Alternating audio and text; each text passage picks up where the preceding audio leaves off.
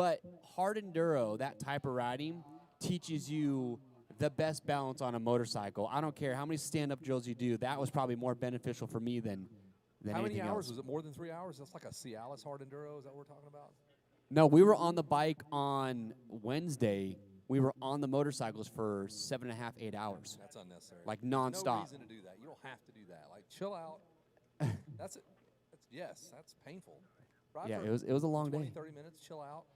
Oh, no, there's no 20, 30 minutes when we're doing these rides. We fly these dudes out from the East Coast, and we show them a good time. It's a lot of riding. But you see some incredible terrain down there in southern Utah. It's like going to Mars. He is up here.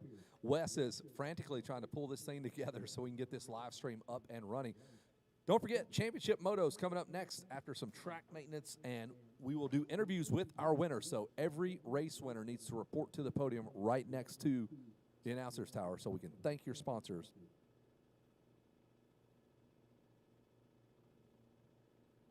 We want to see all of you down there. Talk about your great moto. Talk about your sponsors. Go ahead and just kind of have an idea who your sponsors are. I'll interview a dude. I'm like, he doesn't know who gave him that pipe, the plastic, the gear, the tires, all the stuff. Like, look at your bike. Like, that's your cheat sheet. Look at it. Pretty if you don't much. know most of them. Yeah.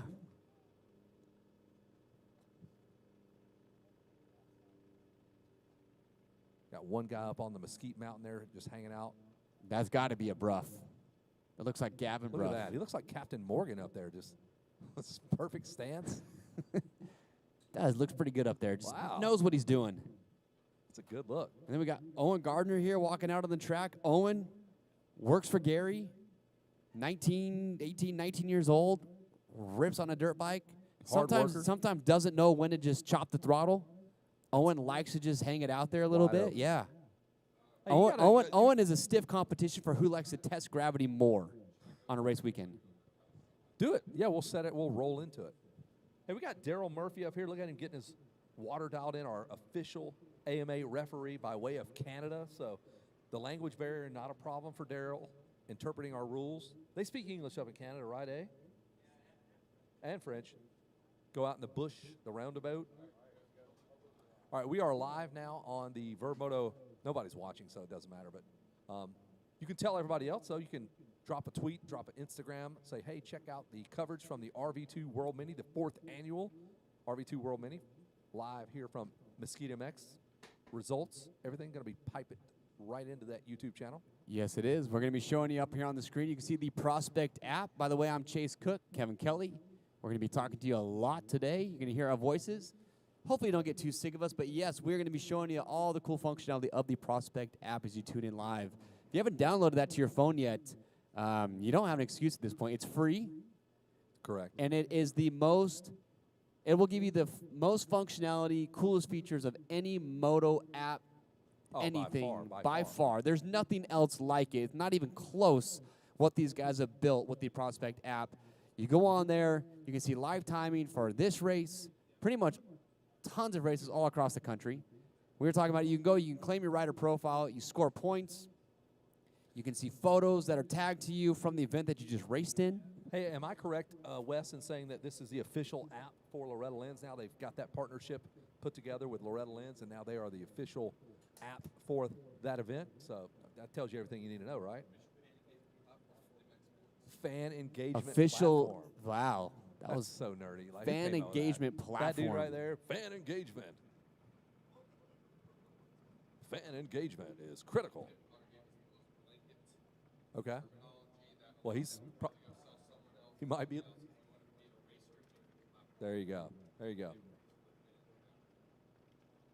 A Chamber of Commerce day, as Tim Cotter would say. Blue skies. You want to see a spectacular opening to anything? Tim Cotter. Go to the GNCC banquet and watch Tim Cotter Dude, I just see him introduce at the Loretta night. Lynn's at the writers meeting about making you cry, dude. Dude, he gave me chills. The Yeah. first year I went to the GNCC banquet, He's the Bob Tim Costas Cotter of gets our up there, sport. and he the music starts low, and it builds. On a cloudy day in and it 1984. builds, and then it ends with the night of. He's out of control. I mean, the man's been doing it for a long time. Finishing 450th place in The the GNCC men's banquet class. is an experience of a lifetime. They have 1,000 classes. Legendary David The, Camo. the GNCC, yeah, legendary. GNCC has nothing but 1,000 classes for dirt bikes and ATVs.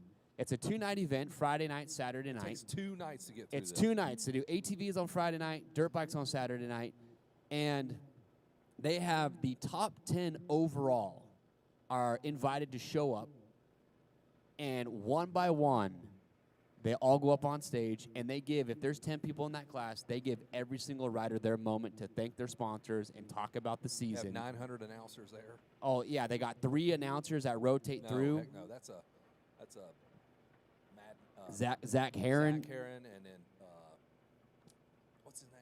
Jackie Legs, and then Mikey Waynes. Those Yeah, three. Mike's gone. Yeah, he's done. Yeah, he's done. Spending too much time working out, man. Mike's Dude, gotta have you go. seen how jacked he is? I mean, let's take it easy, okay? He is. He's hot. He's I don't want to call Wada, but take it easy. settle down. Settle down. He's shredded. He is. Okay, there's shredded and there's jacked. He's I mean, jacked. both. He's a little both. He's got like 4% body fat. But It's insane. We're deep diving Mikey Wayne. We If are. you wanna look him Mikey up. Wayne's He's great married, guy. Ladies. Anyway, GNCC Banquet, yes, they do top 10 of every class goes up there and thanks their sponsors. I'm not kidding you. It starts at about 5:30. One year we got done at 1 a.m. Nope. It was too a long. 7.5-hour banquet to get through all the classes. It's a lot of liquor to get through that, man. Never seen anything like it. And then dirt bikes the next night was like 6 hours. It got done at like midnight. 12 hours. Yep. All right, so spread the good news. We are going to be live streaming. And again, this is a very small operation. We're not claiming it to be multiple cameras. It's one static camera, and it's more about the audio because we are incredible, and we don't want you to miss a word we're saying. So you can find us on the Verb Moto YouTube channel and watch and listen. And we'll be kind of diving into the app, which is cool because there's some stuff as a rider comes through. We can click his profile and see his last 3 finishes, where he's been, how he's doing. And Wes is covering it up. He's like, not today. Not today, son. We're going to cool this camera off by putting it in a bag and blocking the view. There we go. We're back. There you go. So he's covering it. It's like when you wrap your tank in whatever, that heat stuff to keep it from the fuel from Keep the fu- boiling. yeah. He's trying to keep the camera from boiling over. I like mean, the it- weather, so to give you an idea of what's happening here, what are we talking about? 75 degrees? Not a nice little light breeze. It's We can say absolutely- the G word, a gust. A gust of wind. breeze, A just- breeze. A light breeze just enough. But you don't even really need it. It's 70 degrees for a high today. beautiful. I was down here 3-4 weeks ago for round 1 of the Summer RMX Series. It was 99 degrees. No. Yes, it Bro, was we- 100 degrees at the end of March. The Verb 500, it was sustained winds of about 1,000 miles per hour, and my lips about blew off my face. Like, I was so dehydrated in my lip area. It Oh, was yeah. so- Yesterday, 2 days ago when we were down in Terrible. Green River riding, it was a steady 25 to 30 with about 45, 50-mile-an-hour gusts. Not into it. Yesterday was perfect. Today is absolutely perfect. The whole weekend is going to be perfect.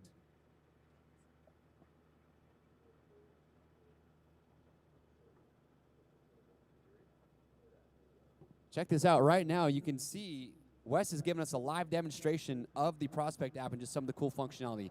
Wes, walk us through what you're doing, and maybe I'll explain to the people. I need a microphone, guys. I'll just talk really loudly. All right, well, we're looking at live timing right now because racing doesn't start until 11 a.m. PT with the women's class. So this is the final race, which was Schoolboy 1. We see Ryder Ellis 1. And if you wanted to click on any of this stuff, we could see his lap time breakdown. Ryder Ellis's all-time rank is 26. Should we check out his profile? What do you think, Kevin? What do you think? Never mind, I gave it away. I was going to ask, what do you think his 2026 ranking is? And it's right there. He's 88th ranked for 2026. And is that all time against all riders, all classes, or can you tighten it up to where it's just in his class? We age don't group? have per class yet, but we have per state Okay. in the city. So let's see if his all-time ranking for North Fork, California. He's Gotta be ranked number one. 1 Yeah, he's the all-time, guy. number 1 in 2026, and lo and behold, in 2025 he's ranked number 1. Dude, as he should be. So let's look at his state. All right, California all-time rank is 8th. Ooh, that's a tough state, dude. Now, I should say, we have results back to 2010. In some cases, I think we have Minio's results back to that far. So we are missing the Michael Essies and James Stewarts and Josh Grants of the world. Hopefully one day in the near future we'll have as much history as we could potentially implement here. Who knows? But for the information and data that we have, we can see that Ryder Ellis's all-time rank in California is 8th. His 2026 ranking is 21, and his 2025 ranking is 43. Wes, can you speak to the algorithm and how the rankings work? Tell me how a guy gets a number. How does that number come to be? So every race you do, whether it's local, a featured event, area qualifier, or regional Loretta Lynn's, are all weighted differently. So, yeah, I guess I can just show you in the app, Kevin. We could actually read it if we want. It's a lot of reading, so we'll make sure someone – we got an hour to burn, so we'll tell them how it works. Brent, where is it? Come show me. If you only knew how to work your app. Rankings, information. The legend, David Camo. And I am using an Android phone for the first time ever, so it takes a second to figure this out, you know? Because it's an Android. Yeah, it's an Android. The buttons are in different places. Dude, I just have no idea what I'm doing. You got hate for So ranking. So you'd go to ranking here. And so national points. The national points race runs annually from January through December, Kevin. Okay. The national points chase resets every single year, Kevin. Good. I need to know this stuff. Riders must create a profile and have an AMA number to participate.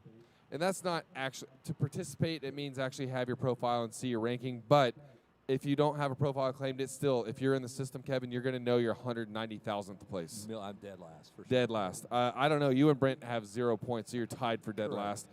I have 2 points, I believe, from Washougal a few years back. Jason Crane has a few points from an OMC race.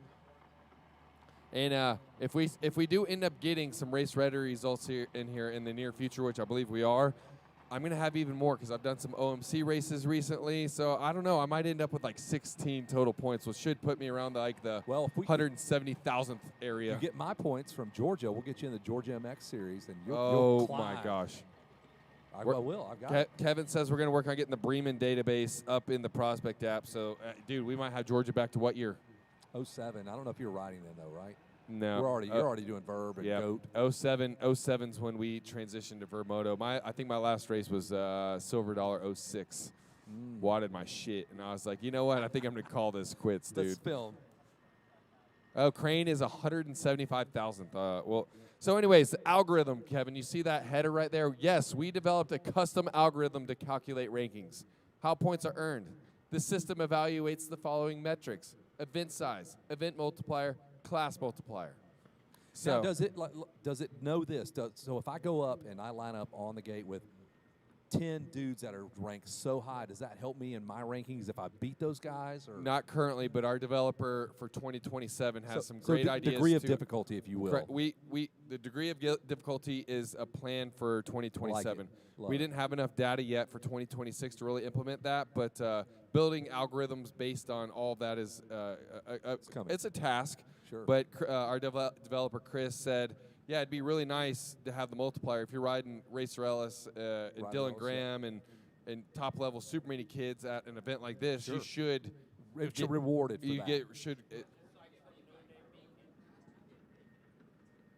that. They can't say that. Cannot say that. If you race a no-name B kid and get beat, yeah, you might get negative points for that. And that no-name kid is now going to be not a no-name kid. Yeah, exactly. So now he's got way more points in the app because that no-name B kid just beat you. So now maybe he has a multiplier. So no, Kevin, that functionality isn't part of our algorithm yet. But for instance, this weekend and AMA featured events are 75x. So this is a Verb Moto Prospect Platinum event. So we awarded ourselves 75x points. So a typical race is just like scoring in Supercross. If you win, it's worth 26 points. Now, if you're at a local race and it's fewer than 22 riders in a class or more than 22 riders in a class, we do have event size multipliers. So even if it's a 75x event and a big-ass 75x event, more points. It does compound. It doesn't matter. That your 75x is your starting point. Love it. So you might end up with, I don't know, depending, like this event might be 76.5x because we have a decent turnout. 30 riders, yeah. And So, so even if you start at the lower level, just a local AMA race, it's just 1x. But if it's a really big local race, yeah, you might end up with multiple multipliers, and it could end up being worth 5x if it's big. So, like, yeah, Bremen Thursday night when you used to have 400 riders out there. We're getting points, baby. Dude, we would have been crushing. Doing it. So scoring for you could literally click on this and just scroll through and see exactly how it is. Yeah, I just wanted to let the people at home understand that there was a lot of thought that went into this, and you've answered a lot of the questions already. So yeah, here's a great example scenario. Rider A competes in the Southwest AMA area qualifier with 20 riders in the class. Rider B competes in Southwest AMA qualifier Southeast, with 40 riders, which is way harder. Way harder, way harder, way better. dude. We're way faster than all you California guys. So Rider A would earn 149.5 points, which is 26 large event scale by 5 AMA area qualifier weight times 1.15 class multiplier. Now Rider B would earn 175.5 points because 26 large event scale multiplier times 5, which is the AMA area qualifier weight, but his class multiplier, because he's got 40 people in that class, gets more points. He's got an extra 10th in there. So getting 5th at that race means more than somewhere else with a smaller crowd. Absolutely. Basically. Cool. But what's really cool about this is people are starting to race more. They're chasing points inside this app. They know it looks good for sponsors. It looks good for us. And as this continues to grow, our whole goal is to get people to race more and race locally more, especially because the local scene is the bottom level of the sport that we need to support.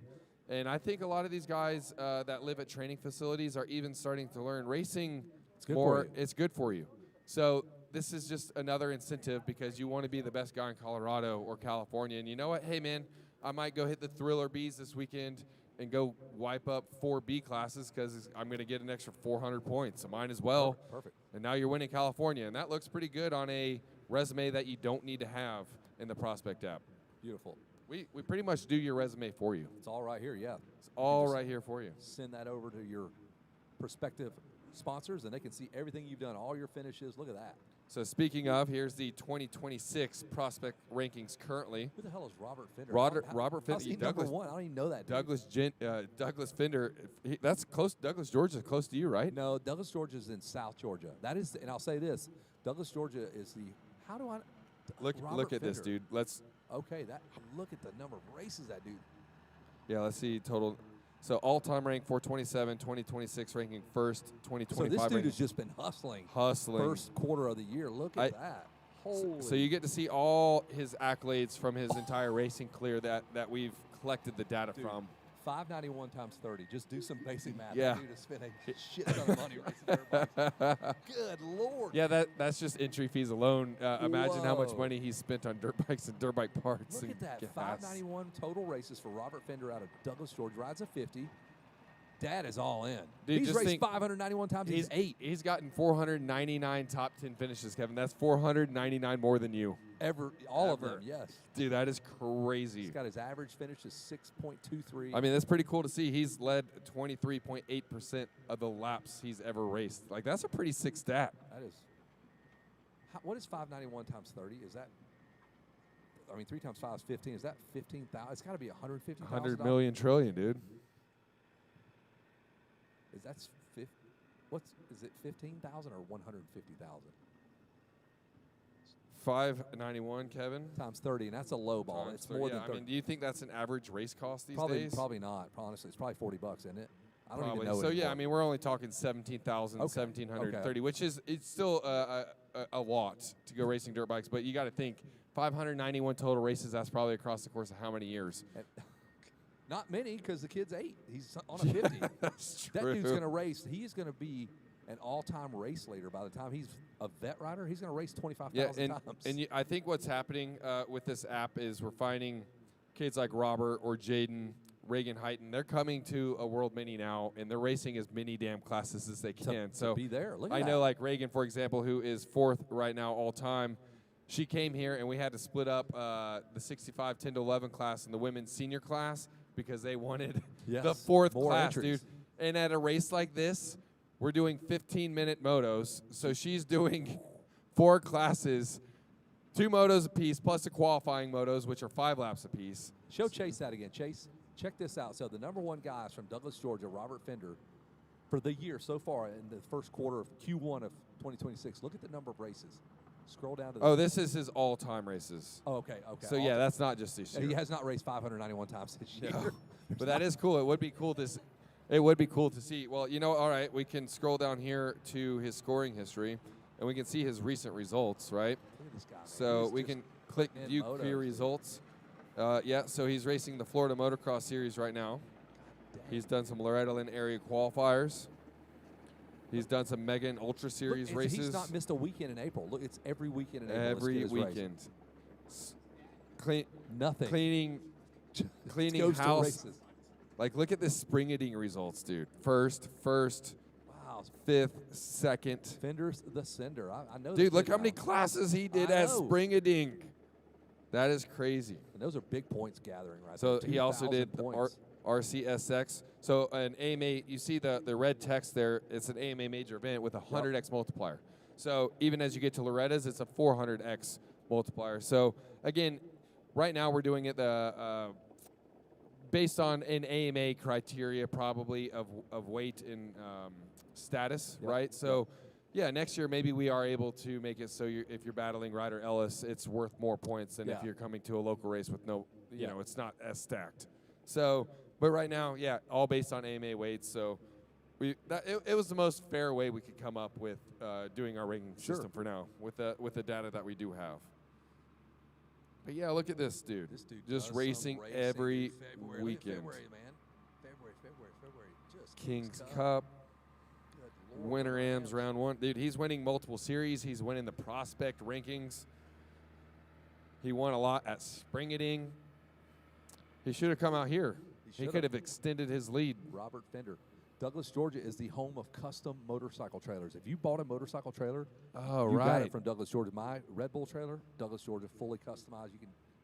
That's where they all come from. Jaden Smart was at Cal Classic last weekend, and he was ripping. Look at Jax Baker, 7th all time. Jason Baker's. Nope, that's Jax Baker. Different one. This is Jax Baker from Leland, Illinois. Oh, I see that. I'm an idiot.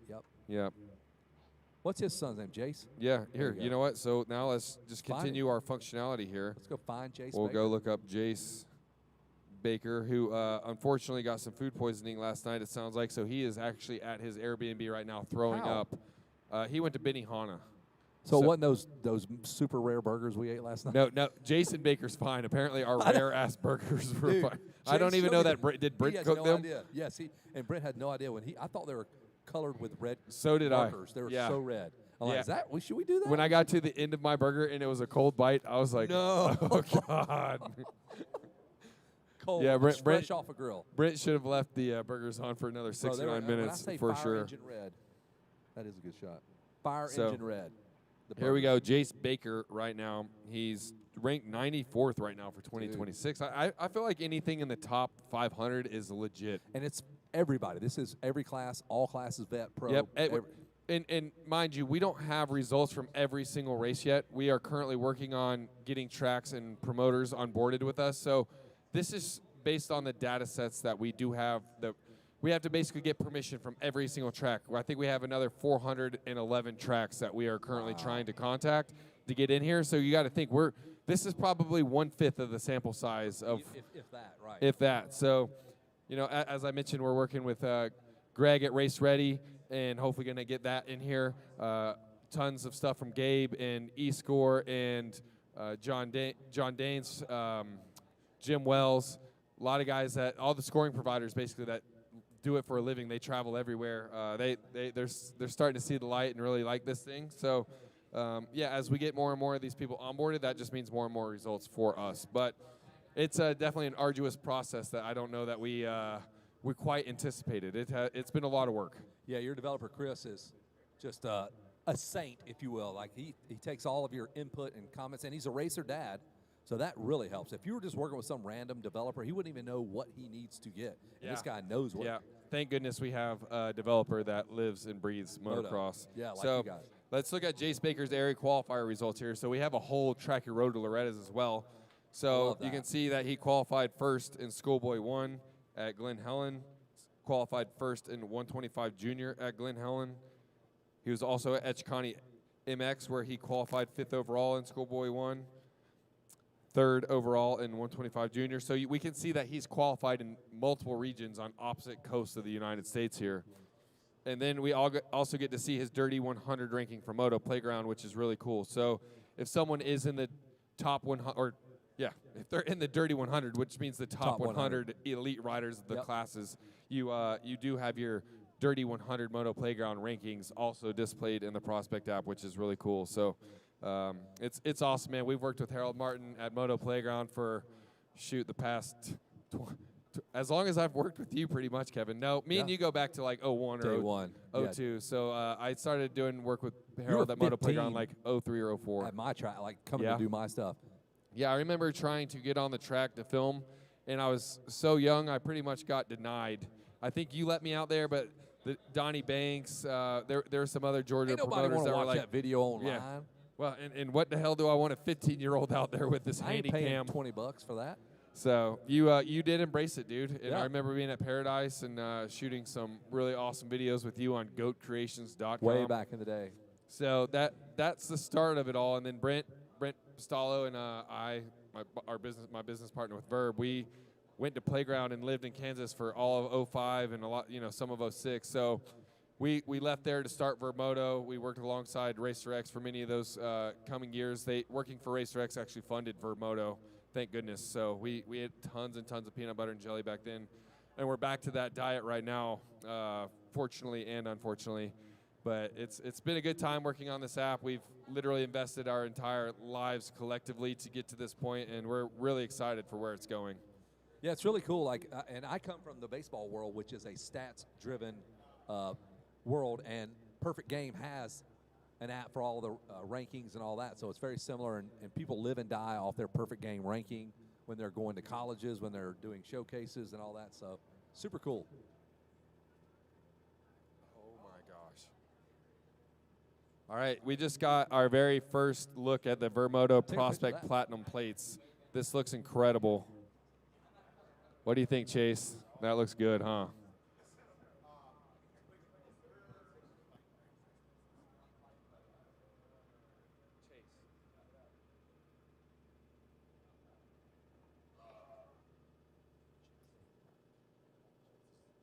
That guy's on a...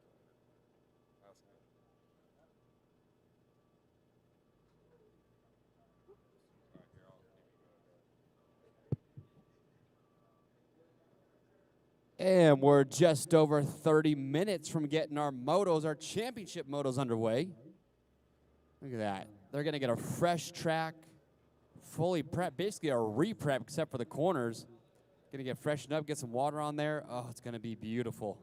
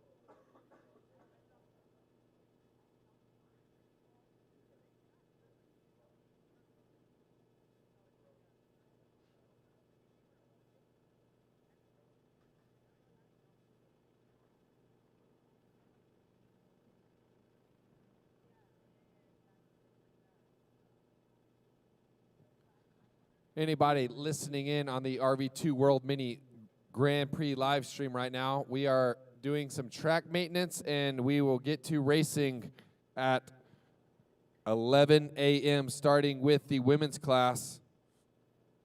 We're going to come up here in the Moto Prospect app, clip that little button there, and we'll be able to see the race order here. Women are up first, then followed by 85cc 9 to 15, 250C, and 51cc 7. Officially on a time schedule. The race order is just like Loretta Lynn's, where if it says 11 o'clock and you're in the women's class, that is exactly when your gate is going to drop.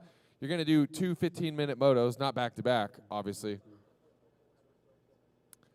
This race itself is just like MXGP format. So we just finished up the qualifying motos, 5 laps, and that's for gate picks for motos 1 and 2. So your gate pick for both motos is just like MXGP. Whatever you do in the qualifying moto, if you win or get third, that is your gate pick for the next 2 motos. But the qualifying race does not count towards your overall. Only these motos that are about to start at 11 a.m. count towards your overall. So it's 2 motos. Qualifying race is just for gate pick. So going to get underway here in about 25 minutes, 11 a.m. But we do have a sight lap at 10:45, I believe. So we'll let everybody go out there and see exactly what happened to the track. I see the water truck going around, laying down a nice new coat of moisture. I wouldn't move. The RMX crew out here doing a fantastic job on the Mesquite Moto course. A lot of lines today, Kevin. How would you fare out there? Not good. Not good at all, because this is a real motocross track that will test your skill on braking bumps, ruts, the jumps, the uphill, the terrain, all that stuff. This is what you want. You don't want an easy, smooth, flat racetrack. If you ask anybody here, they will tell you that I am the best tester of gravity this track has ever seen. Oh, in fact, last time I was here, my Alpine Stars Tech Air MX airbag vest deployed on me, coming down the downhill. How cool is that thing? It is so kick-ass. Like, it's everybody should wear one of you those. just feel better and safer when you ride. Yes. So I was coming down the downhill. I got to the very bottom, arm pump hill, as I referred to earlier. Came down the bottom and cross-rutted and went over the bars. Not like a super hard crash, but enough that you would feel it, right? Especially at 40 years old. No, that thing popped. I hit my back. I got up, and I was like, oh, yeah. Like, I honestly don't know that I actually touched the ground. And I have seen, so I've done the video on it. I know all the specs of this thing. It goes off fast in the blink of an eye, about 40 milliseconds. Stays fully inflated for about 5 seconds. Doesn't sound like a lot of time. Oh, that's plenty. If you're but crashing for more than 5 seconds, you're dead. Yeah, 5 seconds is longer than like MotoGP crashes going 200 miles an hour. So it goes off. It gives you full shoulder, chest, and back protection.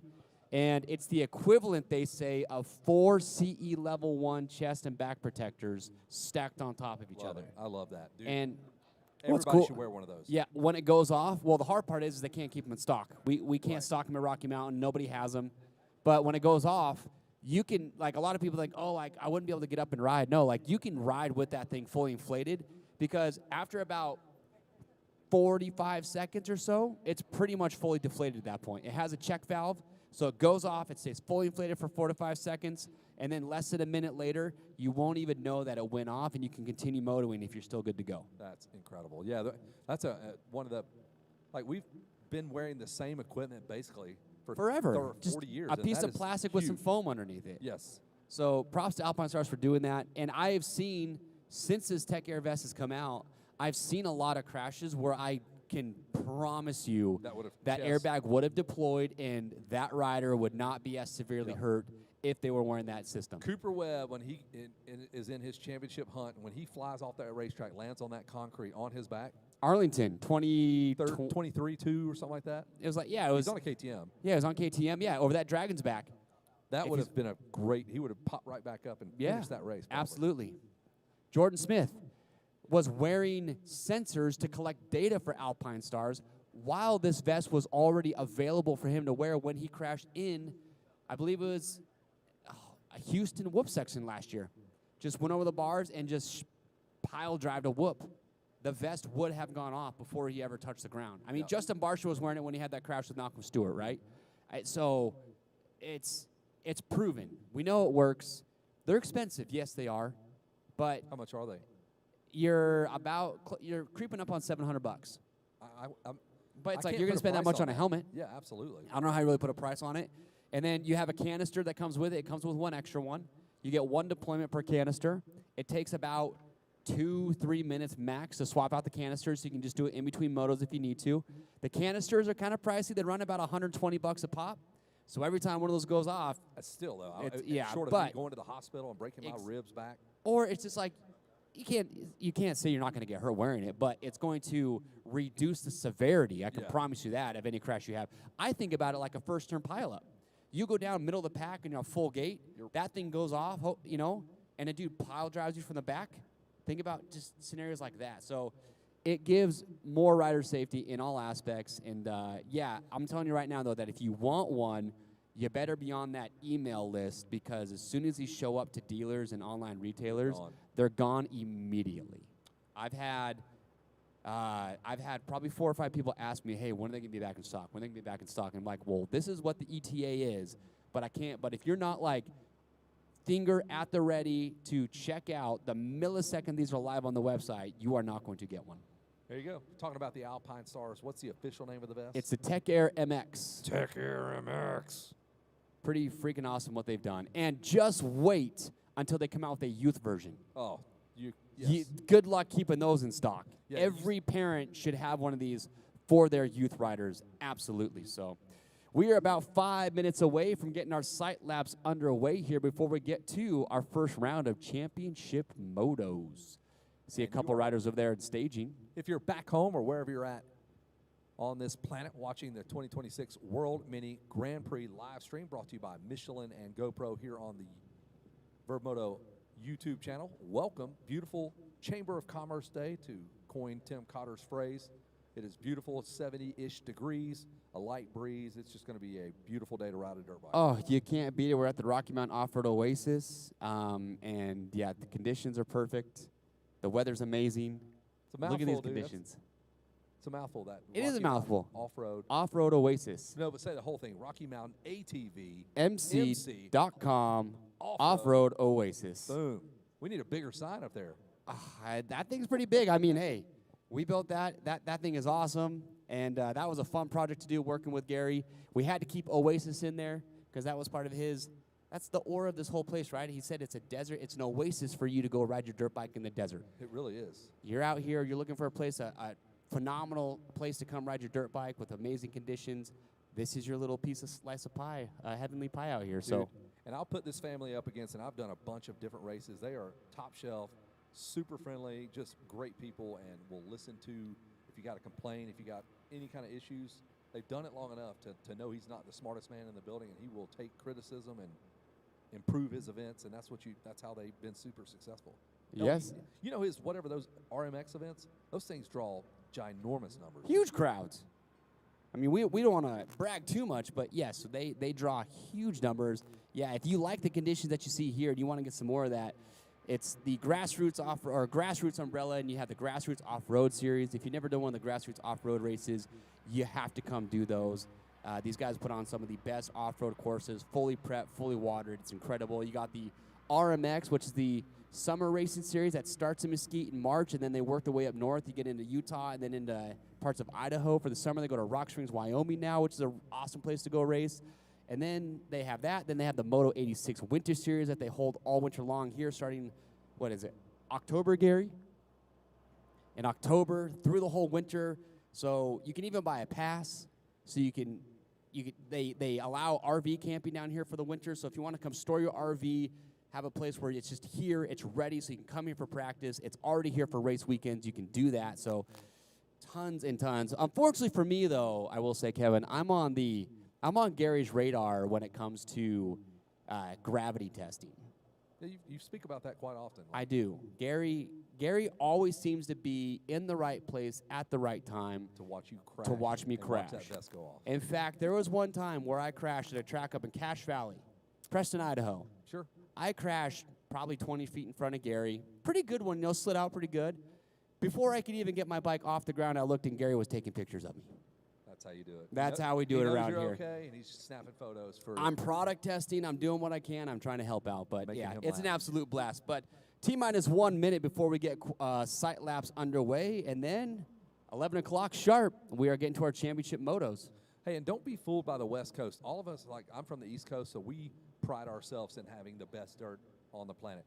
Dude, this dirt is surprisingly loamy, deep. It's not what you would think a West Coast track would be like. Chris Kiefer talks about that a lot. This is the most East Coast-esque dirt you're going to find. And I see, too, that they've been adding some sand in. You know, you can see some of these lighter spots where they've just been adding sand in. So, yes, it gets very ruddy, but it's very tacky dirt, and they soak this stuff so well that the water this track, we could not touch it, and it's going to look dry and baked out at the end of the day. But if you just go 3 inches underneath, boom, you're right back to moisture again. Yeah, and they also, there's a local crematorium, and they spread ashes, like all the leftover ashes of human bodies are now, it really absorbs the moisture really good. So you're literally roosting human ashes into the face of your competitors. That's very bizarre that you would think about that, but I made that up. That's not real. I totally made that up.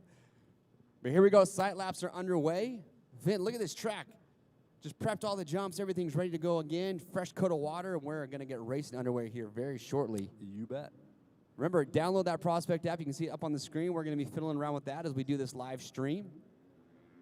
Yep, we got photos up on the app. 65, 7 to 11 photos are hot and ready for you to check out. Go to your race results, and it automatically AI does some incredible things. Yeah, let's go. Show us how to do it. Yeah, show us how to do it. Go to our rider profile. Hi, Chris. We don't care. We just want to see photos, how this works. You go to rider profile. Let's do it. Oh, there they are. Can you just go to the event and look at all photos from the event? Yeah, if you're a rider, if your profile's claimed, you get tagged automatically. That's insane. Yeah, so there he goes. He goes to a class. Look at that. And there's the photo gallery from the class, but you can click on individual riders, and it will bring up just photos of you. Oh, my, bangers. Come on. Bangers all day. Look at that. Already edited, too. He's already thrown a little edit on these things. You can go buy these photos right now. What's photo frame cost? these $5, things. dude, right there. Boom. It's dirt cheap. You're out here paying. Your Android. You're buying a photo. Look at that. Look at, we're buying photos right now. $5. You're buying a.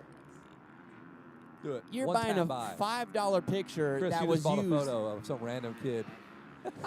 He literally is. Hey, Chris, I got news for you. You're buying photos, my man. Your wife's going to be asking what the charge is for. Well, there you go. You're buying photos on your own app. He's getting a zzz in his pocket from his other phone. What did I buy? Look at that. That is Chris. a professional photo taken on a $13,000 lens for $5. $5. You know how much you would pay us? I'm going to come do that for you? Yeah, you're making the money because that goes to your account. So, Chris. Wes, come here. On Chris's phone. We showed everybody how to buy photos, and he just bought one on Chris's phone. Well, cool. I really hope that Chris's personal credit card's attached to this account, so why don't we go ahead and buy a few more pictures? That way, maybe, hey, we're trying to hit the Applebee's tonight, so maybe if you could get it up to about $100 worth of photos, we'll get that Applebee's money. So good. So photos are live. So which, what classes is that the classes that are available, photos currently? All of them? Nice.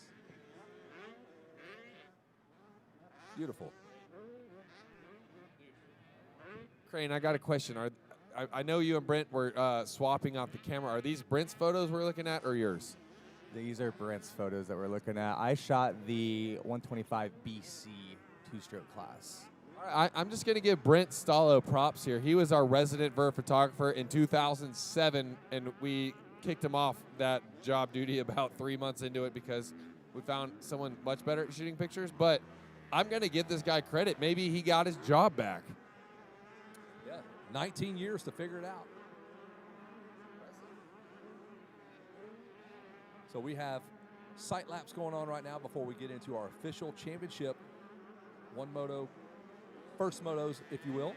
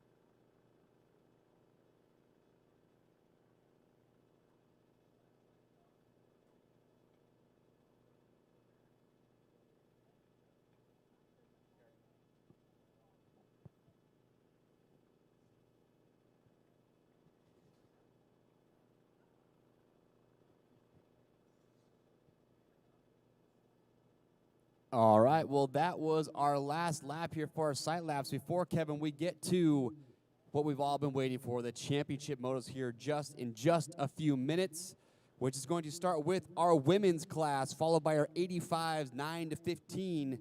250A Moto 1 will be at 11:30. That's going to be our third moto of the day. So, man, we have got some incredible racing coming up here in just a few minutes. Remember, follow the live timing on that Prospect app as we're going throughout the day. Winners, come on over to the podium when you're done. We got a little metal chain with the logo on it. You don't want to miss out on that. We got your plaques. So come on over, get your interview in. We want to talk to you. We want to know what the racing's like, how your motos are. So please don't forget, come on over and talk to us here at the podium. Again, just a couple minutes away from getting that started.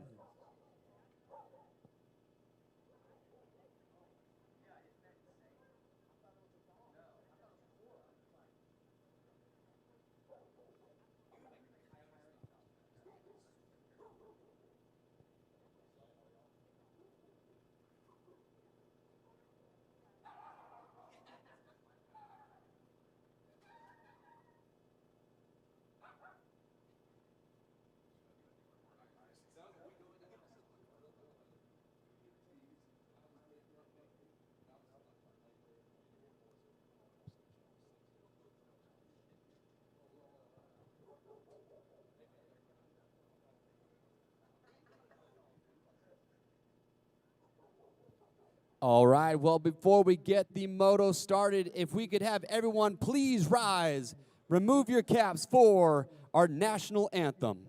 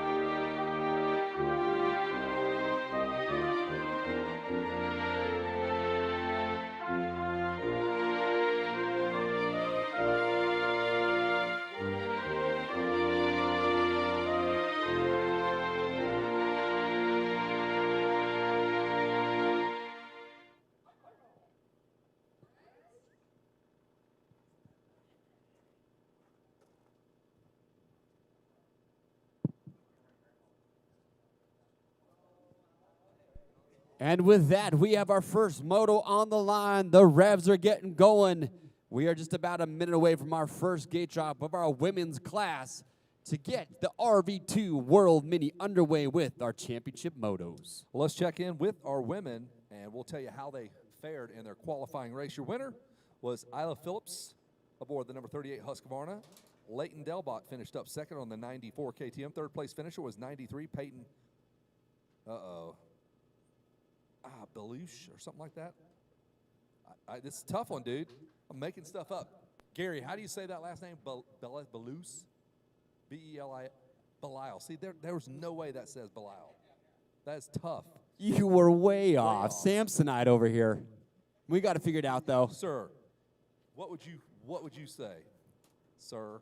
Third place finisher. Well, now that he said that, Belial. It's Yeah. like Isle. It's like Isla Phillips. Sure. I mean, you got Isla right. Madison, yeah, I had to ask about that, too. Fourth place finisher was Madison Lyon on the 99J. Lillian Judd with 2 Ds finished up 14th. Sage Humphreys, not 14th, she was on the 14 machine. She finished 5th. Sage Humphreys was 6th. Clara Braithwaite was 7th. And the 999 of L.A. Bruner rounded out our field. And we are underway. There he is. Gate drop is down. And I can call it from here. That's Isla Phillips. Yeah. The girl that's done more laps around this track and any other track than probably any other female rider that I know. So no surprise to see her out front right now. there goes Isla. Good race behind her, though. Isla trying to just get away from that. Don't forget, all of our Moto winners come down here to the announcer's tower, right to the podium, wheel that machine right up there, pop that helmet off, and I got a hunch I'm going to be doing an interview with Isla here in just a few minutes. Maybe I will. All right. Rochambeau. Tomato, tomato. And if you are watching the live stream, check this out. We're going to go right here. We're going to go home. click on the app. Live timing, yep, open yeah, the we'll do app. that. Look, this is all the live timing that is going on right now Lazy River. all over. I'm supposed to be at Yeah. that race. Lazy River qualifier. Yep. Just click on it. I know what I'm doing here. Get your fingers out of here. Here we go. There's the live stream. We could double live stream it. Well, hold on now. Where's my, Yeah. there we go. Yeah, he knows what he's doing, huh? I do.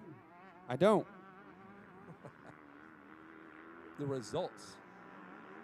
Take, yeah, Jason, can you help him out? Yeah, what's up?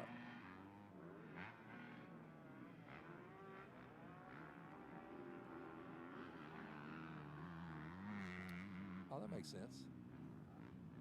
There's an update. Oh, we're sorting it out. We're sorting it out. Let's buy something again on Chris's phone. Chris, Yeah, what do you let's. want to buy? That's all we got to do.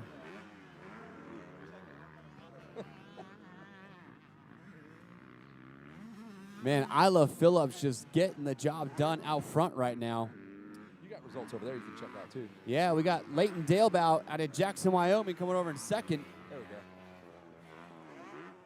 Peyton Belisle, third. You make it sound way Lillian easier. Judd, fourth. Madison Lyon, fifth. Sage Humphrey, sixth. We're back now. We got the results of There we are. populated Do we just have to wait for one lap to be do. completed? for the event to There we go. Well, there you have it. See the live timing with us on the screen right now.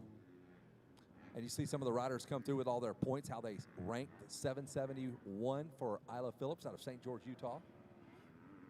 Which is crazy to me. I feel like she should have 45 million thousand points with how much she rides a dirt bike and races. I have not seen her miss any race locally or nationally. She is everywhere. Well, again, some of those races not reporting their results, and they're True, trying to work through true. all that. Once everybody's on board with that, dude, you're going to have really accurate points. So we're one lap into this thing, and we'll give you some differentials, gaps, and all that good stuff. 15-minute motos. That's the name of the game here, too, Chase. 15. Oh, you had me at 10. 10's a sweet spot. That's- 15, oof, that's rough. Well, I mean, that's what separates this race and makes it legit, dude. It is. That is, yeah, you don't get 15-minute motos very often, so it is cool that they're doing that. And when you're running about, they're going to, Isla, let's see, I'm guessing she's mid-150s. So we're talking 12, 13 laps. I'm going to put her at a 152. Okay, that's your guess? Yeah, Yeah. Isla is ripping. She I is have out no here data making this on track that. look easy. Wow. Just A incredible. 150. She impressed both of us. Better That than I is thought. that is awesome. Yeah, so I will tell you right now, if I was out racing Isla right now, she'd beat me. Oh, absolutely. She'd smoke me. blow my doors off. No doubt. So I take that back. They're going to probably do 7, 8 laps. Yeah, this is just another day for Isla out at Mesquite MX right now. I'd be curious to know how many laps around this track she has done this winter. All of them. All the laps. Probably 1,000.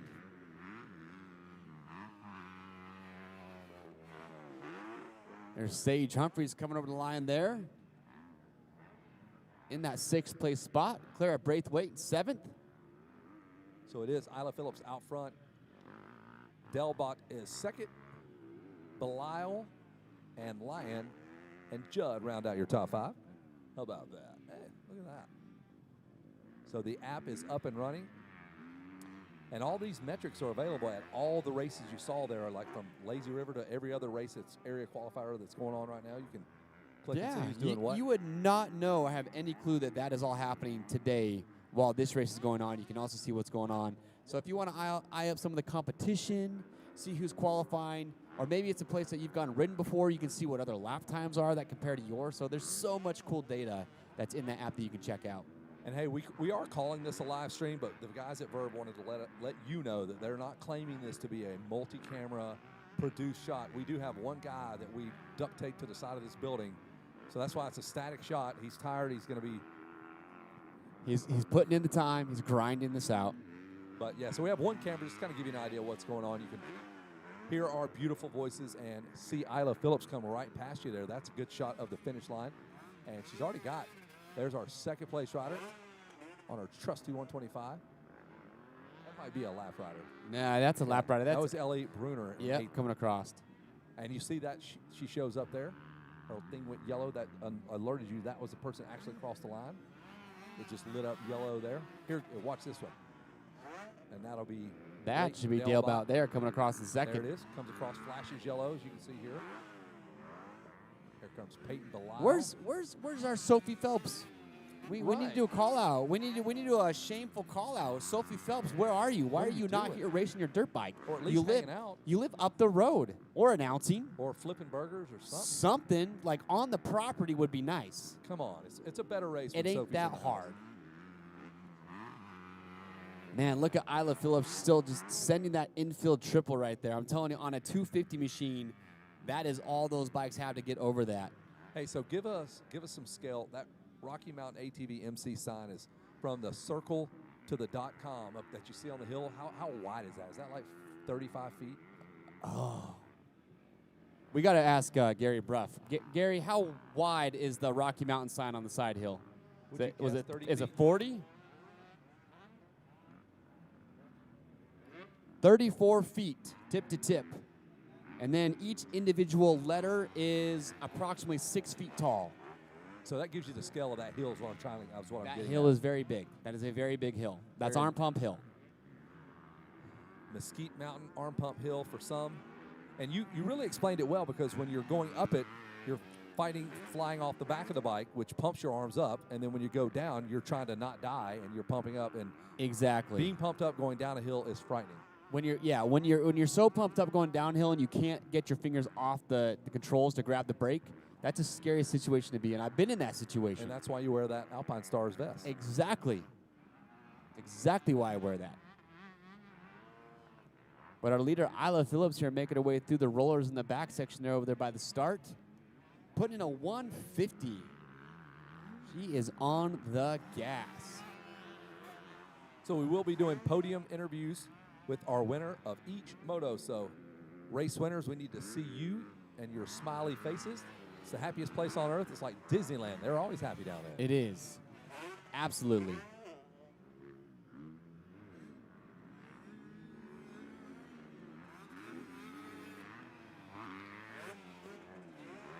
There's the 999 again. Ellie Bruner coming across out of Rogue River, Oregon.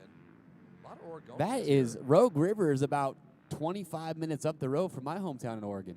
How about that? Yeah, very close. It's a fun fact that nobody knows geography. No, now you do. They do now.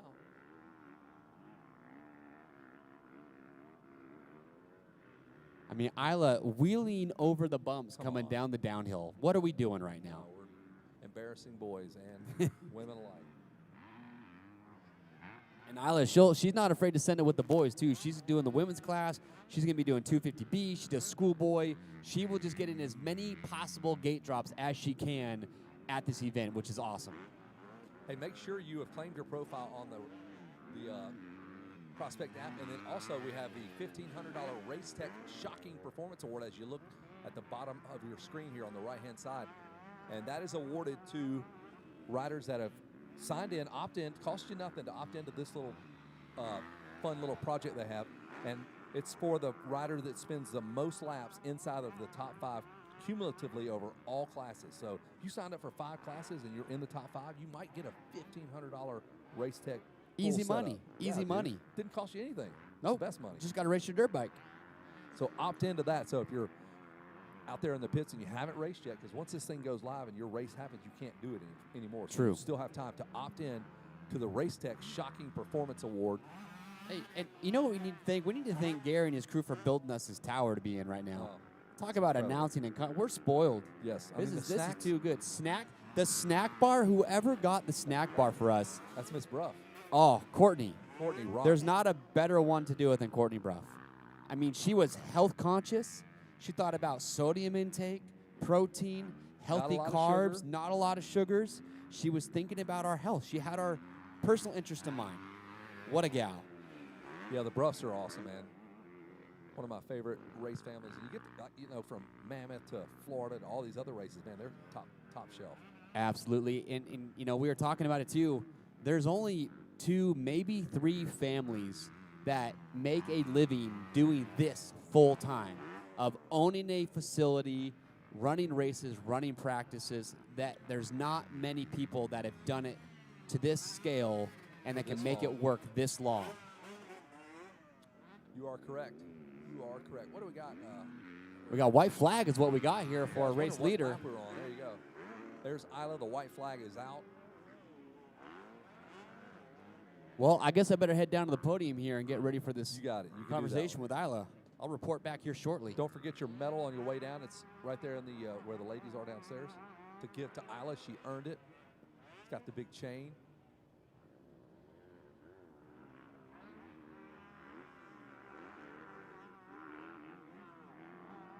So we are working our way through. Isla has led this thing from the get-go.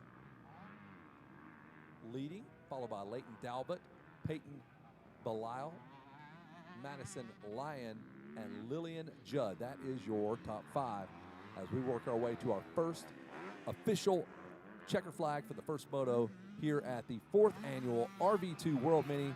Track looks great, got a bunch of water on it, no dust. Place looks fabulous. You guys look great. Check out all the photos. You can go to claim your profile in the Prospect app, then go to your class at this race if you are here, and check out all the photos that the boys at Verve have been snapping of you. Snazzy looking photos. You guys look great. 2 moto format. First races, we had 26 qualifying races that will seed you and put you on the gate, and we will go in that order for both Moto 1 and 2 based on how you finish in that qualifying race. As the white flag continues to fly here.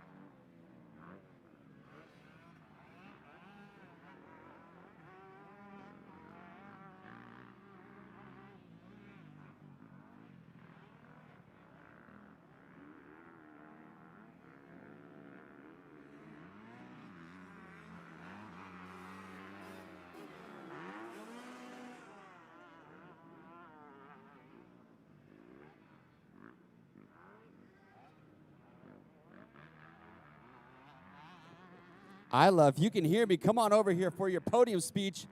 Get on over here. You give them the thumbs up later. We need you over here now, Isla. Let's do this.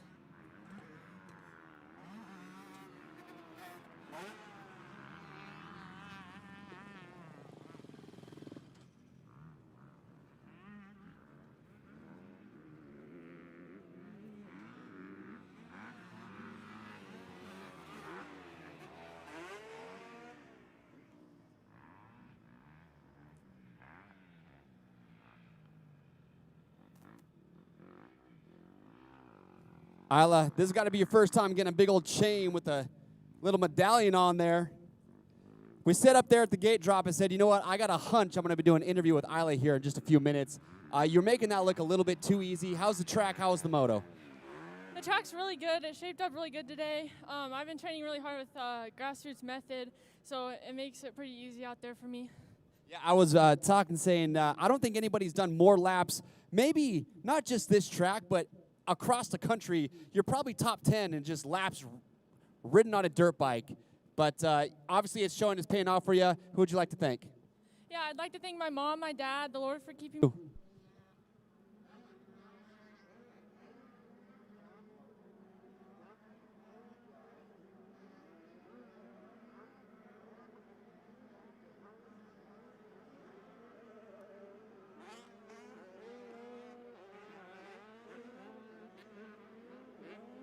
There we go. First moto winner. Got the hardware to prove it. Check that chain out.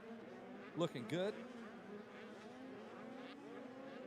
And now we're back underway with 85, 9-15. Chase Brennan was your first Moto winner. He sits in the number 2 spot right now, just behind Jackson Lang, on the 21 Husqvarna, as they come barreling down that hill into the left-hander.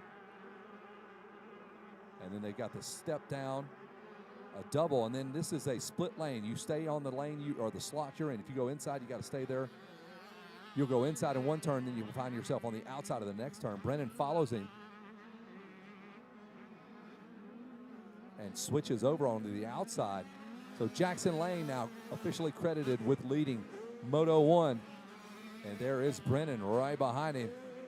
Makes Suzuki great again. He's doing it. And he is going after Jackson Lang. It was a great race in our qualifier. Brennan got the win. Lang was second, but now the script has been flipped.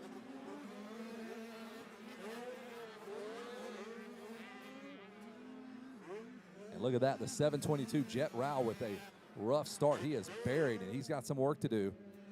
So you see the running order. It's Jackson Lang, Chase Brennan, Craven Earl, Richie Gurley, Nixon Meineke, Briggs, Phil Y'all. That's your top 6. We'll scroll on down here to 7th. That's Chase Sharon, Tate Anderson, Colton Popke. And look at that, the number 182nd ranked Chase Brennan. Let's click on it and see what he's got going on. Let's view the profile. Let's do that. There we go. And then you can compare the rider. You can compare Chase to Jackson Lang. You can follow him. So if you're a sponsor, you can follow along with his results. All-time rank 182, 2026, so he's coming in 51st place. A lot of number 1 plates in this kid's wall back home. Has 643 races, and of those races, 613 top 10s. Pretty solid.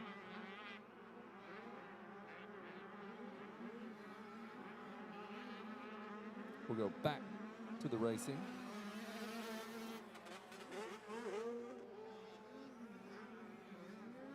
And Jackson Lang under the attack of Brennan.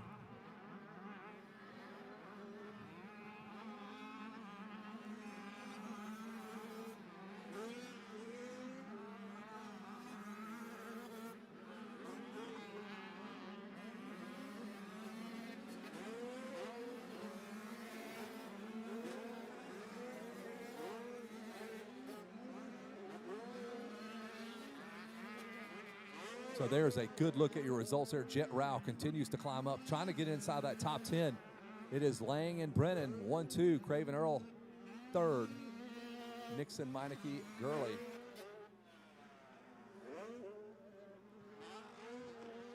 Yeah, I missed the start there, Kevin, but Rao being in 11th, did he have a tip over? Something happened? Just bad start? Bad start or tip over. I didn't see it, but check this battle out right across from us. The folks on at home can even see it.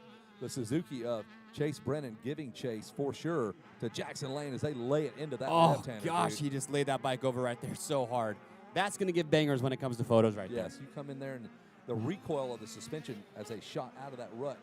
Leg out, wheeling coming out of the rut. This is a good race here, folks.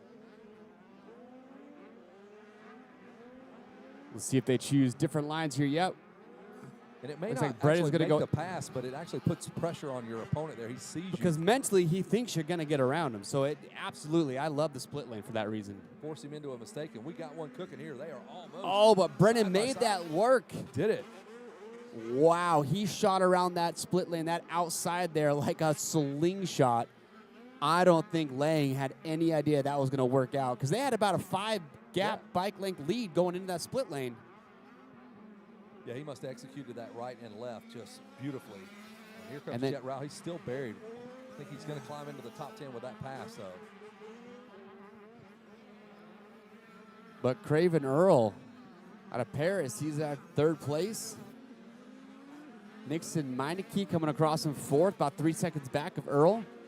Man, once you get to that 4th, 5th, 6th spot there, it's just a gaggle of riders all separated by just a few seconds.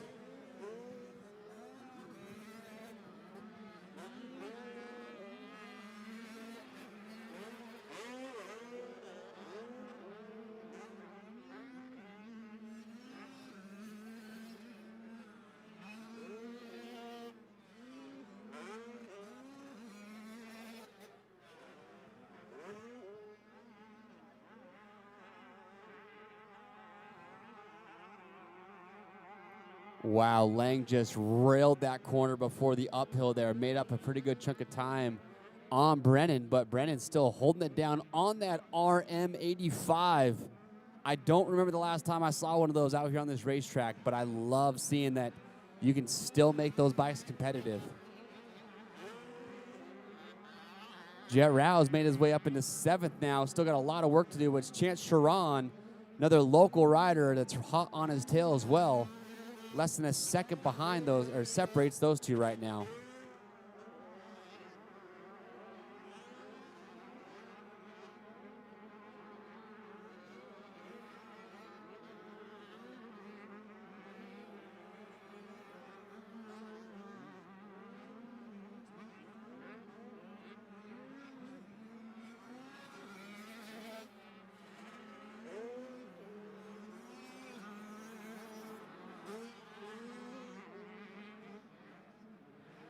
So again, if you are in shape, these 15-minute motos will reward your efforts. And Chase Brennan handling business right now. 142 or 143 for Jackson Lane. What you got? Do these kids even get tired? I think so. Sometimes? I think so. It's not the same kind of tired. Maybe it's more cardio, but like for me, when I think tired, I think arms. That's the first thing for me that goes. Right. But I don't think these front two guys, no. But I mean, your average dude in this class, probably. But these dudes are elite. Watch Lang right now. He's going to hit this second to outside. I know it goes inside right. Ooh, kind of stuffs that turn a little bit. He had taken that second outside rut earlier and railed it and made up some time. We'll see if he kind of corrects that. Wow. Best seat in the house is up top there. Those guys at the very tip top there by that World Mini banner. Absolutely. There's about 4 or 5 of them just chilling out. You get to see the entire race. Man, the speed that Brennan came down that downhill scares me to watch it. Dude, head down. Jet Rao just continues to pound out the passes here. He was 7th last lap, so I believe he'll be close to top 5, which is respectable after a rough start to this moto. Yeah, your leader there, Chase Brennan, though, ran a 142. Next best was Lang with a 143. Then after that, you get up into the high 140s. Jet Rao ran a 149. He's worked his way in the 6th. There you go. And look at that. And he did it on the last lap. So that tells you Jets just keeps getting faster and faster, putting all the segments together on the racetrack.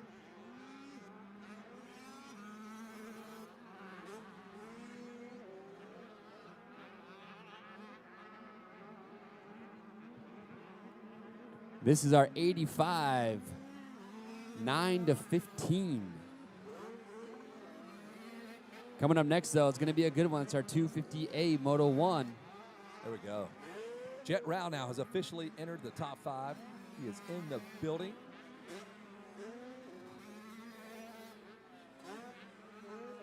In this class, you can. That's a big age range. Well, I mean, they have other classes where like the 7-11, sure. the 12-14 and all that, too, or 12-13, 12-15. Kind of like an open mini class. Yeah. But it's good. But like it's you good. saying, Jet Rao, why he's only 5th? Well, he's on the very bottom of the age bracket. So. Yep. And it gives you an opportunity to race kids that are older and faster than you. You want to get faster on a dirt bike, you've got to learn to get beat and ride with guys that are faster than you. It's the only way to do it. Here comes Brennan on his trusty Suzuki. Flashes right past us here. That's basically our view from the announcer's tower. I'm looking essentially. We are right next to that camera. Correct. I can just look right and you guys can't. But I should, man, if I just had a POV like some GoPro on my head, you could just, whatever I see, whatever I'm announcing, or you, great vantage point. That hill would be cool. You could see the whole track so easily. It'd be easy to see where guys are making up or losing time. Even down here, though, I mean, if I want to see the entire track, I can see the entire track. No, this track, when it comes to spectating, is phenomenal. The bleachers that we have over here, you have the mechanics area with the double deck for the stands. Like, it is fantastic when it comes to viewing over here.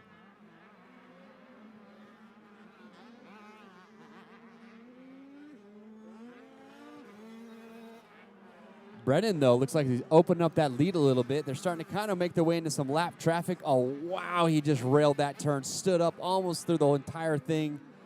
He is making easy work of these ruts right now. There's Jason Crane looking fresh out there. He looks like he's in like Santa Monica on the pier just chilling, snapping photos. Like, I don't know how he stayed that clean. I think he's taking video right now. Oh, even better. His big old sun hat, making it look good. Remember, if you're here close to us, what was it, 98.1 on your FM radio, you will hear Kevin and I talking all day long. So go to 98.1 on your radio dial. If you want it. If you still got one of those, if you still got an FM radio. All right, white flag. I'm going to cruise listen down. to us. You cruising down for this interview? Chase Brennan. You can carry us home.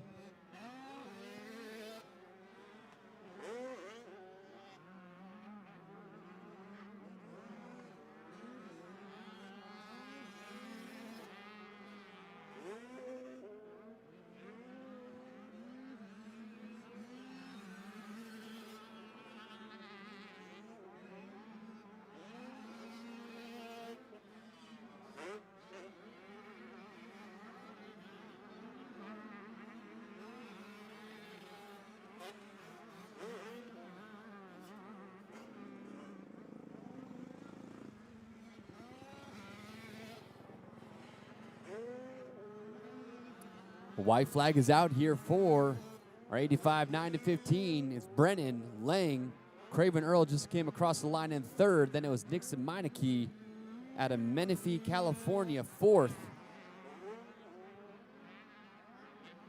Jet Rao has worked his way all the way up into the top 5. Started outside the top 10 at the start of this moto. Not sure if he went down or just got a bad start, but he has been making the most moves by far. But so far, it's Chase Brennan building up to a 5, almost 6-second lead in this moto, making it look pretty easy out front.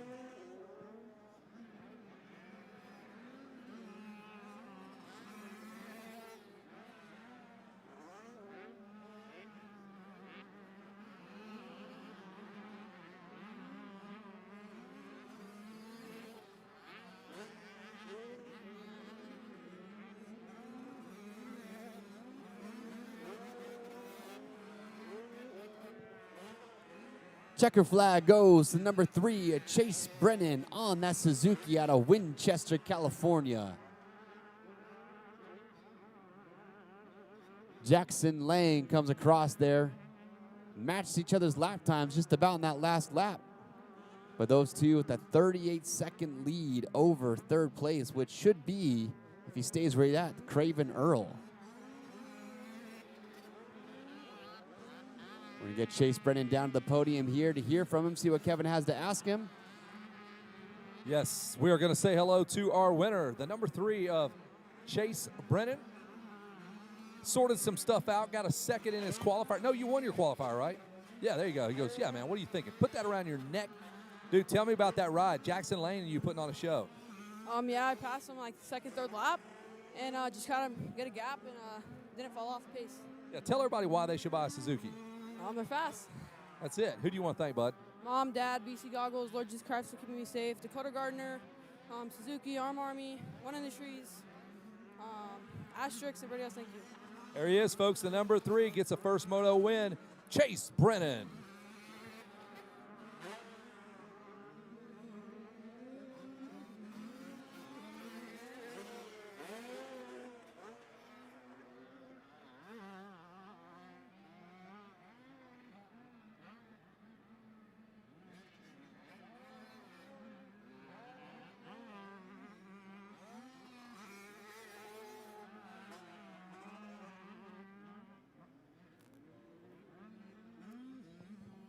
There's the gate drop for our 250A Moto. Results here in 85 9-15. Brennan, Lang, Earl, Meineke, Rao. That was your top 5. Gurley, Podkey, Sharon, Thierry, Williams. That was your top 10.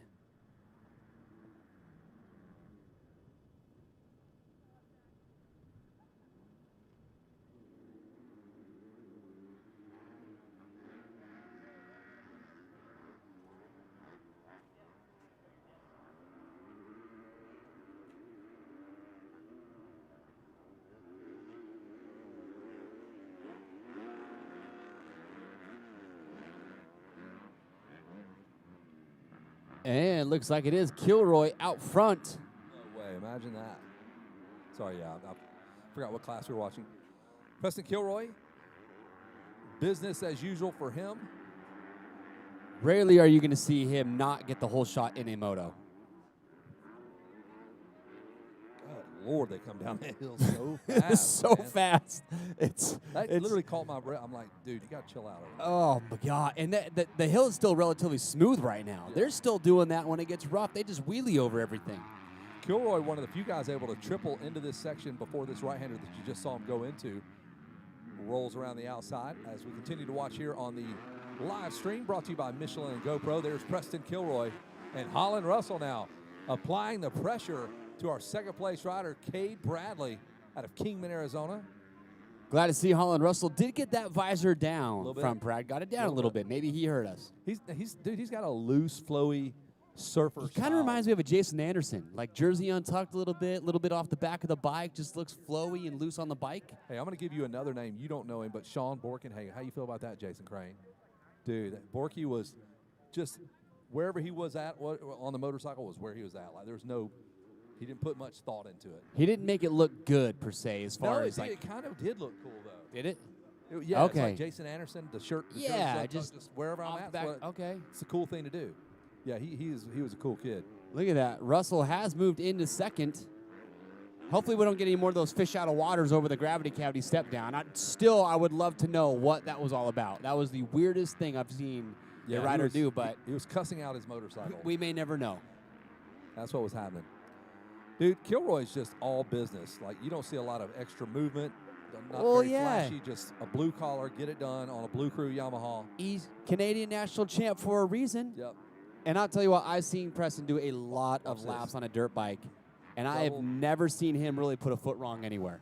Does not make mistakes. Very calculated on the motorcycle, Yeah, I like and to obviously say very efficient. fast. Now check it out. Holland Russell has made the pass and into the number 2 spot. You want to see two totally different riding styles. Holland Russell compared to your leader, Preston Kilroy. Here comes Kilroy, and Holland Russell now is there. Russell had a top 10 ride in the B class at Loretta's this past summer. Do you know how good you have to be on a dirt bike to go top 10 and 250 in a B class? You're a bad dude. You're a bad dude on a motorcycle. You are a bad man. So we're doing our scheduled Pro Moto here. I think we have them at 11 and at 1, and they ride 9, 11, 1, and 3, I think. Yeah, let's Every see. 2 hours, like Pro National. Every couple hours? I think so. Something like that. 258 Moto 2 is at 130. Okay. I'm totally wrong then. Just forget what I just said. Let's see here. Yeah, that's what we got. 258 totally Moto, made that up, 130. yeah. Don't listen to me. I'm an idiot. There will be the 250s are today, and then we'll do some 450s, and then open on the next day, I think. Gary, is that how that works? 250s today, 450s, and then open? Is it in that order? Okay. So that's why we're not having any 450 classes. Kilroy just inching away. It will take a perfect lap for Holland Russell to even think about being in that zip code with Kilroy. Do you want another section of this track that will blow your mind is when they're coming across the top of the hill, they crest, they make that left. How fast they go across the top of that is that's another.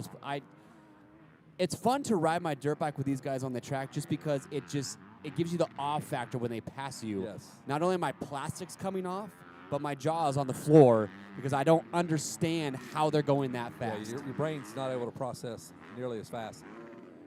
Here's Kilroy once again. We're about 3 laps into this bad boy. This is your 250 Pro class. Holland Russell in the number 2 spot. There's Cade Bradley in 3rd. Chase Haynes right there with him on the Cowie in 4th. Mason Pappas, brother of Dane Pappas. A couple of Pappas are, the brothers, but like we said, the Bruff brothers, 3 of them dudes. Yeah. On a dirt bike. Yeah, oh, yeah. And look at that. 3rd, 4th, 5th, all just did a 140. Your 3rd, 4th, and 5th riders were separated by 200ths of a second. How about that? In their lap times. That's incredible. The Tedders had quite a few back in the day when all the Tedders were racing, dude. They needed like 2 full RVs and rigs. There's a bunch of Tedders. You got the Hill brothers. 2. But still, find me 3 brothers as fast as that have Bruff. all been in a pro national at the same time. I can't name one, dude. I don't even know 3 of them.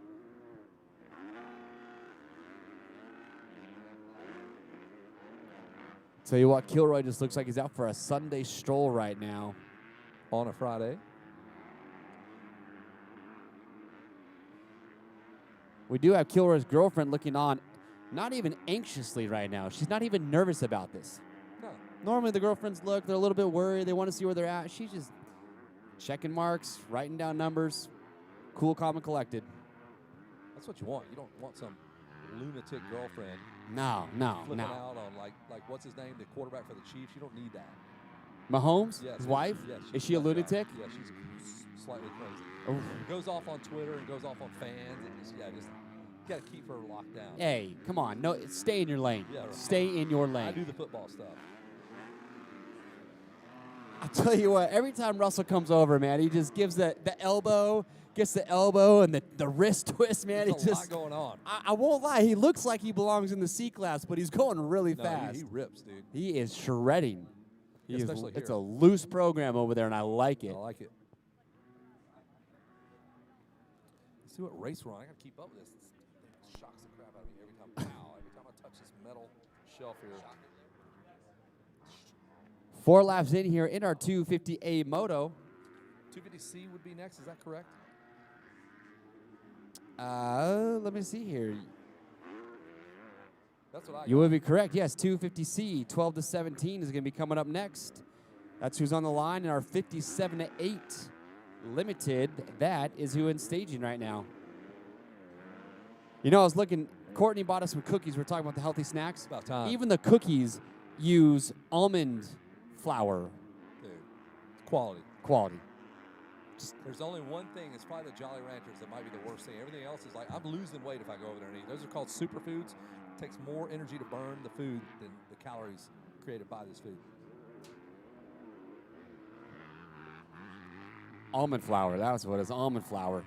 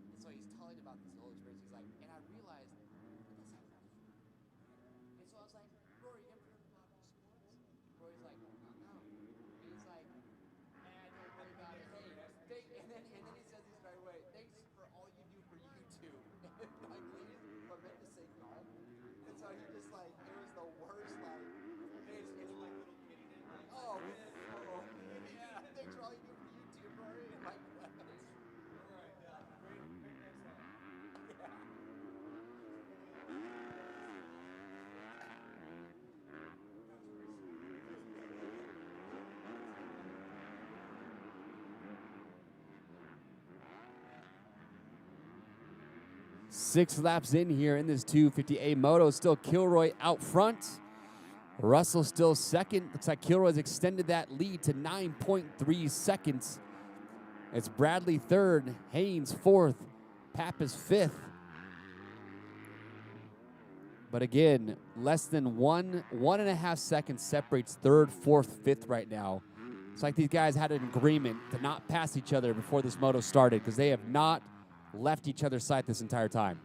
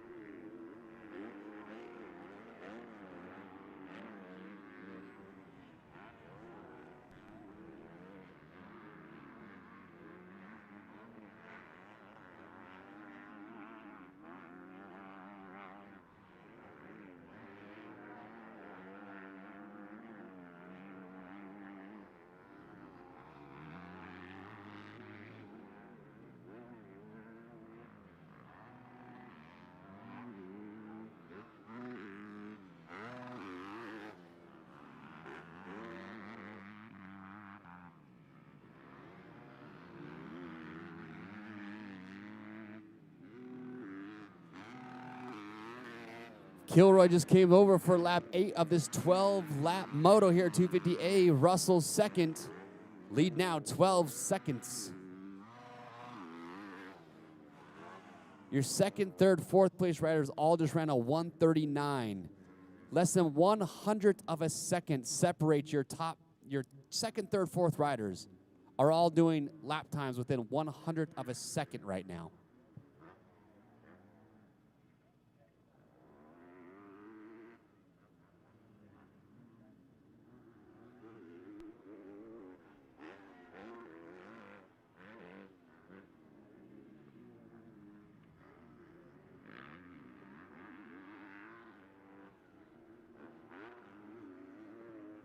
I mean, look at that prospect tab. You can see it right now on your screen. There you can see, you click on each rider, you can drop down the menu and see every lap that they have done so far, and you can see their lap times. That's what I'm talking about. Tenths of seconds are separating second, third, fourth riders right now. You can see their lap times. This is so cool, and you can see all this information after the motos are over. You can go back and look at your lap times.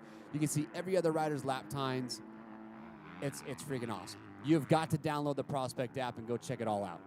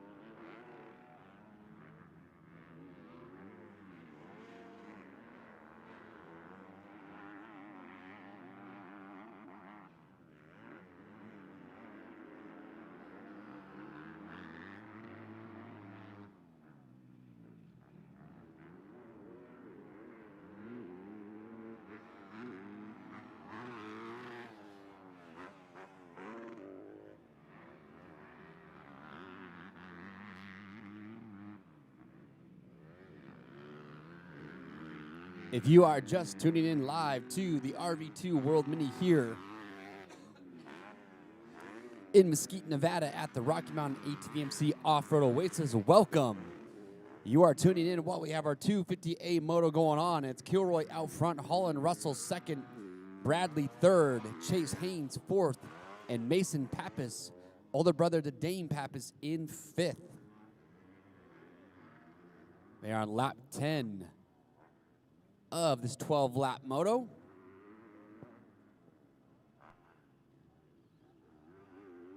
And check it out.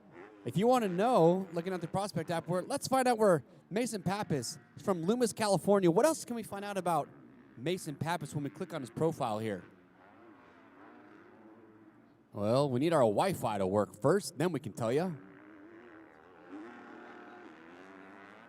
Yeah, we'll go back. All right, we'll come back to that. We'll come back to that.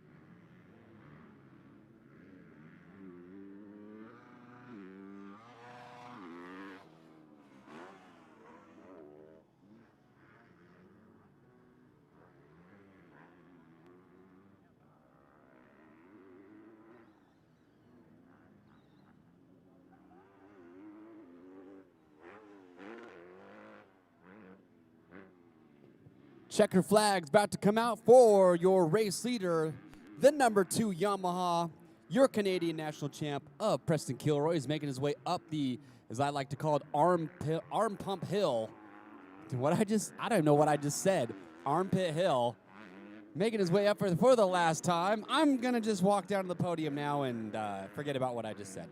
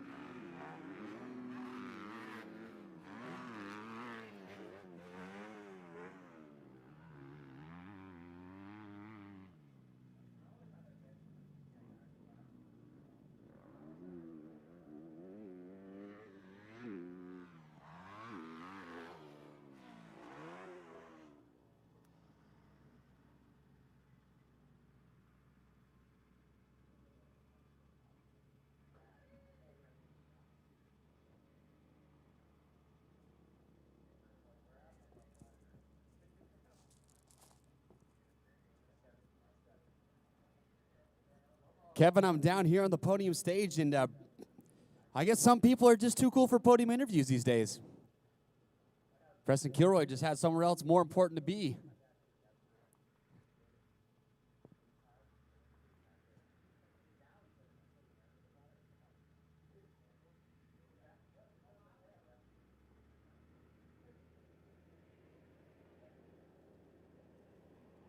Just says Moto 1 winner.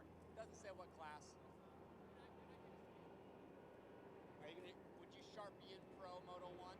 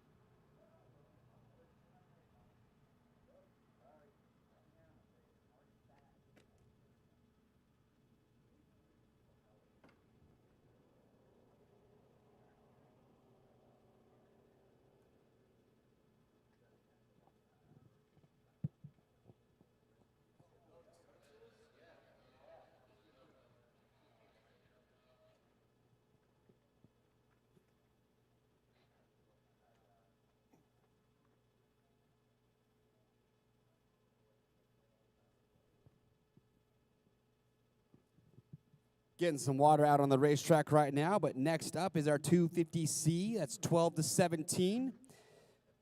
Next up on the line, this is going to be a good one.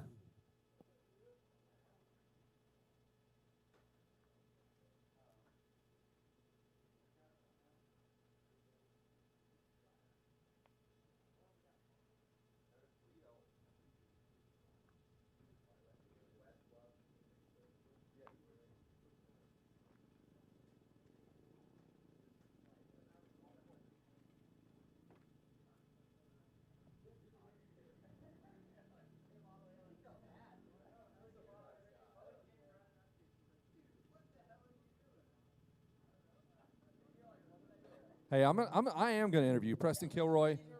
Since you avoided him, like he came all the way up here to at least thank your sponsors and your buddies over You there know, watching you do you some think riding. you know a guy. You don't. Yeah, We he- talk all the time. Well, he came to see me, and Then he not just you. dogs me on the podium out there. Tell me about your ride, dude, real quick. Got off to a pretty good start there, and just clicked off some laps there with Holland and Cade there, and yeah, like I said, the track's amazing, super rough.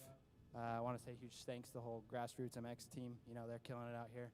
I spent a lot of time here, and yeah, like I said, this is a great place to train and ride, and you know, get prepared for the upcoming season for me. So yeah, huge thank you to them. They put in a lot of work. So, and then the whole MX 101 Yamaha crew. My mechanic Austin, all those guys, just thank you. So Shout out to your girlfriend for making this interview happen. yeah, shout out to her too. She came and yelled at me. So Yes, you need one of those, man. She's chill until she has to handle some business. That'll be Miss Kilroy. When are we going to do this? Like, what are we doing? Seriously, let's get to the dirty right now. I mean, Yeah. what is going on Put the here? pressure on. What are we waiting for? He's now. I guess I'm going to propose to you now. It's- No I pressure. mean, No when you pressure. have a dog together, it's like you already have a family. Common law, dude. Pretty much at this point. Yeah, you're a part-time Canadian. You share a dog. You're halfway married. It'll happen when your time is right, sir.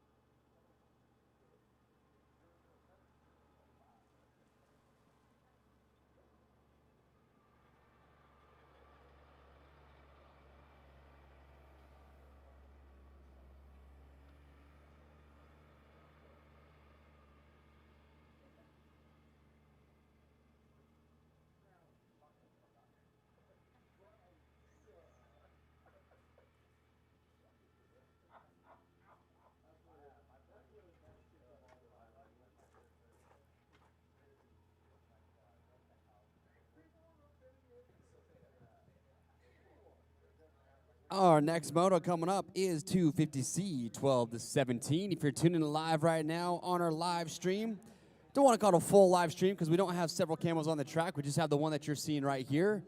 But we're just laying a little bit of water down right now.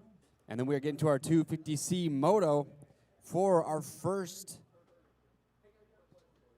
championship race. We got 250C, and then we got our 57 to 8. We'll be next up on the line. Our 54 to 6 will be up in staging. Look at that. If you're taking a look at the Prospect app, just looking at the last motos, look at this. You want to see Preston Kilroy's lap times? There you have it. You can see every lap he did, what his lap times were. Holy Mr. Consistency. He did a 137 in 9 of the 12 laps, all 137s. That is consistency. If you want to look at Holland Russell, you can see all his lap times. Cade Bradley, again, download the Prospect app if you haven't already. You can go, you create a profile, you can claim your profile. You can see live timing for this race. You can see live timing for any of the races across the country that are participating in it. You can also check out your profile because pictures are taken. People can upload pictures to the app, and they're automatically tied to your profile, and then you can go buy those. So if you're here at the RV2 World Mini this weekend, go to your profile. When it's all over, they're going to be uploading photos daily, and you can get some of these bangers that they're taking and just buy them right from the app.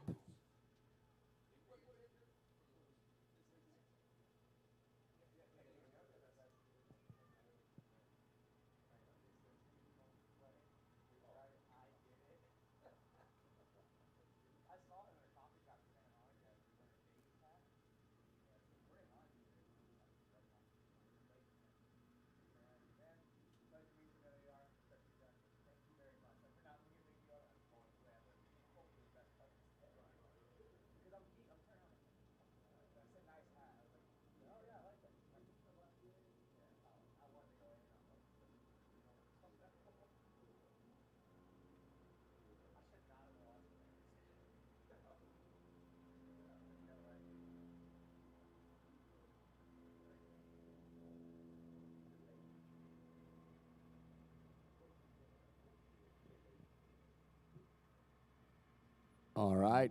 Water truck is done doing his business, and gate drop is down for 250C 12 to 17.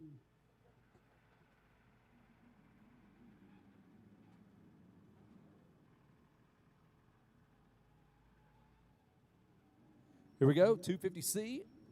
And this is how they finished. I don't know if you went over this. Ryder, this is one. All right, you do this one. You want me to do it here? This is from the qualifying race. First name. Good luck with that. Good luck. All right.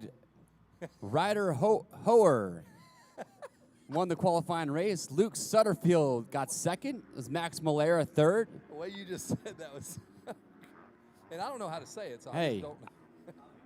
I would love it. Or maybe it's just or. The H is silent. We're going to find out. We're gonna. Is it hair? It's Yes. hair. Thank you, Thank Courtney. As always, coming in clutch with the healthy snacks and the correct name Keeping pronunciation. us off the Air. FCC I list. apologize. Ryder, family, friends. Air. Ryder Air. Luke Sutterfield. So it's air, no H? Air. Just, yeah, there's no H. There H is, hair. oh, hair. Like the hair on your head. Or lack thereof. Who So, comes up with these names? Again, Okay, that's very okay. technical. That's a 90s Supercross track of But it names. was It is super technical. Jamison Posca was fourth. It was Hudson Blesher. There you go, bless you. Fifth, yeah. David Whipple. I like that name. Whipple. Ledger Hill. Whipple. Local out of Cedar City, Utah. Paxton Houston, another Cedar City, Utah. Nathan Miller, Caden Bosner, Zion Thompson, Ian Posno, and Elijah Moat. Hey, we needed to get that squared away because if that dude comes to Loretta's, there's going to be some problems. Oh, If we look at don't that. Get that right now. Ledger Hill right there, leading it right now in this 250C class. The legend of Ledger Hill. took seventh in his qualifying race, so great start for him. Got It's his amazing rank. what a start can do in these motos. Absolutely. Yeah, I think he had a tip over as well. But so Ledger Hill out front, Max Malera, Luke Satterfield, and Jamison Polska leading the charge right now as I shot myself to show you more results here. Why do you keep getting shocked by the desk? Every I haven't time been shocked once. Dude, I get zapped by these stainless steel lightning attractors or whatever. Good race, though. Check it out. Ledger Hill getting some heat from Malera now. Yeah, hot on his tail. See who can get this corner here before the infield triple clean. Gosh, those ruts are deep and choppy right now. Oh, Malera tries to send and comes up pretty short there, but see me right there, I would have just exploded off the bike. Casing like bounced off, looped out. All right, heading up to the Mesquite Mountains here. Going to try to summit in one push. Wow, Ledger Hill just Look at cleaned that corner. Look at getting 3 bike lengths in one corner alone. Hey, Luke Satterfield, don't forget about him. He is right there with him, right in tow. He is. He got second there behind Hare in the qualifying race. Great job. And look at that last name. So, where is Hare? He's no longer in our. So the rider in 5th place, we had a tough go with that name, as you can see on the screen here. So thankfully we got some clarification. We got some clarification. Hare. So see, that's a dilemma as an announcer. Like, you're going to run across those names, man, and they'll get you. They should have it to where, like, at least on the sheet, Phonetically. it should have it spelt out how it's supposed to be pronounced. In parentheses. We need some of that. Dude, that's a good idea. If I'm a racer, like, you can add little, like, nicknames to your name, I would put that in parentheses. Hare. Just Hair. Yep. Just give me Hare. Yeah, Sutterfield 3rd as Paxton Houston making his way up into 4th. The way David, you approached that name was so good, though, when you initially said, you're like, I'm just going to go with it. That was my best. Hey, you know what? It was my best effort. David Whipple. I like that name, too. 5th place. Whipple. Fletcher, 6th. Bonjour at 9th. Yeah, Harry's down into that 7th place spot. I'll tell you what, I'll never mispronounce his name again. No way. Because you And know if I hear someone say it wrong, I will correct them immediately. I'm going to fix you. So looking for our leaders over to the right-hand side of the racetracks. We have a new leader, Malera, now out front. Yeah. The Yamaha rider of Ledger Hill, the legend of Ledger Hill, is getting some heat now from Luke Satterfield. So Kawasaki rider bumps up to the number 1 spot. Malera. Yep. Hill's still second. Oh, look at that. Sutterfield sending that infield triple.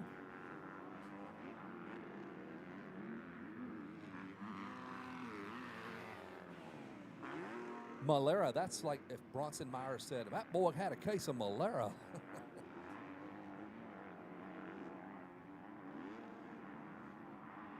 So now we have changed, flipped the script here with a new leader.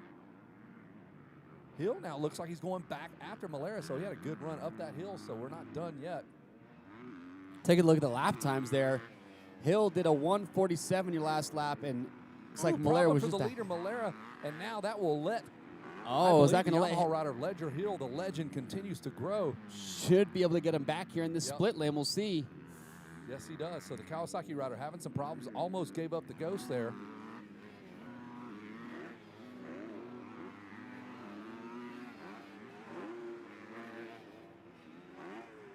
Some great racing here on these opening motos here. This is moto number 1. We've got a 2-moto format, 15-minute motos. Everybody gets plenty of time on the racetrack.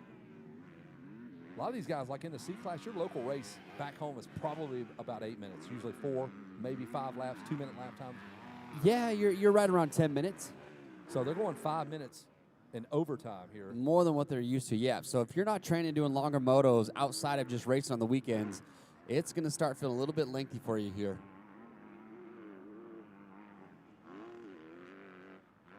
So this is race number 4.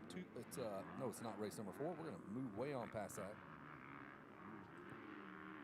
It is. No, sir. This is race. Well, it's race number 4 of the championship motos. Or excuse me, this is 250C. This is race number 3. Yes. Coming up next is our 50s, our 7 to 8s, and our 54 to 6s are in limited, or excuse me, staging right now. Now I understand what happened. I moved my sheets. I gave you the C-Class sheets. So I was a little I'll tell you what, though, these guys doing 250C, they've only got 2 motos before a lot of these guys are going to be the Open BC moto, so they are going to get plenty of laps in a short amount of time.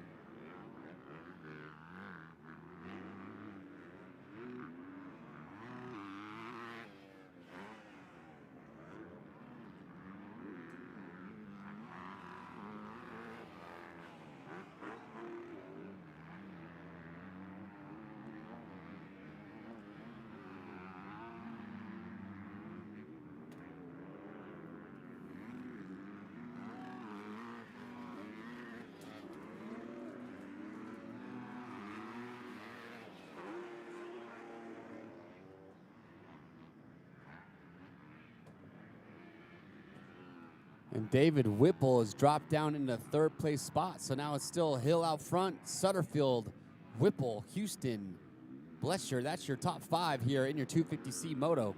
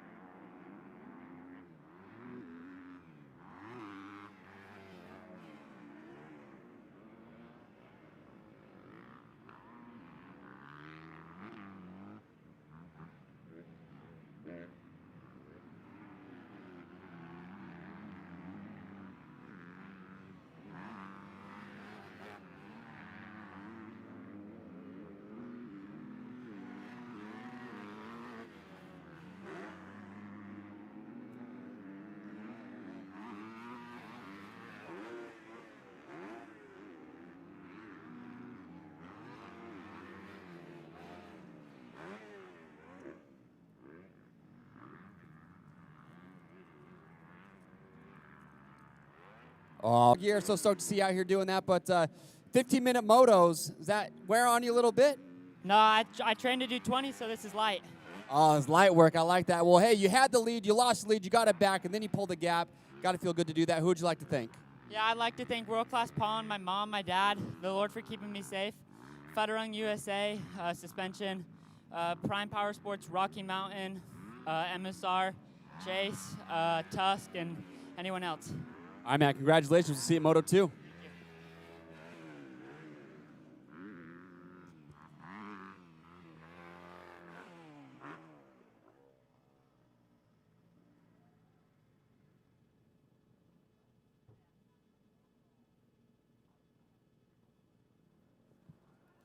Nice work, Ledger Hill with that win. Fights off Luke Sutterfield, Paxton Houston. Check out the Ledger Hill fan page on Instagram. Follow along. Like, subscribe, whatever you do. Hey, don't forget, tonight at 5:45, we're going to help you out and do some media training.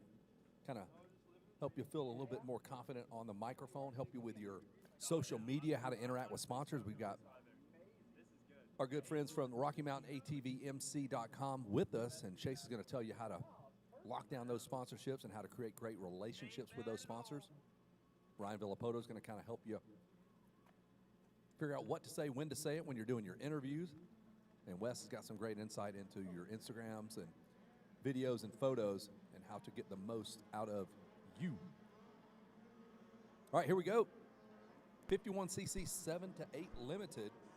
Braxton Tillery was your winner in the qualifying race. Max Myers was second. Jackson Boyd was third. Cade Swartfager was fourth. Carter Brown rounded out your top five. Jason Crane looking fresh right here, going to get the shots of our 50cc riders. So we run an abbreviated racetrack, and I'm sure the parents are not bummed out about not having to climb that giant, enormous hill. You talk about arm pump hill, that would be calf pump, thigh pump, whatever you want to call it. It's just a little bit of everything pump. Everything's pumped up. Man, look at this class. It is full. This is the future right here. I love to see this. It's the C class, the 50s. It's the mini bikes that keep this sport going. So 162 is keeping it going right now. He won that heat race, and it is Braden Tillery out front. He's got Max Myers right there behind him, a couple of Arizona kids. And then you have Jackson Boyd in third. You see him out of Huntington Beach. Kason Terry in the number 4 spot. Chad Hunwardson in that number 5 spot. Cade Swartfager is 6.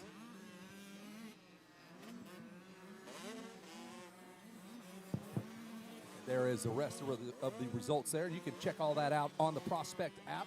Download the app. It's free. And you can follow along all the live scoring all across America. If those events are affiliated with Prospect, then they'll show up, and you can see how the area qualifier in Dalton, Georgia is going at Lazy River. And you can also plot your way to Loretta's. There's a road to Loretta's kind of map that will show how you've gotten there, what classes, and who's all in your class as you work your way towards the ranch in August. Great battle out front. Holy cow. Tillery and Max Myers. That is mad Max Myers. Wouldn't think an 8-year-old could be mad, but that kid is fired up. I mean, trying to scrub there, going on the inside maybe. Not a bad move, dude. That'll just, if anything, it just puts pressure on your opponent. Might force him into a mistake.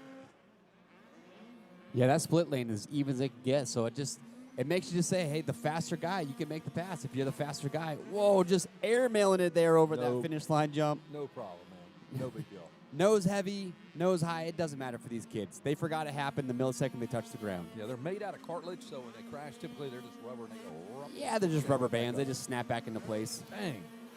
Number 16 doing the same thing. And he is coming. That is Chad Hunwardson. Strong name, dude. Very strong name. Chad's one of those local riders that does a lot of the grassroots racing. See him a lot of the races for RMX. Look at that. Cade Swartfager out of Knox, Pennsylvania. It's a long ride, dude. It's a long ride. Let that thing eat. The number 46 got his parents' attention with that panic rev. Got the red plate. I don't know what he's running the red plate like year round for the number 46 there.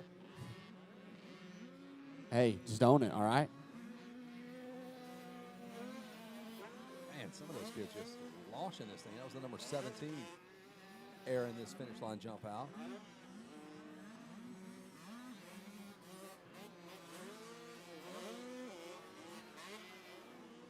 Look at that, though. Your race leader, Braden Tillery, man, just opening up a gap here. Curious to see what it is after lap 2. But he is out front, making this look easy.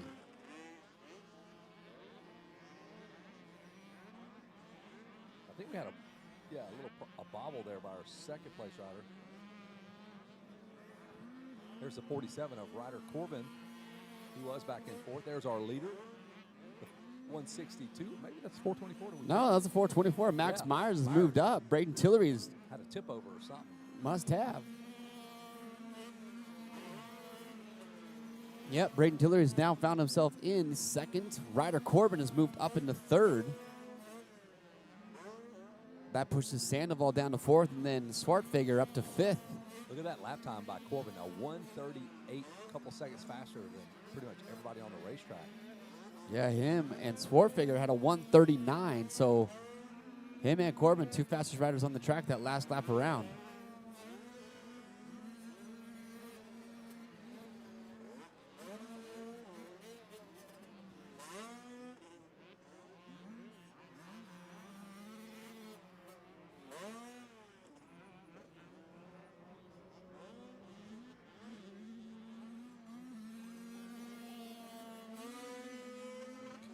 Every time that kid, full send over Full send, full throttle. He's been watching Hayden Deegan ride a little bit too much, I think. Man. Your dad's like, go easy on that, whatever clutch the thing has. Cobras used to be notorious for those things, letting go. Fix that, though. It's pretty amazing that Cobra's managed to just find their niche. It's like, we make 50s. Yep.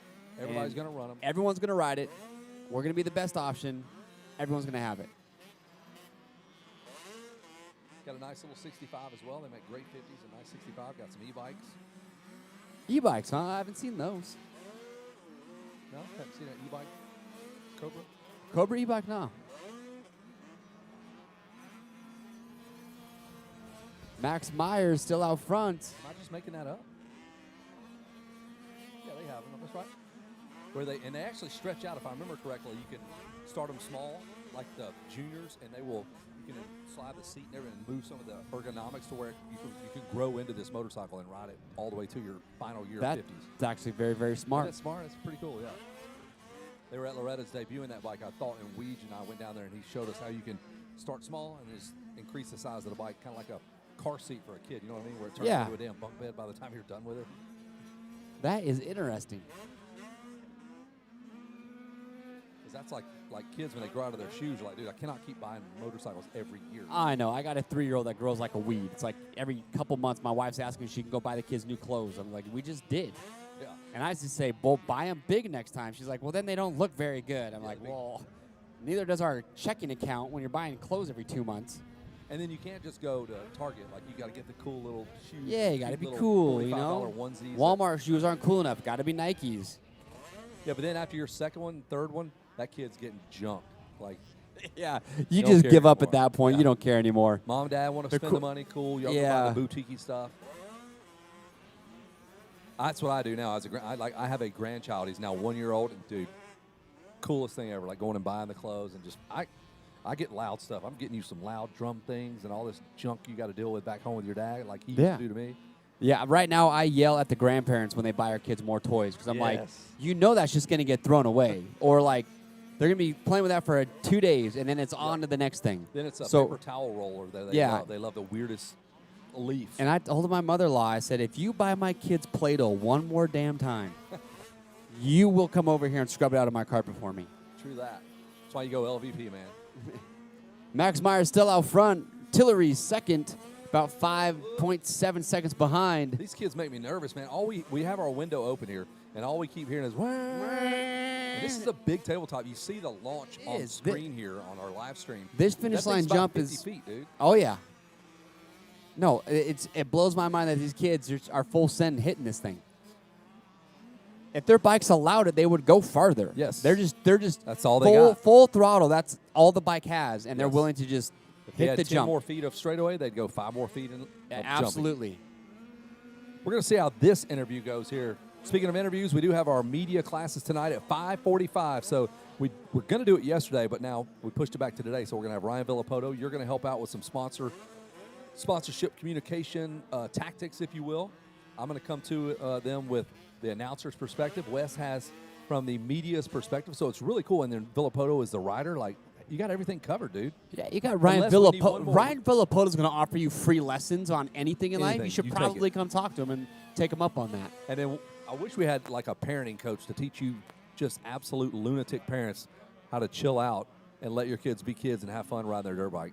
Why is it the 50 kids parents that are 'Cause always the they're new. lunatics? Like, it's the same thing in baseball. It's no different. Baseball has that same practice. So I'm going to cruise down here and All actually right. talk and see what Max Myers is all about, all the way from Phoenix, Arizona, all the way to Tacoma, Philadelphia, Atlanta, LA as well.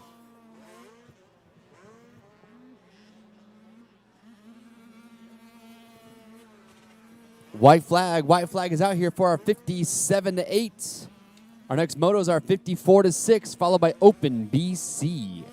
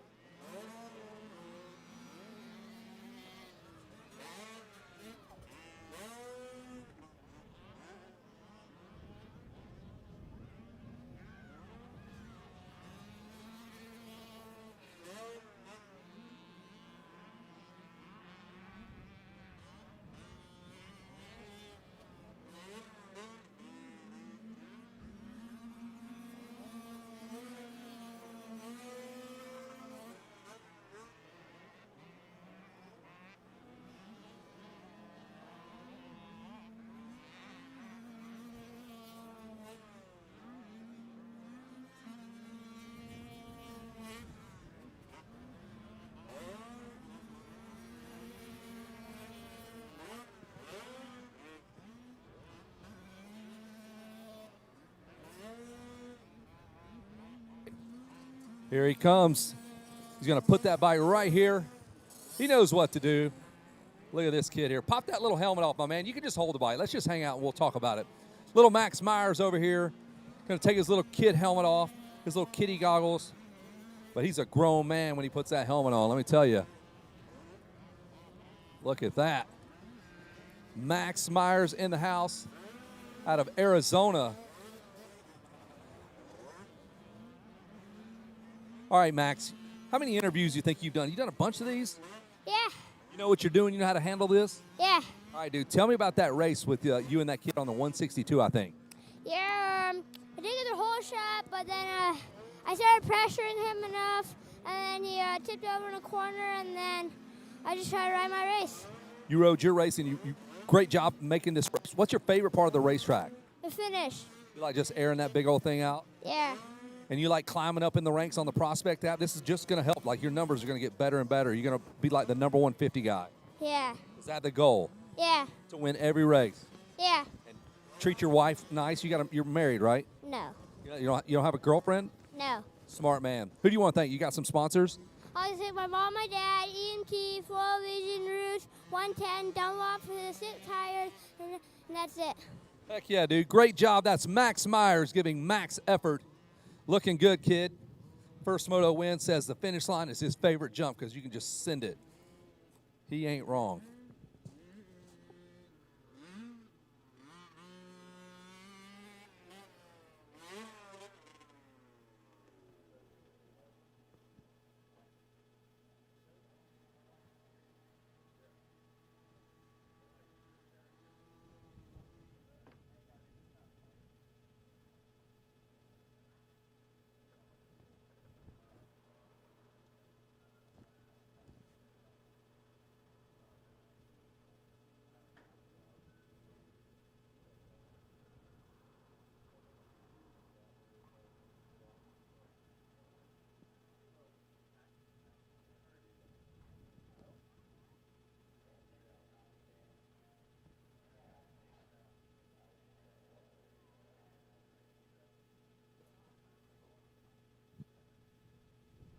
So Max Myers handling business in that 57-8, our first moto winner.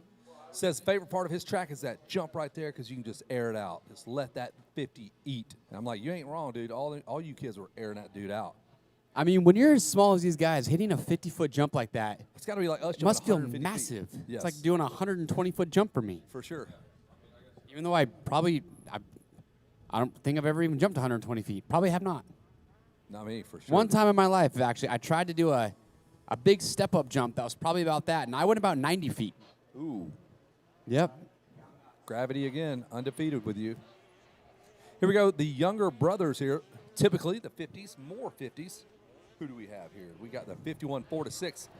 Kaysen Hawks was your winner in our qualifying race. That gave him first gate pick for Motos 1 and 2.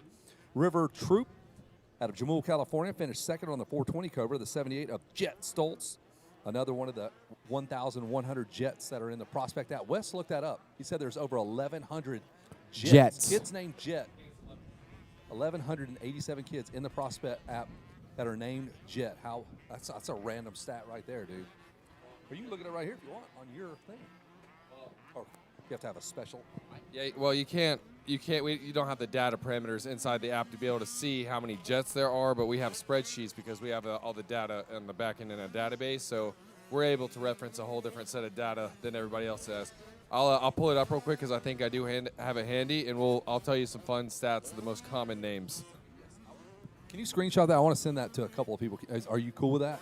Okay, I just want to send it to Weege, and like just for Loretta's, like the most popular name in American motocross currently is Jet. And there's no way that's not coincidence that it's not Jet and all the other. Jet Reynolds was the first Jet I remember. He was even before the Jet Lawrence because that kid's been around for forever. What's going to be next? Hayden? We can see a lot of Probably. Haydens. Ryder. A lot of riders. A lot of riders, yep. There's a kid in professional golf. There's a kid that is going to be one of the next up-and-comers. His name is Blades. Blades. Like, you think of a Blade That's their equivalent golf. of Ryder or Racer or Jet or Tayson Yeah. and Blades. Blades, Taser, Phaser, DeGlazer. All right, so it's Kaysen Hawks out front. He won the qualifier race. That's kind of how they ran in their qualifier there with Hawks and Troop. What are we going with? Trop, do you know, Gary? T-R-O-O-P-P? You down with Trop? T-R-O-P-P? I don't know, but look at third place, Hayden Danning. There's a Jet in here as well. There's a Hayden and a Jet. Little preview of what we're going to see this summer. This summer, correct. I like that. And then, Yeah, go ahead, dog. That's ahead. Skylar. Skylar Jace Totten. They already knew that I was going to struggle with that name. I do have to ask, though, for the parents that gave their kid Skylar, Can we not just... can we just be traditional? No. And so your kid's name won't be spelled wrong the rest of their lives? Yeah, I want to say Shuyaler. I was going to slaughter that name until she said Skylar. There it is. But Reed Barnum is in 6th, Daxon Rendo 7th, Case Urbanski 8th, and then Kegel Stapleton 9th, and then it's Reed Tometi. That is 10th place right now in your 54-6. So maybe it's Ryder that has more jets. We got more riders than jets. Okay. 819 riders. Okay, so Jet is way behind. 176 jets, but 800 riders. Okay. Send that to Weege and let him have fun with that if that gets on the broadcast.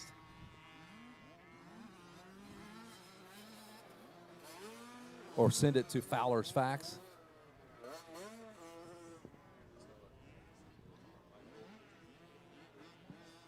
So that's the number one name is Michael. Just straight up Michael, 2,400. Tyler coming in strong at 2,200 Tylers. And then Ryan, look at John hanging tough. Old school John, OG John, 1,700. Freaking David. Just plain old David and John, just top 5 in it. They're on the box. Smith is obviously the number one last name, 1,200 Smiths. No Does, no John Dozer. Expected. That's amazing. I love that.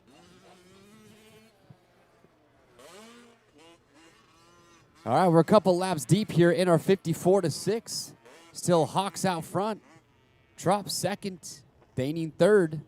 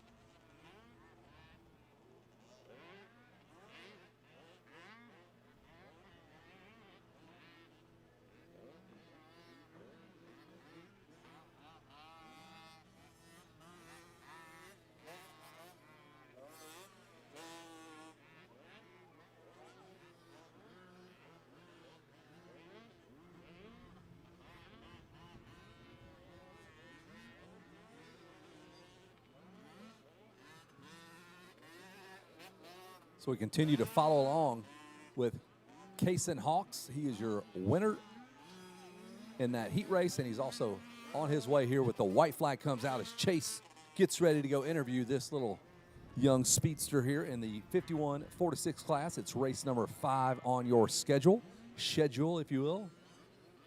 River Troop in the number 2 spot. Hayden Danning in 3rd. Jet with 2 T's. Jet Stoltz out of Surprise, Arizona. I did a race in Surprise, Arizona with about 40 riders.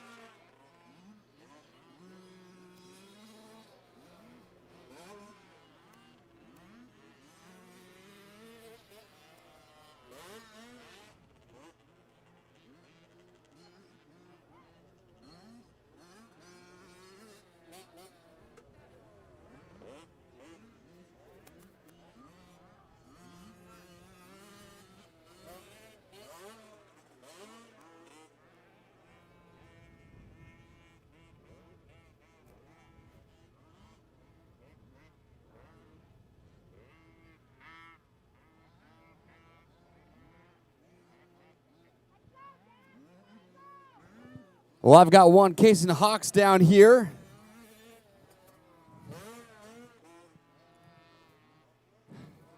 Look at that, Kaysen. Not only are you going to win that moto, but you're going to have some bling to go around your neck. Well, man, tell me about the race out there. How was that moto? How's the track? What's your favorite part of it? The doubles. The doubles are your favorite part? Yeah, did you have any sick battles out there? Not really. I know, you're just going too fast. You got to slow down a little bit so you can have some battles with these guys. Well, hey, who would you like to thank for being out here? 110 Racing, Jesus, for saving Foliage, Lord and Castle, my mom, my dad, my uncle, my brother, and that's it. Awesome, man. Congratulations. We'll see you in Moto 2.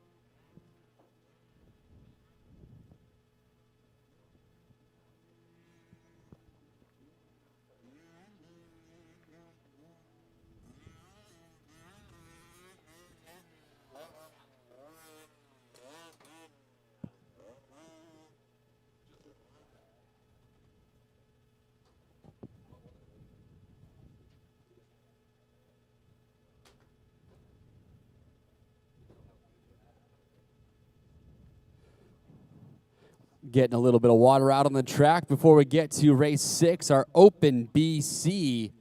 This is going to be a good one. Again, this is our Open BC Moto coming up next.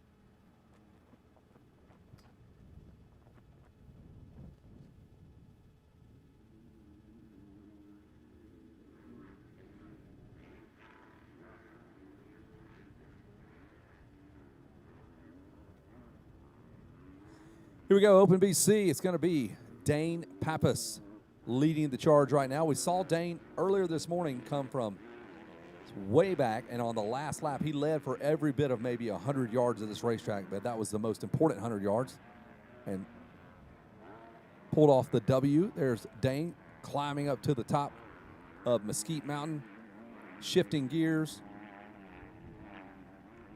and he was your heat race winner. As we continue to put a little water down, they're going to have to be aggressive with that now with that wind kind of picking up. That's the dreaded word nobody wants to hear out here. Yeah, you said the W word earlier. I think you kind of jinxed it, but brought the mojo on. Hey, we'll take it. It's all right. Would you rather have no rain, breezy or no. 100 degrees? I'd rather have what we got here for sure. Absolutely. Temperatures are great. A little bit of a breeze. It's actually nice if you're just hanging out, but Dane Pappas having no problem with it right now. We'll get some results for you. Make sure you download the Prospect app and follow along back home, wherever you're at. It was just a few years ago. I was down here for the Thanksgiving Classic. It was the first time I saw Dane Pappas ride, and he was on an 85. Yeah. And now here he is, just all grown up, Team Green Kawasaki on 250. It's kind of wild to see the progression of what this kid's doing. Well, look at the ranking by his name there, the 110. He is top 100 thereabouts out of all classes, all ages, and it's pretty impressive. There's Luciano Tizine. Is that how you say his last name? Tizine? Okay. And his dad is one of the developers here of the app. Yep. Out of Texas. Super cool guy. Out there watching his kid do work. He ate one of those hamburgers that were massively undercooked by Brent Stallo last night and survived it. That was the most undercooked piece of hamburger meat. Like, it was as red as a color. Wes said it was cold, at the last bite. It was kind of cold. Bite, and not because it had sat. It was just. It just never got cooked. It was the refrigerator cold. Oh, man. Yeah, I was looking at that. I'm like, well, this could wipe out the entire good chunk of our people here. We're all food poisoning, but no, we survived. It was delicious, actually. Thanks for that. I'm not complaining, Chase or Brent. Pappas now coming around for lap number 2 to Scene in the number 2 spot. Caden Wygant son of Timmy Wygant. That dude used to go good. Cap Novell in the number 4 spot. Peyton Smith out of Queen Creek, Arizona. Guess who else is from Queen Creek, Arizona? That would be Marky Worth. Random, stupid figure still stuck in my head. Marky Worth. That dude is absolutely jacked now. Have you seen Marky Worth lately? That dude spent some time in the weight room. He was a Team Green guy. Could ride a unicycle. I saw him ride a unicycle on the bleachers at Glen Helen. He could go up and down the bleachers and ride on that skinny little piece of wood there, and he could zigzag all over a set of bleachers on a unicycle. Interesting. Random fact. There you go. There's a Marky Worth Volcom sticker. He was a Volcom athlete over there, and that sticker still stands today, Marky Worth. So your tradition lives on, my friend. If you're, oh, dude. I mean, when Izzy rolls in there, I think Izzy, Stroop might have had one. A lot of kids got that Volcom deal. Well, not a lot. It was actually a hand-selected 4 or 5 kids. Super cool. That was when Nico Izzy was setting the world on fire. Oh, Nico Izzy, where is that man? In and out of incarceration. I mean, he's been in a few times. Had a rough go, man. Hate that for him. I've always liked Nico. Super pleasant kid. Dane Pappas still out front here. About a 6-second gap in that last lap. We'll see he's probably grown that a little bit. He's about 3 seconds a lap faster than the rest of the field. I believe somebody's pumping out one of the bathrooms over there and breathing that in. Strong.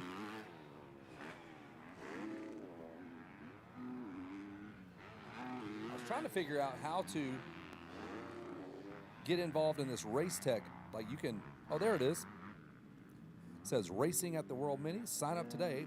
And the rider with the most laps inside the top 5 wins a Race Tech Platinum Support. There it is. My rider. So Luciano is ready to go. Let's see who. Oh, it's got it, dude. Look at this. How about it that? Shows that. There's So it the shows data. if you're in the top 5. Kaysen Hawks has finished 10 laps inside of the top 5. 2 inside the 51, or 2 full motos. I just interviewed him. Yeah, just stay in the top 5 in all your motos. You'll be all right. There's your leaderboard. How about that? Kaysen Hawks, Cade Swartfeger, tied it with 10 as well. Look at all the guys that have done 5 laps in the top 5. Sounds like just a one moto, so more Yeah, motos wow. they get in. How cool is that? You guys, if you haven't raced your first moto, you still have time, I believe, to get involved in this Race Tech Shocking Performance Award. You get a full setup from Race Tech. It's super cool. Cannot wait to use this at Loretta's. It makes you brilliant because when you click on these guys, you can just, oh yeah, he finished 3rd at Oak Hill 3 weeks ago. You're like, how do you know that? Like,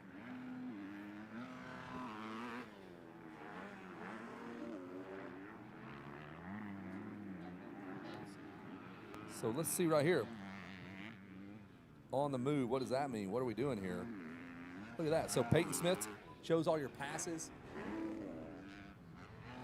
Basically, that tells you this moto is very static. He's made one pass to get. What happened? Oh no, this is all the passes made. Currently, I'm trying to figure that out. We need Verb West back up here to explain some of this stuff. There's so much functionality in this app Yeah, he's made that you one get pass. lost in it. And Dane Pappas did not have to pass anybody because Yeah, he he's in hasn't- first. Yep. Isla, let's see. She didn't make any passes in her women's moto. She was just out front the whole time.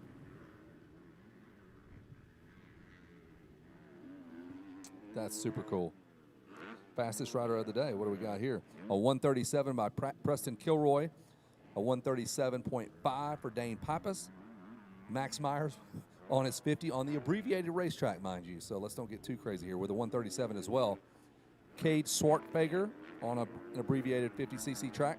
Holland Russell with a 138. Mason Pappas, brother of Dane, with the 138 on lap 4. This is super cool. All right.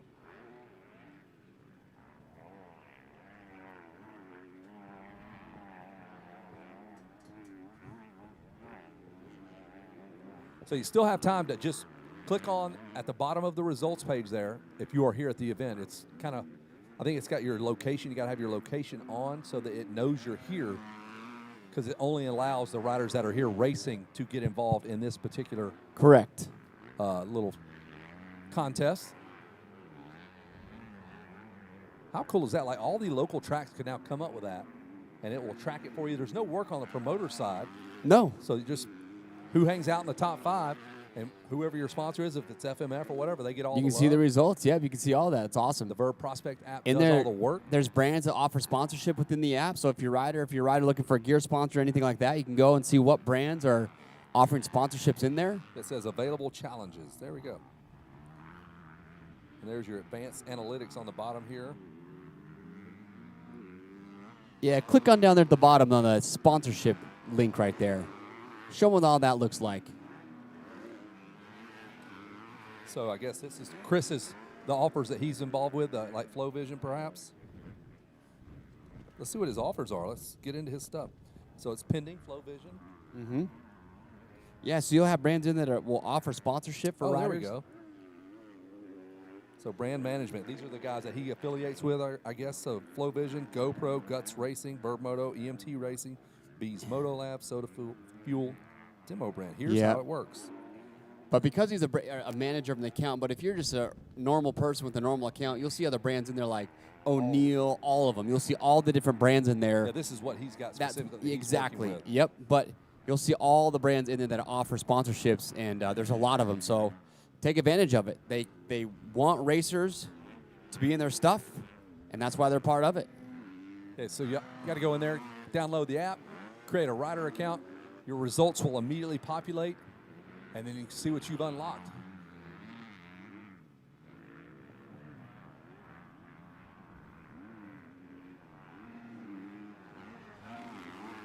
It's also just more than that, too. It's a full media app.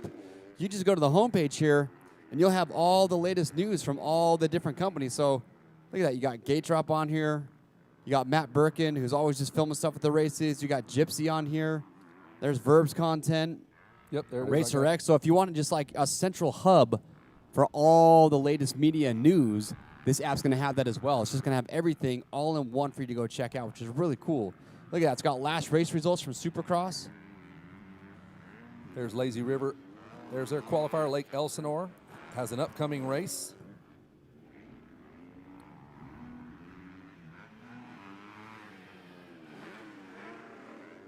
Ooh, look at that. Cassine, look at that photo already taken of him. Just download and buy that puppy. Tell you what, the photos you get from this race will make you, as one person likes to say it, Instagram fast. You don't have to be fast in real life. Just got to be fast on Instagram. We'll go back to our race. All right, white flag. Is this white flag coming out for your race leader, Dane Pappas? Yeah, every time I get into that app even more, I'm like amazed at all the depth of it for sure. So we got white flag. Yep. I'll go down there and say hello we to do. Dane Pappas on this one. With 2 P's, Dane Pappas. Dane Pappas John.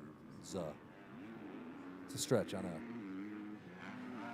Track holding up nicely, man. They got ahead of it, so when you get water on this track and get it deep, that'll set you up for success the rest of the day. Yes. So sometimes in the morning it has to be a little bit wetter to get us a racetrack that is manageable the rest of the day.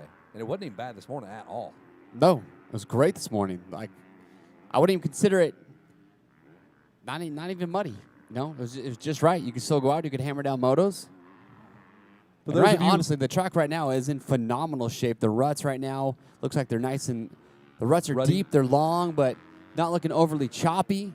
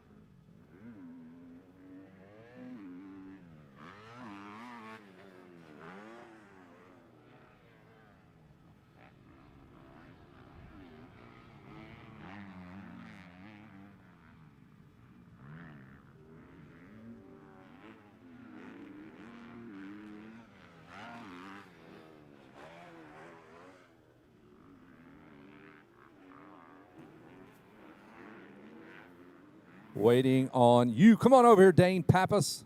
He's over there talking to his adoring fans. Come on, big dog. Bring that beast over here.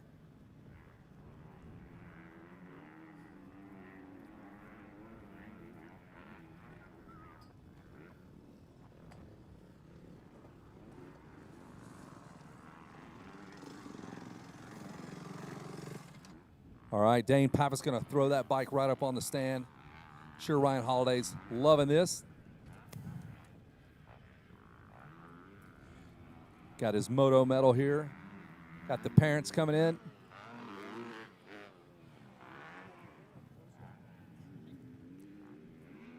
And that's something I'm going to ask you about. You give me some good intel here. Dane, you are growing, dude. You are getting big, my man. No wonder you're on a big bike. You've got no choice. How old are you? 15. We got our learner's permit yet?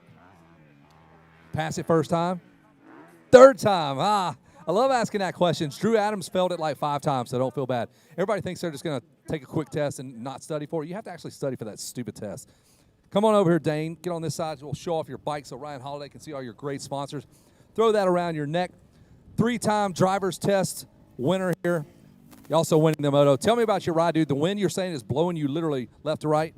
Yeah, I got a good start, and then I just put in a good few laps, right, like 8%, so it was good. But, yeah, coming into these long ruts, the wind, like, kind of blows you off balance, so it's a little difficult, but we made it work. Something to think about. I didn't think about it in ruts. I thought maybe in jumps, but it will kind of stand you up depending on how it's blowing. Yeah, it was. It almost got me one lap. I came in a little hot, and then it stood me up, and I had to jump the rut. But it is what it is. Well done. Who do you want to thank, my man? My mom, my dad, CMYK, Clint for helping me, the whole Monster team here in Kawasaki, Ryan Holiday, Eric, Pro Circuit, Luke, Motorsport, Fox, Danny, Bell, Alex, Renthal, Oakley, Aaron, and everyone else. Thank you so much. Well done. That's not the only time we'll see this young man. Dane Pappas handling some business here at the Ryan Villapoto World Mini. We're done down here on the podium. We'll toss it back up to Chase, handling business in the booth.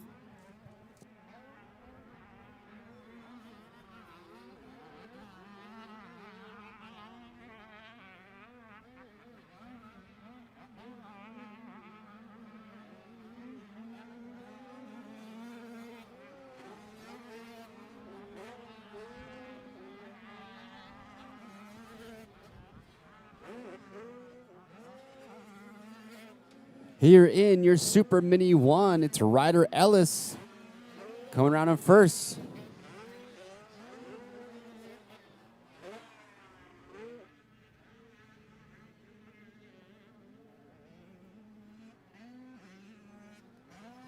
It's Ellis, Graham, Earl, Granados. That's your top 4.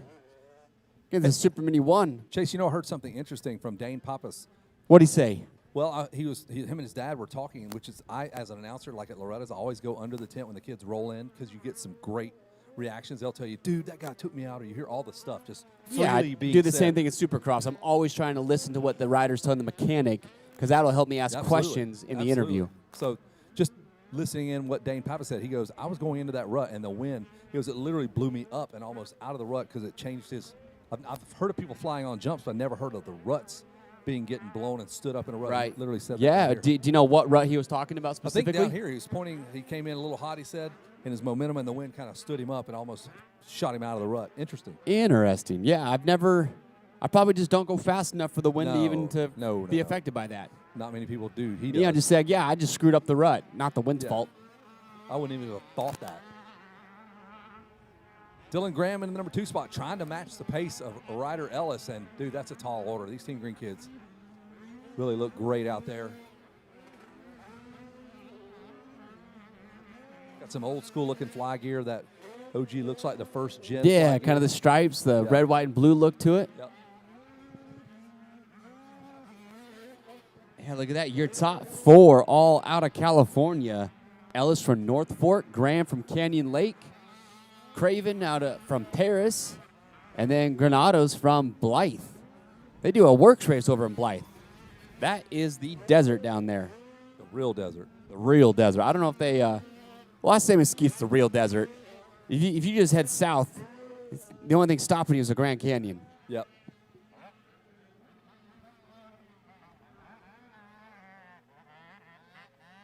But Chance Sharon right now in 5th place. Max Williams is worked up into 6th. Robert Sherrard 7th. Callum Tollefson from Peoria, Arizona is now moved up to the 8th.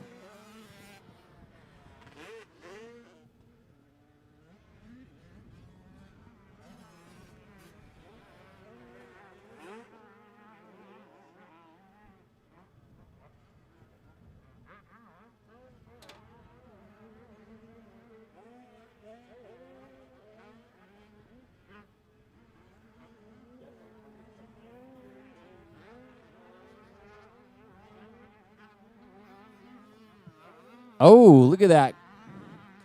Graham pushing his bike off the track right now. Oh, you hate to see that. Not sure. I'm looking.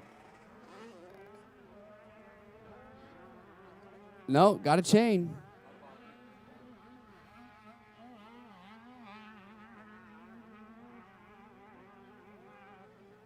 Well, if it was a flat tire, we'd still be riding that thing. So big shake up there. Dylan Graham now out of this race. That leaves Ryder Ellis out front. And that's going to move Craven Earl in the 2nd. And then Christian Granados in the 3rd.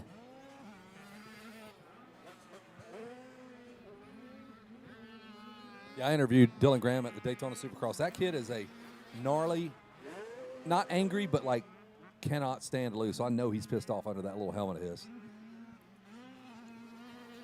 Yeah, it's hard to teach that competitive, just you have it or you don't. Yeah, it's kind of you got it or you don't. Little dab there from Ryder Ellis, who went through that right-hander. Now he hangs a left here, sets it in that berm, and just starts ripping gears. Just foot off the brake, leans it over, and just railed that turn so hard. Hey, got a little cloud cover coming from that way. What are we expecting there, big dog? Where does the weather come from? Does it come from that direction across the way? You just never know. It'll sit on those mountains for hours and never get you. Yeah, so directly behind us, opposite of the view you see here, there is this. How tall is that mountain over there? You have a clue? It gets snow-capped all the time during the winter, so it's very high. It's got to be 9 to 10,000, I'll bet you. No, that's more than 6. Because we're at, you wouldn't think it, but we're at about 2,000 feet of elevation here. It's not as low as people think. 2,400 somewhere on a sign. Yeah, so I will bet you. 6, 7, because Mammoth's at 8,700 the track. Yeah. So you're probably similar. I'll bet it at least that. For those that get snow-capped down here, I don't know. I'll have to do a little bit of research, find out. But it is kind of wild, though, that you can be in Mesquite. You think you're just as sea level as you can be, right? Yeah, it's so hot here in the summertime. But I've actually done some adventure rides. Rocky Mountain does some adventure rallies down here. And I've taken off that direction and toward the Grand Canyon. You go back there just a little ways, and it's pine country. You get up in the high pines. Yeah. It is a completely different landscape. You'll run into cattle farms. Yep. Just absolutely gorgeous country back up in there. Obviously get a little more precipitation than we do down here on the floor. No, but if you ever come out here, you can take a UTV or a motorcycle from where we were at this track, and you can go as far as you want and just see some incredible landscapes can you go to the right Grand from Canyon here. From here? Is that, are there rides that people do on side by you can side? go from here to the Grand Canyon. You get up to like the north rim of the Grand Canyon. I mean, side by side. On a side by side, you're gonna want a day and a half, like Really? a day out to get there and then come back. You could probably do it in one day, but you would just be cooking the whole time. It would be very fun. Got it. But yeah. Wow, how about that? Wow, So behind us, 8,000 feet. feet. And that's probably over there. There's some big ones over there, too. I don't know which one's biggest. Virgin Peak, does that have anything to do with Virgin River? The water comes off that thing, maybe? All the snow melt? I'm assuming you fly into Vegas to come here? Yes. Okay. Yeah, when you're coming through St. George, have you ever driven through this gorge? No, I've just come from that way, from Vegas. Oh, so it is a sight to see. As you just head this way, you head up into St. George. You go through, they basically just, I mean, the green or the Virgin River comes through that, but they put a highway that goes right through the gorge. And it is a sight to behold when you're driving through that thing. Massive. Hey, we're on lap 5 here. Ryder Ellis still out front with a healthy 28-second lead. Yeah, we lost Dylan Graham a couple of laps ago. Looks like the motorcycle let go on him, so hopefully Dylan will be able to get that bad boy back together, and we'll see more feisty rides out of that young man.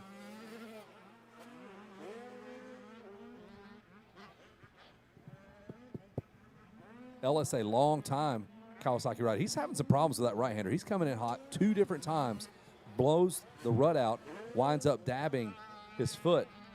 I don't know if he's trying to get the shot there. I don't know if that's some of the Monster Boys getting some footage here. His filmer, he's coming in super hot. You know, sometimes ruts like that are just inviting. They just want you to come in and lay the bike over that hard. And you have to ask him because he's done that 2 laps in a row when you get him on the podium there. See what he says.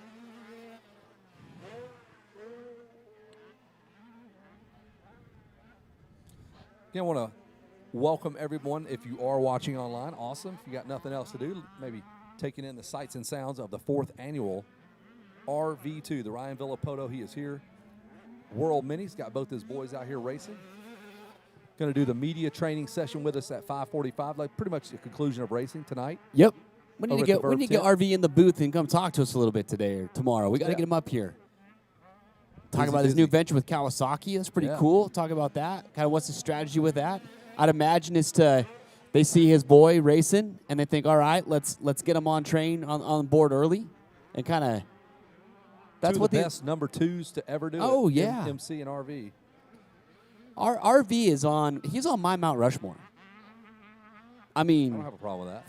Four Supercross titles, multiple outdoor titles. And the Motocross of Nations sealed it. Motocross of Nations. Like, how do you beat that resume? That 250 ride was all time. That's a Bob. Yeah, he won the Johnny overall. O'Mara and ride. When he was racing 250s and 450s, he was dominant.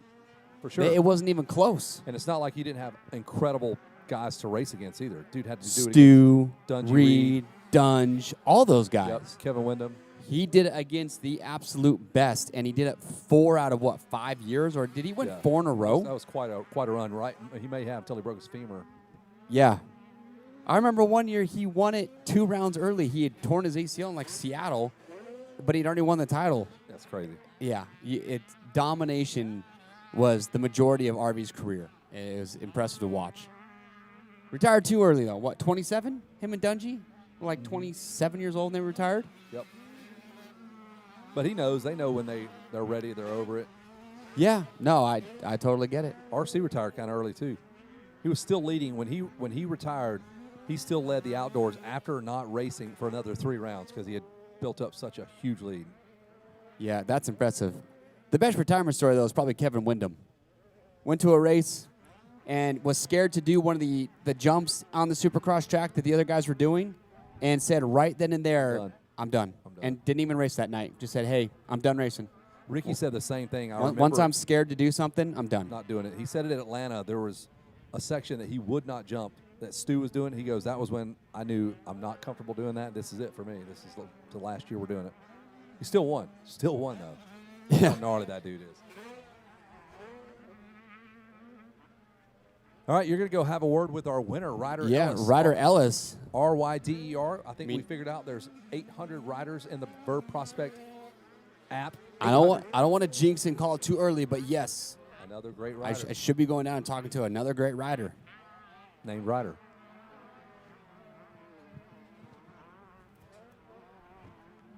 White flag blowing in the wind. Thankfully, we got a nice little cloud cover, keeping the temps in the low 70s. It was in the 50s this morning. Perfect.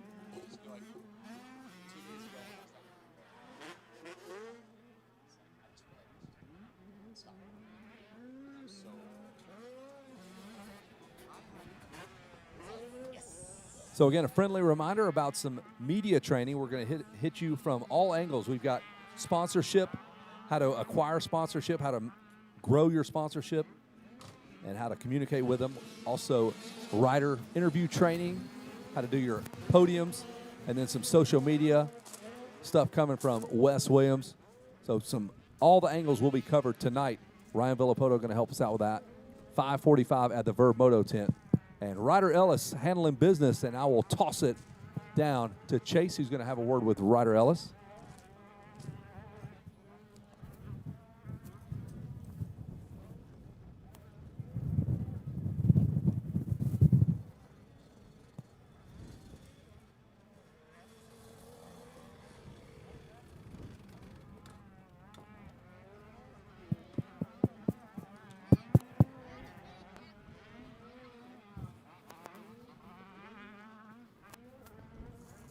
Well, we've got him down here on the podium. Ryder Ellis, 877 Team Green Kawasaki. Look at that. He already knows the drill. He's got to get the hat on, make the sponsors happy right away, but get you some hardware all at the same time. You even got green bands on your braces, man. That is dedication. Tell me about your moto out there. Making it look pretty easy, about a minute gap over second place, but how was it? Yeah, it was good. Me and Dylan were up front, and I just made a pass and then just kind of just chilled out. Didn't want to crash because I've been doing that a lot lately. So just kept her on two, and yeah, got the win. Right on. Let me come over here. This is kind of weird, me leaning over the bike like that, but how's the track out there right now? Wind's picking up a little bit, but track still looks deep. I saw you land into that corner, that left-hander before the uphill. It looks like you want to just, you're trying to push it a little, almost too hard, kind of dabbing there, but overall track conditions, how's it shaping up? It's good. It's the tractor did a lot better today, so yeah, hopefully the track's just as good as tomorrow, and hopefully we can get some more wins. All right, man. Congratulations.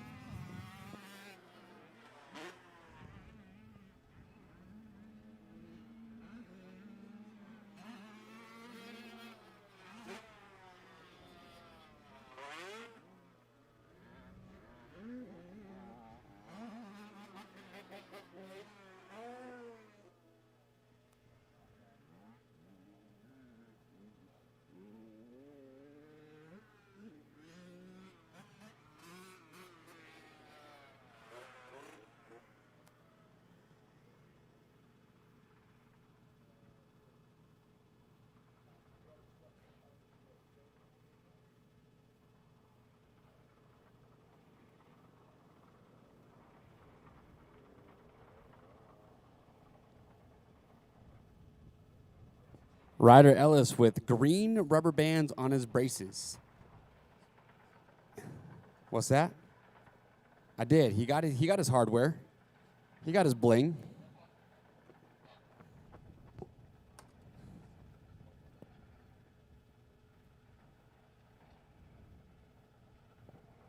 We're going to take a little bit of a break here to do a little bit of track maintenance, then get a sight lap in, and then we have our 250A Moto 2.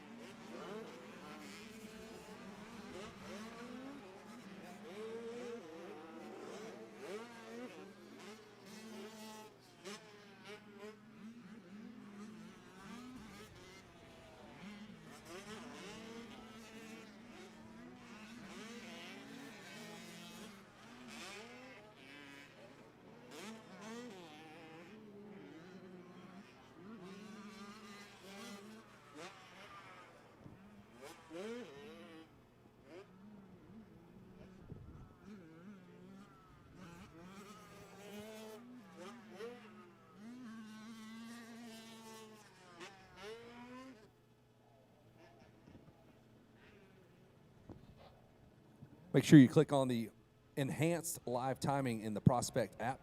Kind of breaks down, gives you a lot more info, more details there on the riders. Also, World Mini Photos are available in the Prospect app.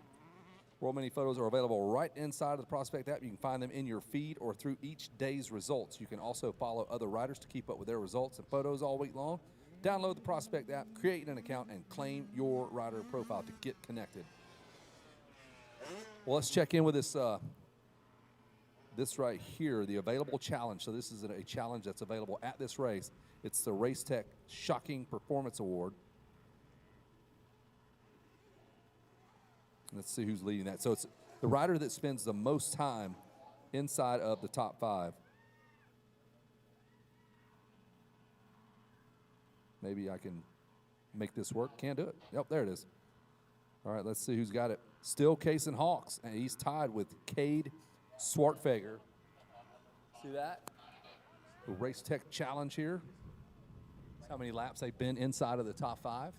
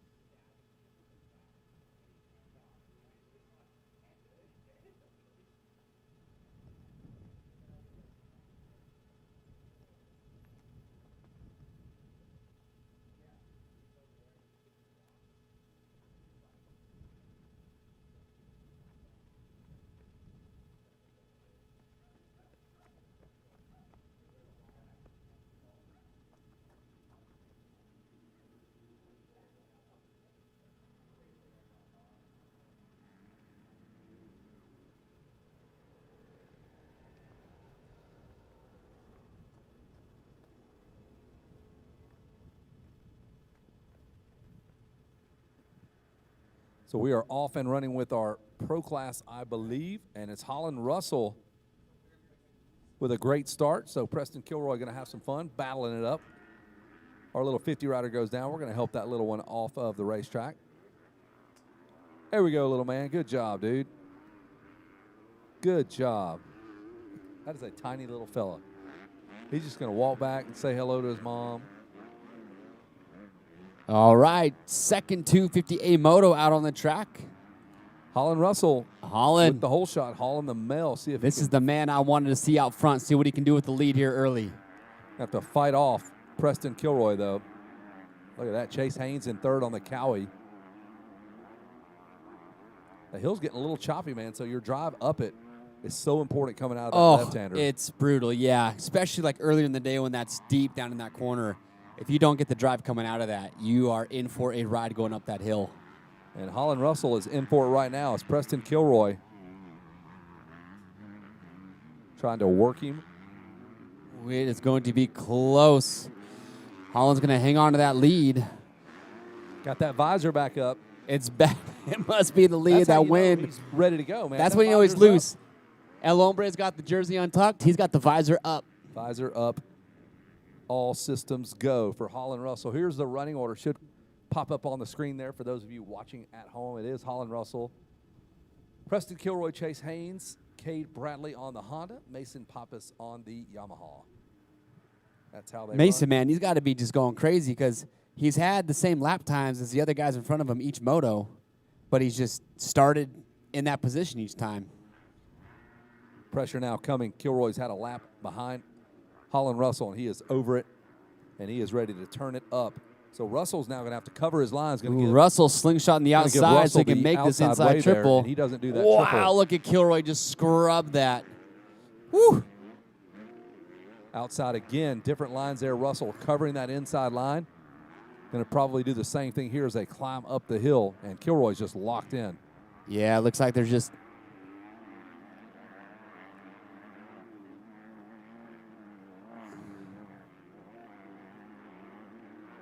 doing about 65 miles an hour down that hill. Yeah, no kidding. Legit. But Russell, though, holding the zone right now. Yeah, Kilroy's dangerously close. Look at that. Goes to the inside. Ooh, Russell, smart move there. Yep. He saw Kilroy went that line earlier, made up time on him, so he took that line away. Very smart. Second pro moto of the day. Russell finished second in the first one, so he would win if he can stay there. But Kilroy, he is going to give him every bit of a problem he can handle.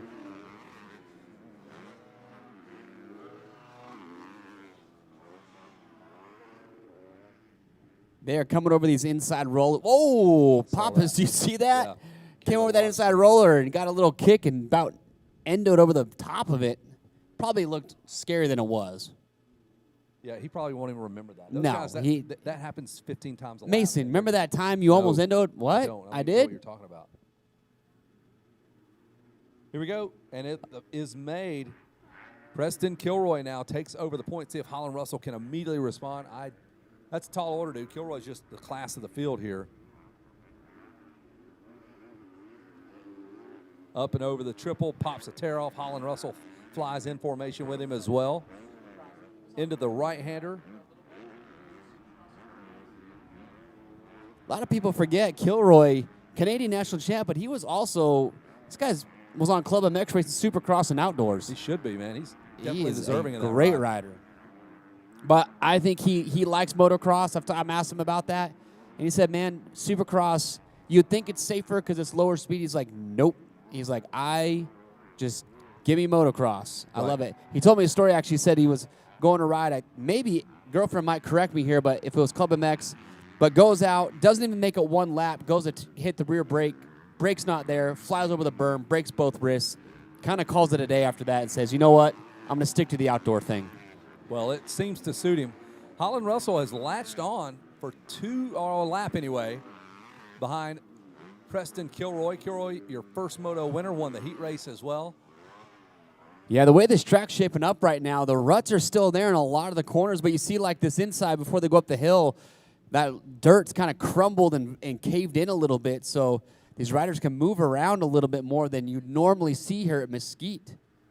Well, you're about to see the fastest lap times from Preston Kilroy. He's going to try to break Holland Russell right here. Yeah, I mean, he did a 1:37.3 that last lap. That's right up there with the fastest laps that they ran this morning's motos. Yep.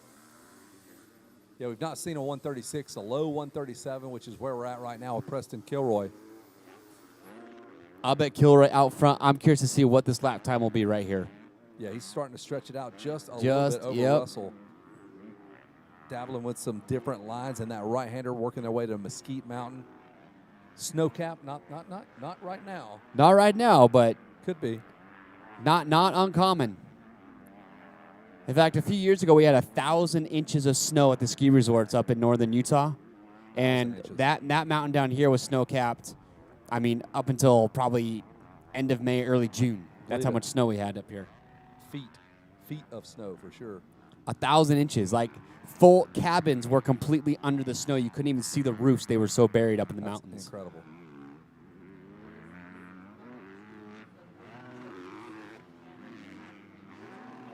There we go.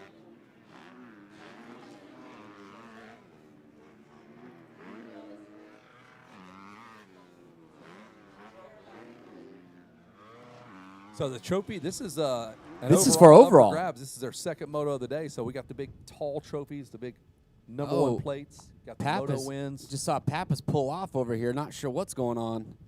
Yeah, he's right into the pits. That's my move. I just quit about midway through the moto. When the arm pump sets in, it's done. I don't need to risk anything. It's just, you know what? I ride as long as I can, as hard as I can, and then when I blow up, it's time to call it a day.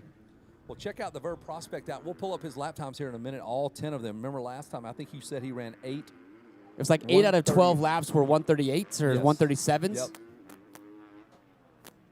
So you can see the Prospect app. That is the live view of the phone we have up here, so we can scroll through and show you some of the functionality of the app.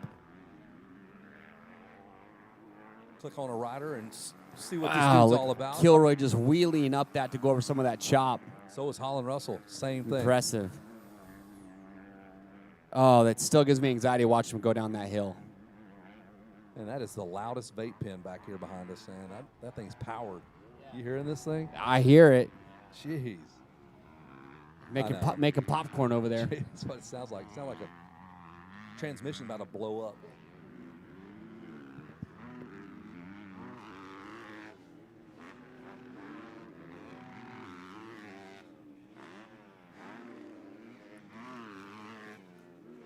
Holland Russell, though, these guys, and Chase Haynes, man, these guys are sticking right there with Kilroy.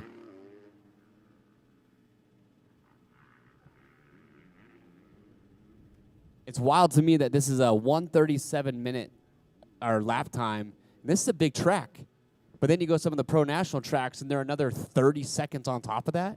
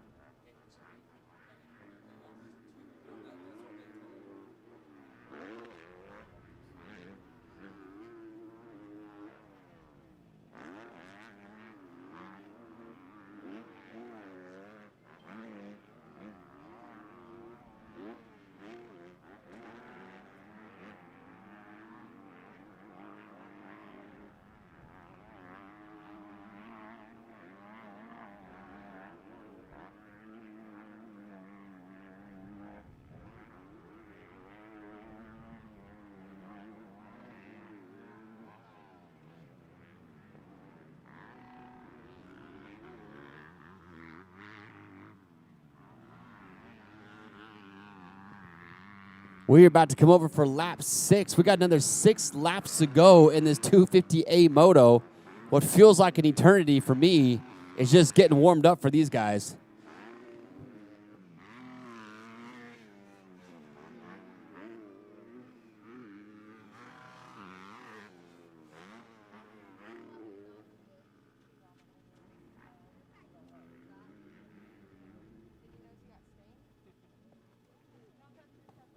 Yeah, let's take a look here in this app just so you can see what we're talking about here. If I press on Preston Kilroy, it will give you right there all his laps so far in this moto, 138, 37, 37, 37, 37. This man is within 2 to 4 tenths, basically, or hundredths of a second on each lap, just to show the consistency. If you look at Holland Russell, 38, 39. So he's right in that 38, 39 range. Again, you can see all this in the Prospect app. That's why you want to download it. Gives you access to all this cool information. There we have it. The Race Tech Shocking Performance Award. Spend the most laps in the top 5, and you get yourself a $1,500 pretty much value for a Race Tech suspension package. You get their gold valves. I've ran them in a lot of my dirt bikes. These guys, Race Tech's been around a very long time. And since the 80s. Yeah, and they compete at all different levels. Their gold valves are pretty unique because they flow a lot of oil, and they kind of put a lot of the damping on the valve stack versus the piston itself. So they just have a different theory about it, but their gold valves are very, very popular. So if you haven't had your suspension done or whatever, well, there you go.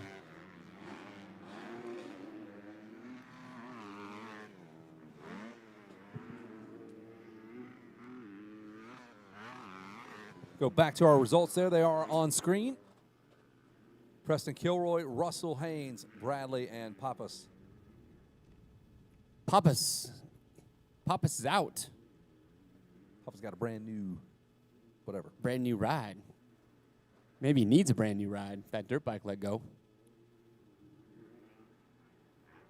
He is well suited for it. Stretching this thing out to a few seconds.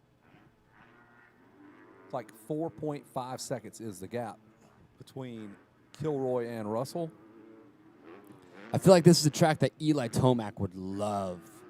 The hardpack stuff, yep. Yeah, just like more a little bit, you've got the ruts, but it allows you to move around a little bit. I think, you can steer with the rear on this track really good right now. I think it would be just prime time for him. I love it. Kilroy way to the right-hand side of that Mesquite Mountain there, looking for some smooth real estate. Keeps the traction right down to the ground, not hopping up and down. And he's already back down to the bottom of Mesquite Mountain. Holland Russell follows him to the left-hand side of your screen. Interesting name, Holland. I haven't heard of Holland. Holland. What would be a good nickname or something short for Holland? Hal? Oh, yeah, there you go.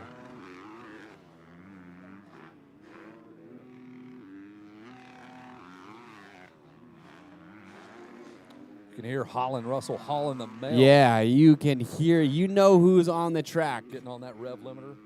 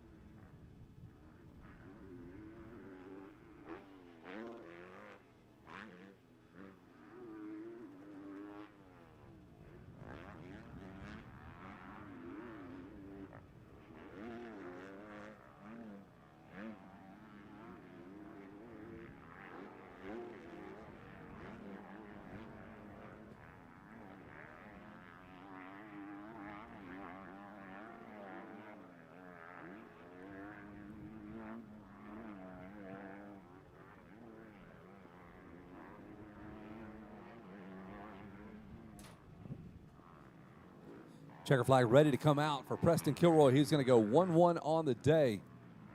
And it was all that 5 or 6 lap stretch where he was turning 137s just like clockwork. And the white flag, comes out. So one more lap to go. That'll give Chase a moment to get down there, get things set up. This is a championship crowning moto, so we're going to have to get him the big trophy, the #1 plate, $1 million in Coles cash.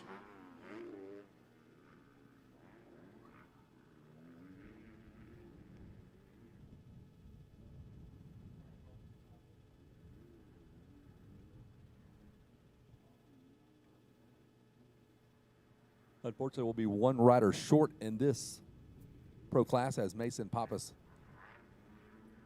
has an issue and pulled off. Holland Russell, admirable ride though. Managed that about a 5-second gap between Kilroy and himself. He led for a couple of 2 laps, 3 laps, and then Kilroy took over.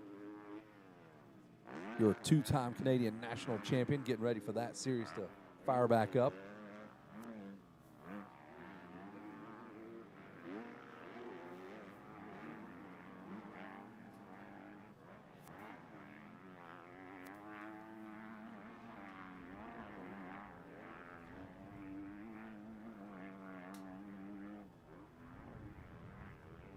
Back down the hill one final time. Through the step down, the triple goes to the outside of the decision maker lane there, and Preston Kilroy will nail down the 250 class championship here at the RV2 World Mini, brought to you by Michelin GoPro, and of course our buddies here at Verb Moto for putting it all together with Gary Bruff and company. And that'll do it. We're going to say hello to your champion, the #2, Preston Kilroy, aboard his Yamaha.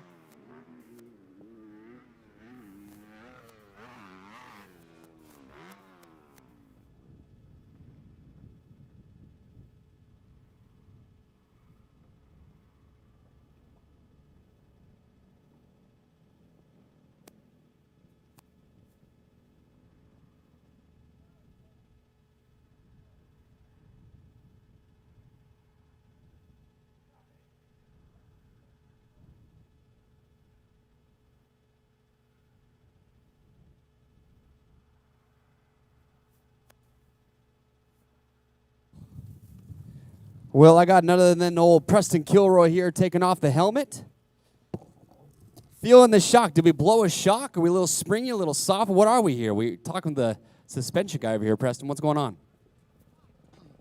Just trying to fine-tune some things a little bit, see what we can be better on. But Just trying to dial her in? yeah, it's top secret.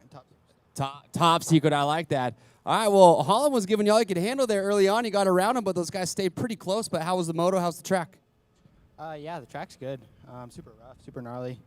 Definitely got to be patient, stay on your toes. You know, you could definitely override it. Kind of felt like I was doing that in the beginning a little bit, so just tried to back her down a little bit, take her easy, be methodical with it, be creative, and yeah, like I said, these guys are all riding really good. So just go out there and click some laps off, and yeah, happy to come home with a win. Right on, man. Congratulations. Here's your #1 plate. You got some more hardware here for you. And then you guys got your trophies. Come on over, boys. Let's get your pictures.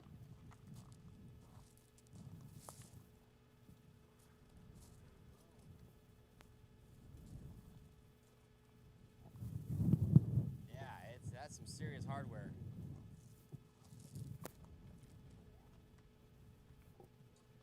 But I got to, real quick, Holland, you didn't win a moto, but I got to interview you because, come over here real quick.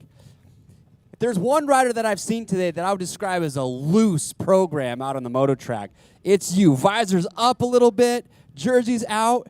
But, dude, you ride loose, but you hang it out, man. You're fast.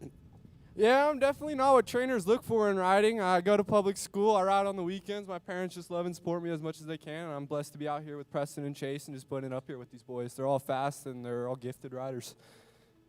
Well, hey, man, you are what I wish I could be on a dirt bike one day, so congratulations. You killed it out there today. All right, last but not least, Mr. Team Green, how was it out there?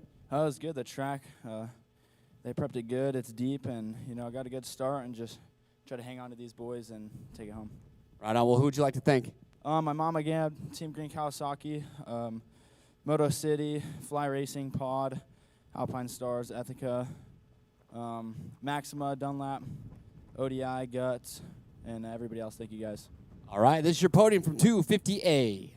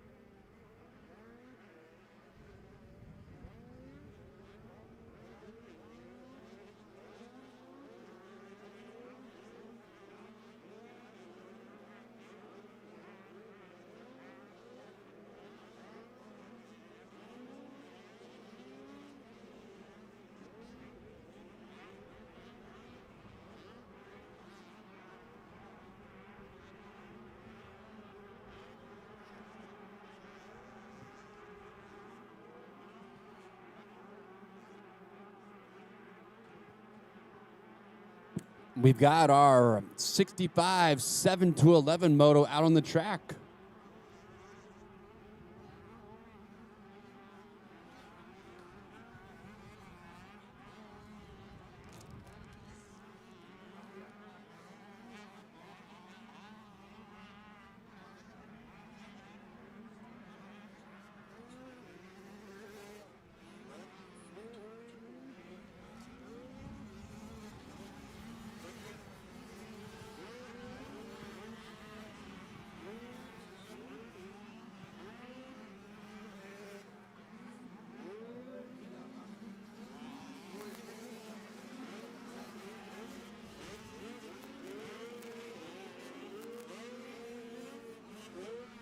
How about it? Carter Holmes, make some noise. Yeah, there we go. He is your leader. Check this out in a minute.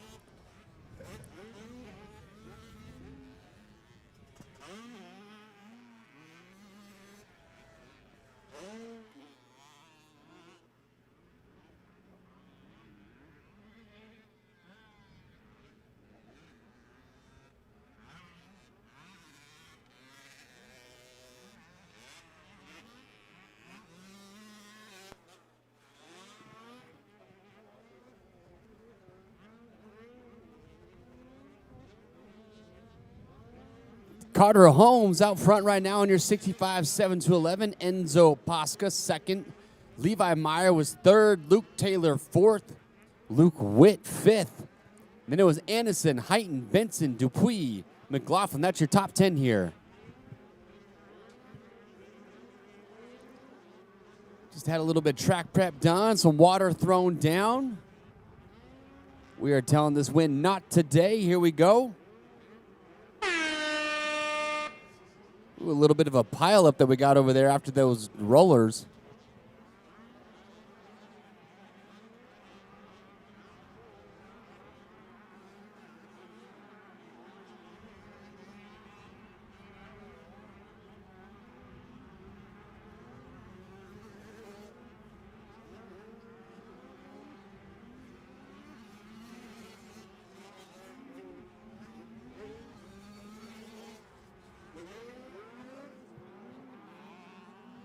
These little 65 riders are just charging on the downhill. Faster than I could probably ever go down on a 450. Carter Holmes still out front with a 158.5.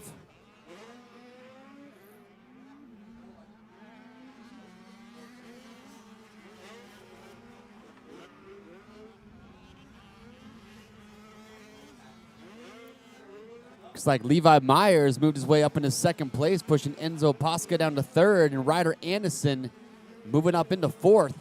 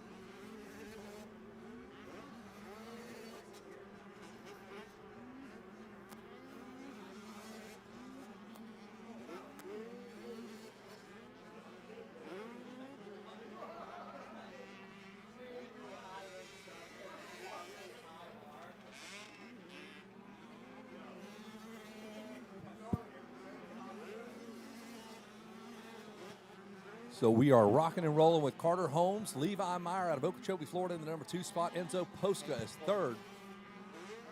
Looks like the gap is about 2.5 seconds.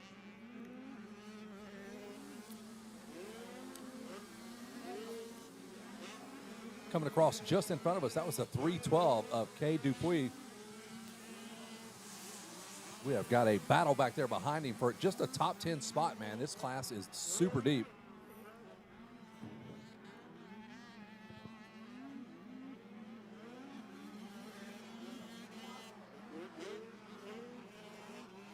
Give a shout out to my buddy Randy Richardson over at Michelin. Always a fun time when Randy's around. He hung out with us at the Vert 500, helped us announce and raced. Yeah, he raced that, didn't he? Yeah, sure did. I cannot imagine he did it on a modern motorcycle. He did. Oh, did he? Yep. Okay. He really wasn't planning on riding a lot of laps. He goes, I'm going to come here, I'm going to help you announce, and then I'll ride 3 or 4 laps. But he wound up doing like 5 or 6. 5 or 6, what? That's a lot of 9-minute laps on that track. Yeah, like That's an hour and a half of racing. Wow, that's impressive. Fastest man in Piedmont. That's who that is. No denying. No denying it. So the wind picked up just a little bit, and they have matched that with water trucks being out here a little more, taking care of the dust. No dust in sight.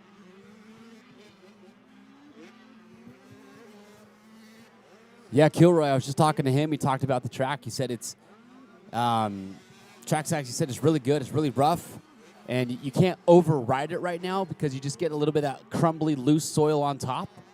So you just got to be a little bit more patient, he said, and can't just rail some of these turns like you could earlier in the day. But overall, though, track's in phenomenal shape. These riders are loving it right now. There's a great battle coming down that hill. No less than 5 kids all knotted up here, and that's probably for like 9th place. Yeah, let's see what that is. There are a lot of riders right there. 5 dudes. Whoa. And there's not a Yamaha inside the top 9 that I'm seeing, so I know it's beyond that position. Looks like that's for 14th place. That might be Ezra Armbruster, if I had to guess, on the 297 Yamaha. Little mini battles all over the place. Here's your top 10. Top 10 brought to you by Pro Action Suspension. They are here. They are set up. They'd love to set your bike up. Going to be Carter Holmes out front, Levi Meyer, Enzo Posca 3rd, Ryder Anderson 4th, Reagan Heighton 5th. 6th spot, that's Luke Witt, followed by Wake Benson, Billy McLaughlin. There's some breakdowns of little Billy's times. I didn't mean to hit that, but what the heck, that was cool.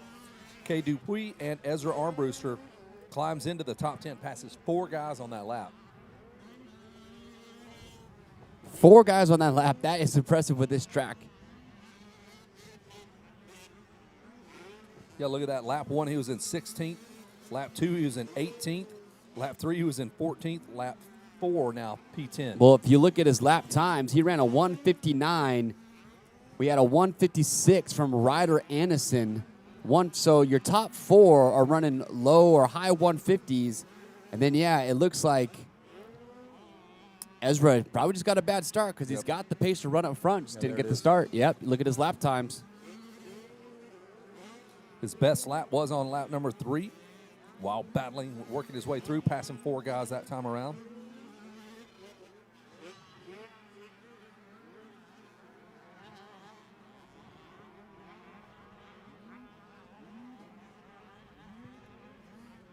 Ooh, looks like Levi Meyer made a mistake there. He's dropped down into the 4th place spot. That moves Posca up the 2nd.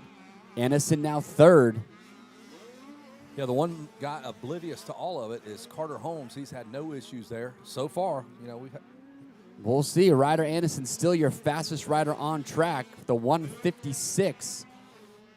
Question is, does the math? Does he have enough time to make it up and get to the front? And that is one of the beautiful things about this race. 15-minute motos gives a chance to Ezra Armbruster to start off in 16th, 18th. Now he's inside the top 10. He's coming. Yeah, if you start around 10th in a moto and it's your traditional shorter 10-minute motos, good luck. You just don't have the time to do that. But with these tracks or with these 15-minute motos, give you some time to think about it. Pondering life's decisions back there in 14th. What am I doing here? One little rider down, going to stand the machine back up with all his might. That's a Yamaha rider, I think. No, it might be a Black Cobra. Those bikes are tough to make out sometimes with the different color plastic. He's caught in that rut, and it's just not. Gravity is not on his side, and he's on the wrong side of the bike. Yeah, that's and he's trying to start going inside the rut. Yep. cross-rutted as well, so he's going to get her rolling again. There we go. Nice work, dude.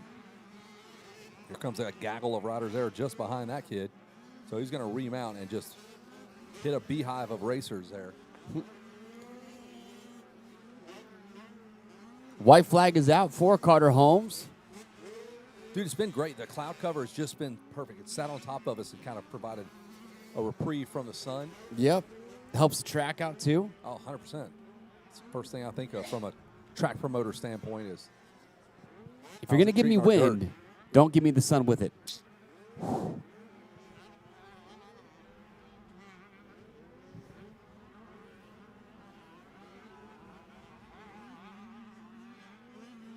Here we go, white flag lap here.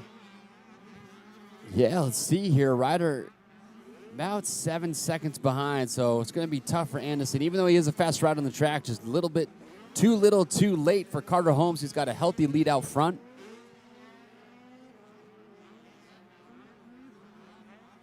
Wow, I just saw a rider just completely stand feet on the foot pegs along that entire inside rut over there. That kid had some technique. Somebody's been training. White flag continues to fly here as we work our way through day 2 of racing. We had some practice yesterday. Started our qualifying motos immediately after practice around 2. Finished up around 5. We'll do the same thing today. We'll shut her down at that 5 o'clock. And then we've got our media training coming up. You're going to help out with that. Going to talk to kids about how to get sponsors, how to maintain sponsors, how to show some love, be respectful. Yeah, how to get sponsors to want to do a little bit more for you.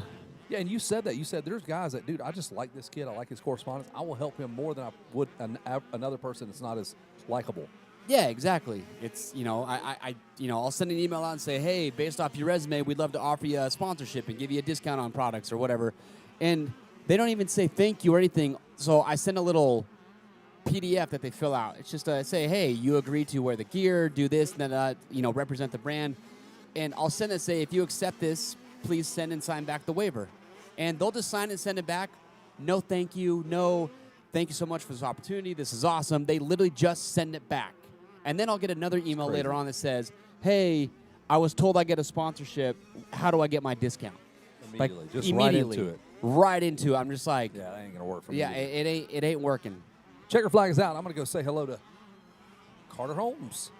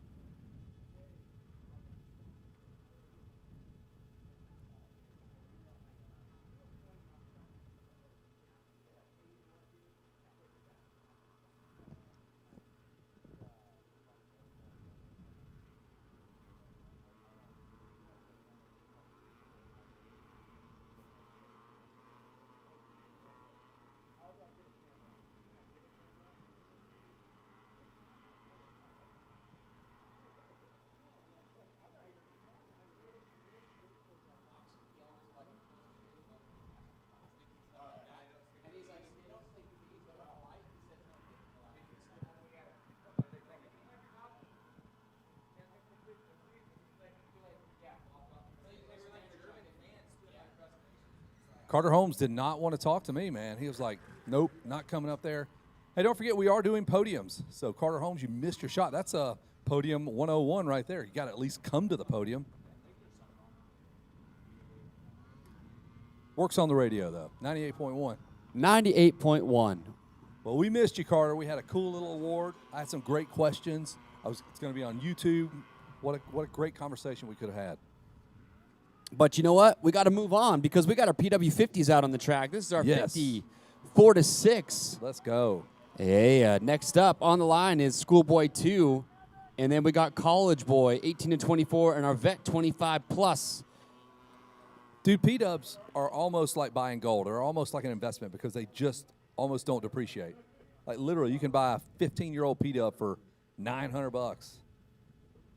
Sell it in 10 years for $600. It'd be a 25-year-old P-dub. Looks like Case and Hawks is your leader out of Hollister, California, followed by Case Urbanski. Hayden Danning is third. Jet Stoltz and Jet Marquez round out your top 5 here in the ground-pounding thunder of PWs, the 2.4 horsepower machines. You might have. He rides probably a 54 to 6 too, probably. Remember, yeah, you should because he's in the Race Tech Challenge. He's in 2 different classes. He's been in 5 laps.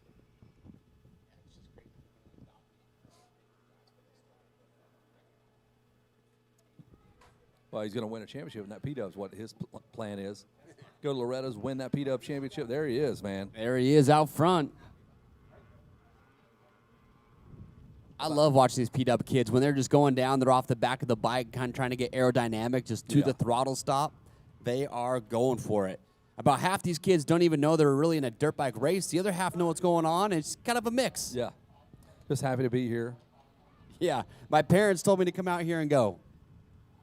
And a lot of these kids, you'll see their parents get those, like, Cardo-Com systems, slapping them in their helmet.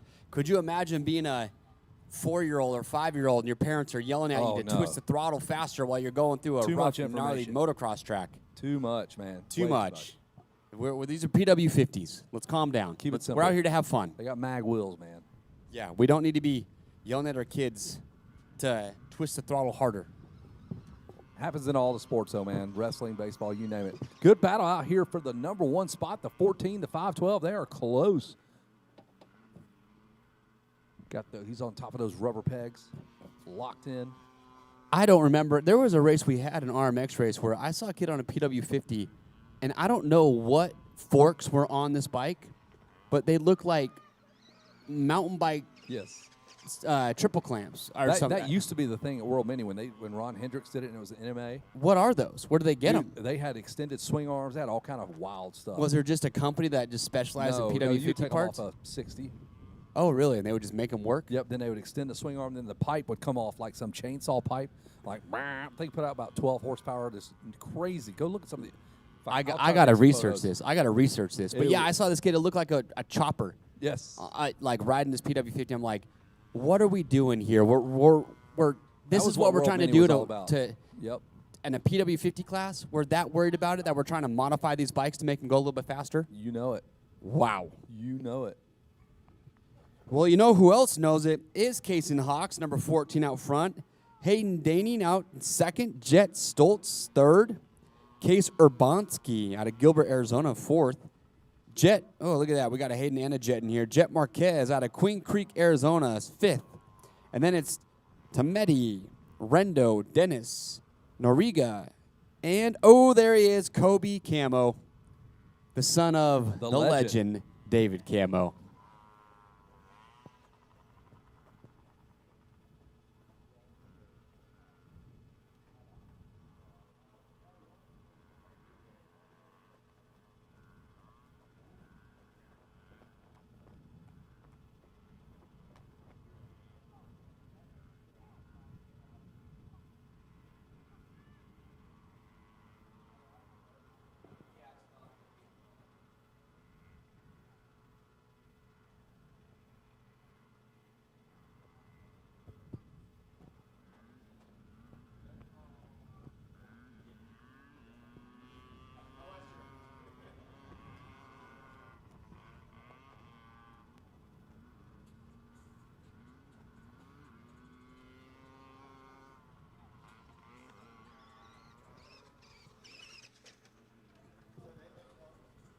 Jet Stoltz has moved up into second place out of Surprise, Arizona.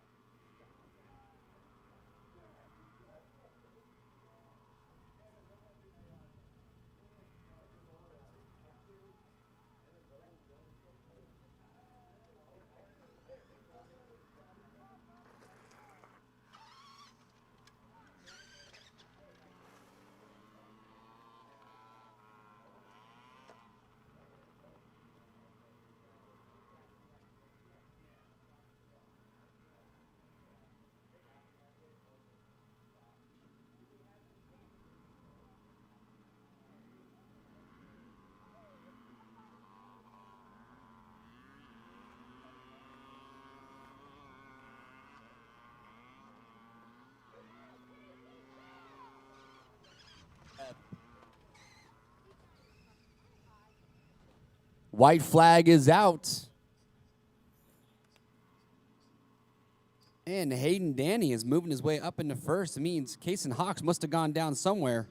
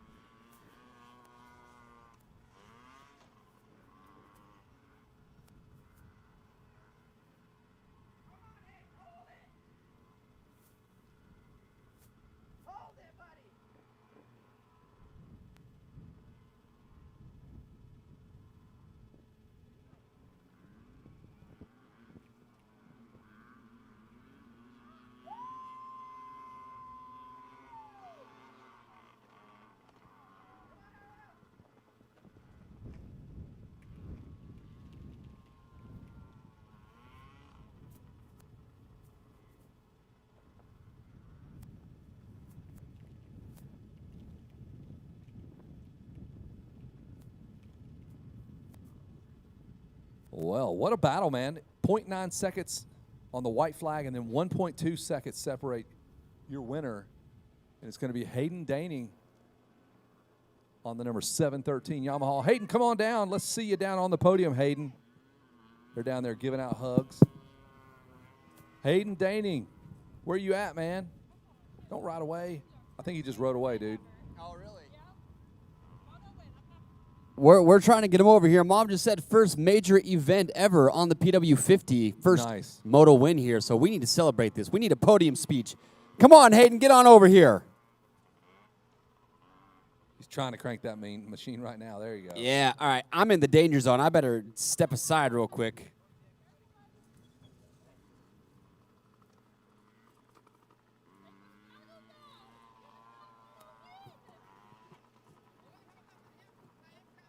Come on up here, Dad. Yeah, throw that on the stand for him. Woo! You got a Moto win, dude! I had to try my hardest. All right, Hayden, get that helmet off so we can talk to you about that Moto win. Let's get that off here. And look what I got for you, bud. Look at that hardware. That's your first Moto win, and I heard you tell your mom I had to try my hardest. Try you did. Where are you going to hang this #1 plate here? In my room? That's a good answer, man. That's your first Moto win?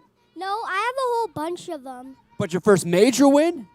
Yeah. Oh, my gosh. Well, dude, you were less than a second ahead in that last lap. You won by 1.2 seconds. That was a crazy battle. Tell me all about it. He crashed, so I had to try my hardest so he didn't get back by me. But at the end, I messed up a little, so I had to try even harder before the finish. Well, good for you, man. Who would you like to thank for being out here today? My mom, my dad, and Nene, and Yamaha Blue Crew. All right, man. Congratulations. Hold that up high. Get a picture there.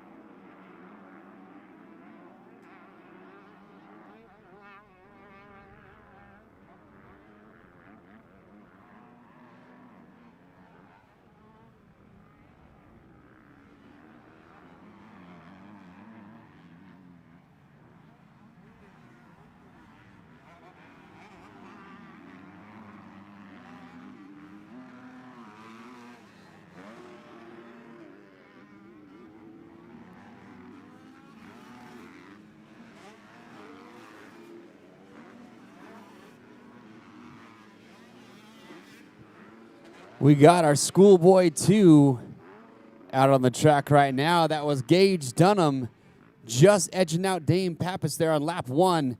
0.02 of a second separated them as they came over the finish line there.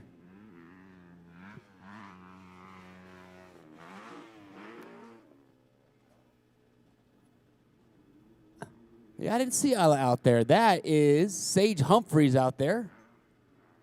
Who looks like Dane Pappas taking the lead here on lap #1.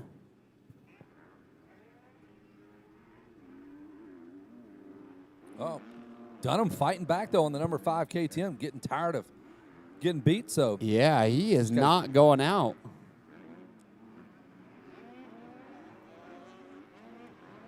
The immovable force is Dane Pappas. Hadn't been beat straight up yet.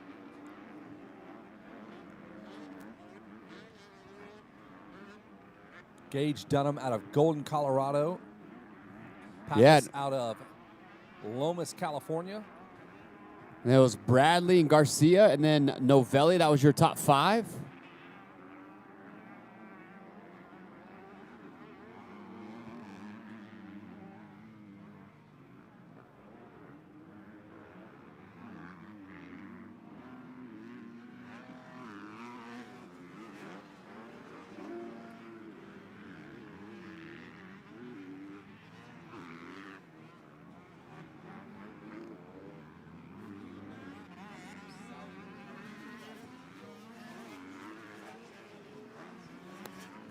I would say Baja Bra up in Millington, Michigan. That's a sandy track? It's super sandy, beautiful dirt. Ichikani in Georgia is a great sand track. Okay. Dade City is very sandy. Interesting. I think it might actually be at Baja Bra this year. Baja's good. Yeah, do a little scout and see how it is. Yep. They worked a long time on getting that thing. It is a good time, and then they wrap it around a great motocross race. So the dirt is amazing. Awesome. Pat runs a very, very good program. Not sure what happened, or maybe Pappas is just pulling out a lead, but Dunham's falling a little bit off the pace here.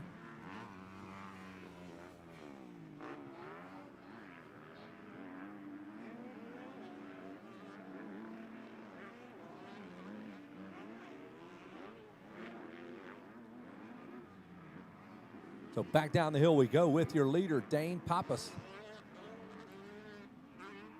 Got a nice, sizable gap now.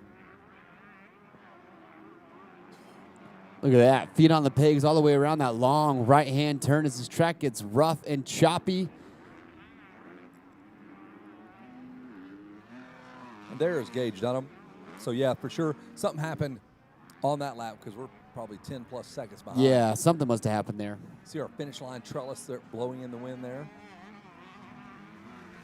There's Dunham. He flashes past the screen here on the Verb Moto live stream, brought to you by Michelin and GoPro. I just had one of the delicious corn dogs. How's that sit in your stomach, by the way? Totally fine. Totally fine? Yeah, it's just used to it? Just a hot dog and bread. It's true. Deep fried.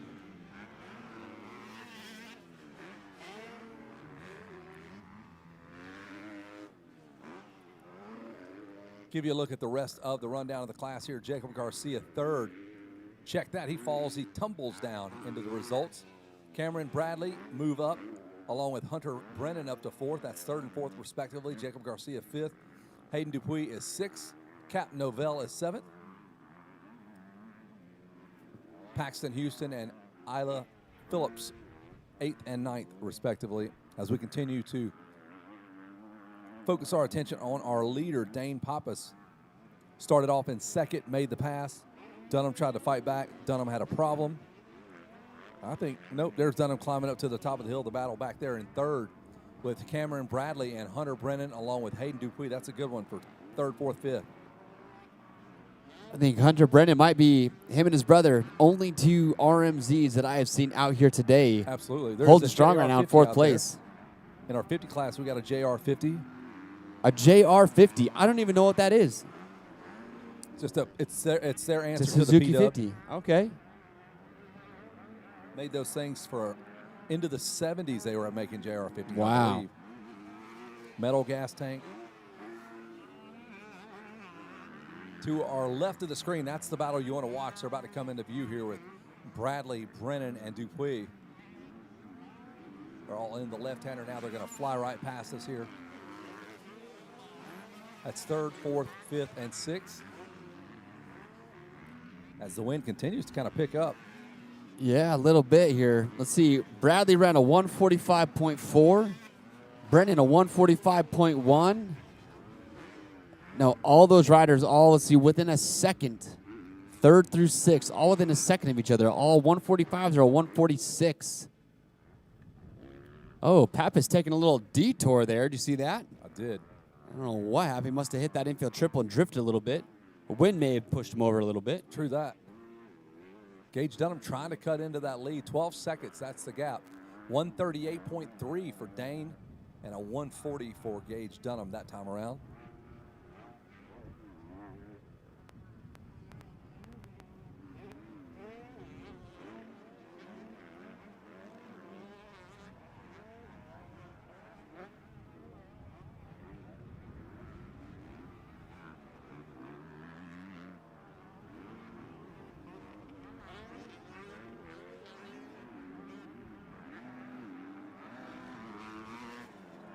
And one more time around. It's like clockwork for Dane Pappas.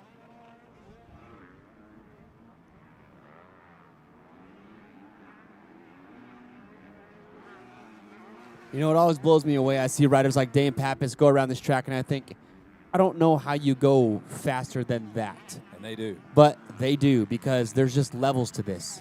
And you go from Dane Pappas, who is an incredible rider, but then there's probably another 3 levels of speed maybe 4 before you get to the top of that of the guys winning motos in the 250 class. Yeah, I mean, there's 3 or 4 in Supercross right now. Yeah.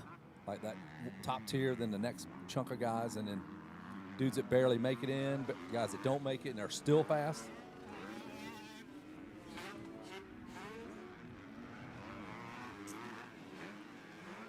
But Pappas checking all the boxes right now. If you're a Team Green brass watching this kid do his work, looks the part. He's growing like a weed, getting taller.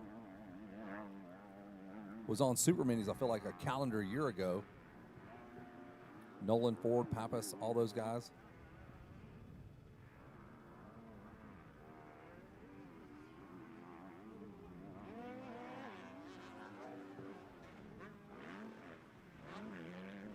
No sign of a white flag, no surrender flag in sight. 13.2 seconds, that's the gap between Pappas and Gage Dunham here in their first moto of the Open BC class. So you can ride a 250, a 450, be a B rider, be a C rider. Kind of a catch-all. Yep.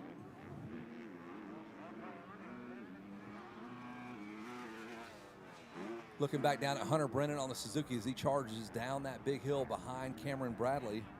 He's kept it close. He's not really going anywhere. He better get moving, though. The 213 of Hayden Dupuis is on the KTM right behind him. Yeah, and Paxton Houston also just right there is making some move, gaining some ground there out of Cedar City, Utah. Yeah, this battle right here for basically 3rd through 7th is tight. Dude, how about it? You hear the 125? That's Cameron Bradley on a 125 two-stroke in 3rd ahead of Hunter Brennan and a sea of 250S for sure.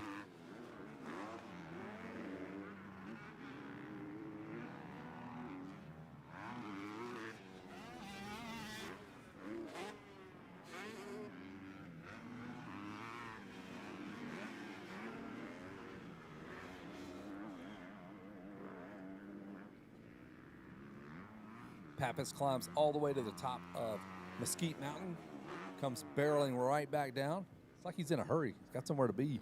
Yeah. As fast as he came down that hill, you would think there's somebody 3 milliseconds behind him. But nope, they only know one speed. Haul ass. That is what they do. Wide open. And there's the 125 coming under the attack now of Hunter Brennan on his Suzuki. So they're going to climb to the top of Mesquite Mountain. And the 125 holds its own. Look at that thing climbing. And he might have pulled those 250Fs. Yeah, it looks like he pulled a little bit on those guys. That makes no sense. So right back down to the left-hand side of your screen, we'll pick up the Yamaha of Cameron Bradley. You know, I've never ridden a 125 two-stroke. Dude, it makes you a great rider. You have to be so precise. You can't just make up your mistakes with a throttle. Right. So you have to, your corner speed has to be great. You have to be smooth. A lot of kids will skip the 125 if their manufacturer doesn't make one, but right. It makes you a better rider if you spend a year or so on that bike. And they're closing down. RC and all those guys talking about Supercross even, they said, you know, a two-stroke forced you to be better. You couldn't just make a mistake and then like these 450s or modern four-strokes, you can go from a dead stop and still make the finish line double. He said just back then, though, on the two-strokes, if you made any mistakes, you didn't have the torque, the power just to give it a little blip of the throttle and make it over some of the jumps. So exactly right. It doesn't make you less talented of a rider, but you're more refined. You're more refined when you come from 125 or that type of bike. White flag out here for Schoolboy 2. It's still Pappas out front with about a 14-second lead. But then from Bradley through Clark, look at that. Everett Clark is actually second fastest rider on the track with a 141.8 last lap around. That's just off of Pappas. So Everett Clark, maybe the better start, could have done a little bit more. There it is, checker flag.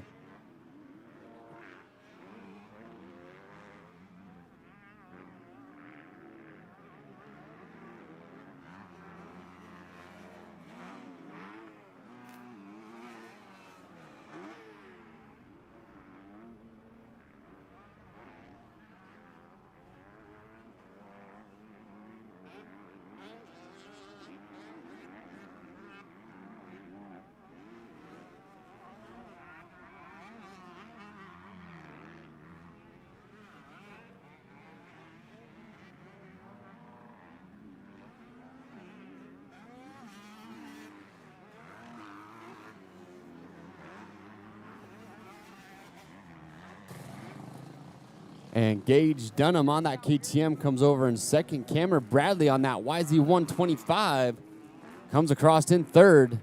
Brennan fourth. Then Hayden Dupuis fifth.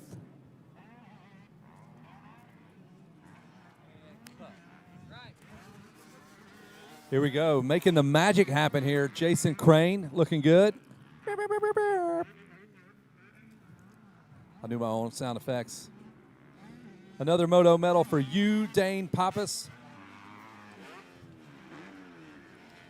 There you go. Put that around your neck if you wanna. You can hold on to it. It's 14 karat silver. Nope, made that up. Totally lying. Yes, look at that. All right, dude, tell me about it. Gage just rolled up here and said, hey, man, sorry, little bump and run there. No, yeah, he was good. I didn't really execute my start very well, but it happens. And then, yeah, I just had to pass him, and then I just put in a few good laps, and, yeah, we ran away. What happened on this section over here? You went off the side of the track almost, that little triple on the infield? Yeah, I kind of slid up the lip a little bit, but still sent the triple. Almost landed off the side, but we survived. All right, man, hit the sponsors up. Who's paying the bills?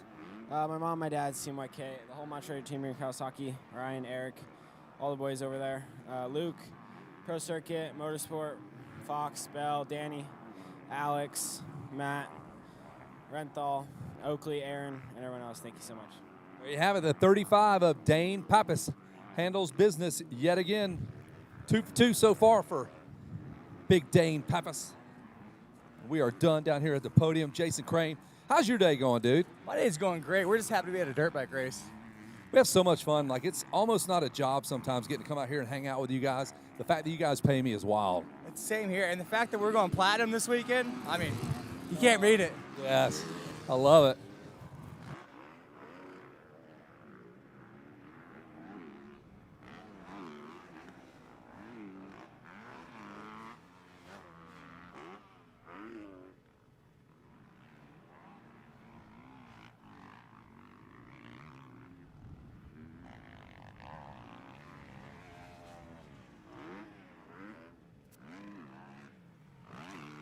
It's number 100 of Mason Pappas out front right now in your college 18 to 24. Caden Weigan second. Chase Haynes third. Gavin Bruth fourth. And it's Chandler and Richmond. In the 25 plus, it is Riley Bruff leading him around.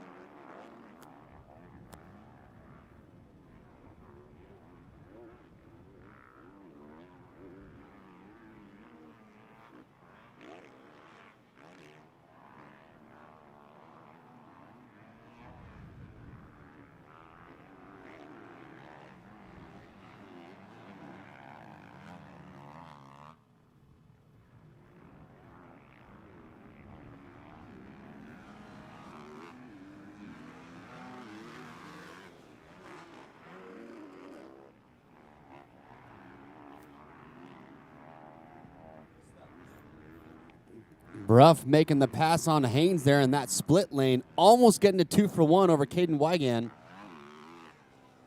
That pushes Haynes down to fourth. It's still Chandler fifth.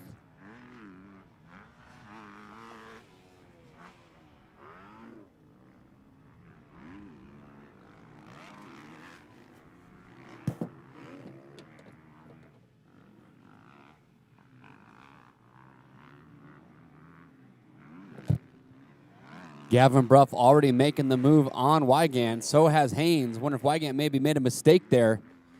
But now he's going after Mason Pappas.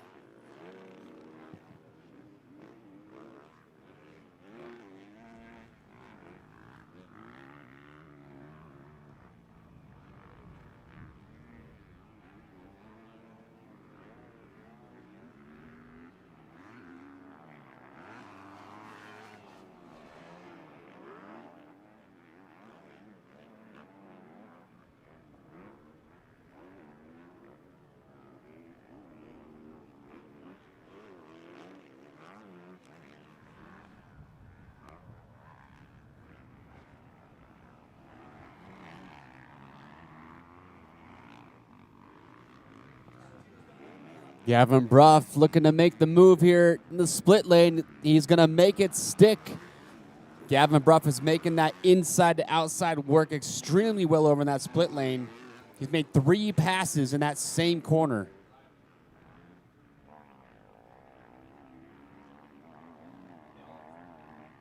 Tell you what, Gavin Bruff at the Canadian Nationals this year, he is going to make a name for himself. He got his first overall podium last year in the Canadian Nationals. I can see plenty more of those in his future with the way he's riding a dirt bike right now. Yeah, if only he had a place to go ride dirt bikes. If only he had a place to ride his dirt bike. Or some people to ride against, like 2 other brothers that are Or if just his fast. family owned a race series. Oh, wait. That's right. The all Bruffs making it happen. It's awesome. He's out there out front right now, and then his brother Riley Bruff leading around the 25A class.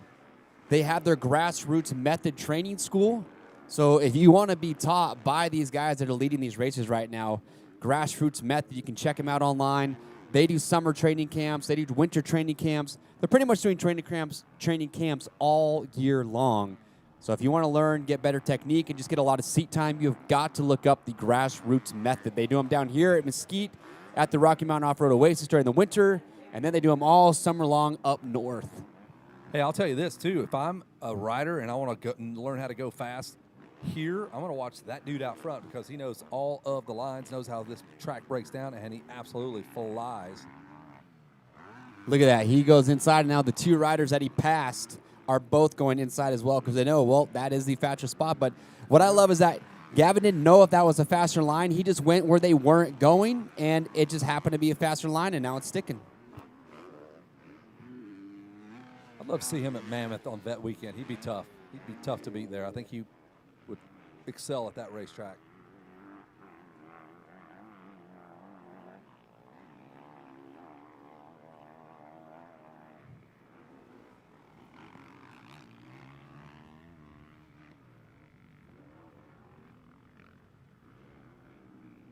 So we are watching the number 670 Honda of Gavin Bruff.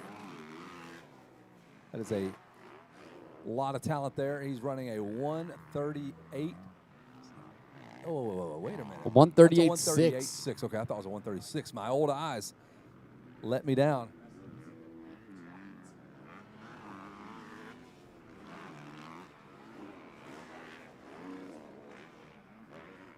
That was a clean turn for Gavin Bruff. Stood up just about 3/4 of the way, then sat down just for a second. Yeah, Gavin is a very technically sound rider. I've been watching him race now, been announcing for RMX and for 3 years, and I can't recall the last time I saw Gavin dump it in a corner. Right. Dab his foot, make any sort of big mistake. He's just very, very technically sound on the motorcycle. You just don't see it happen very often. Like I said, I can't recall the last time I saw that. So. Look at that. The battle for the number 2 spot. The Kawasaki of Haynes gets around the number 100 of Mason Pappas. Pappas maybe looks a little tired to me. Or, yeah, he pulled off in the other race. I'm not sure if he's just not feeling it. Yeah, something might be going on, but didn't put on much of a fight there. But he's back in it now.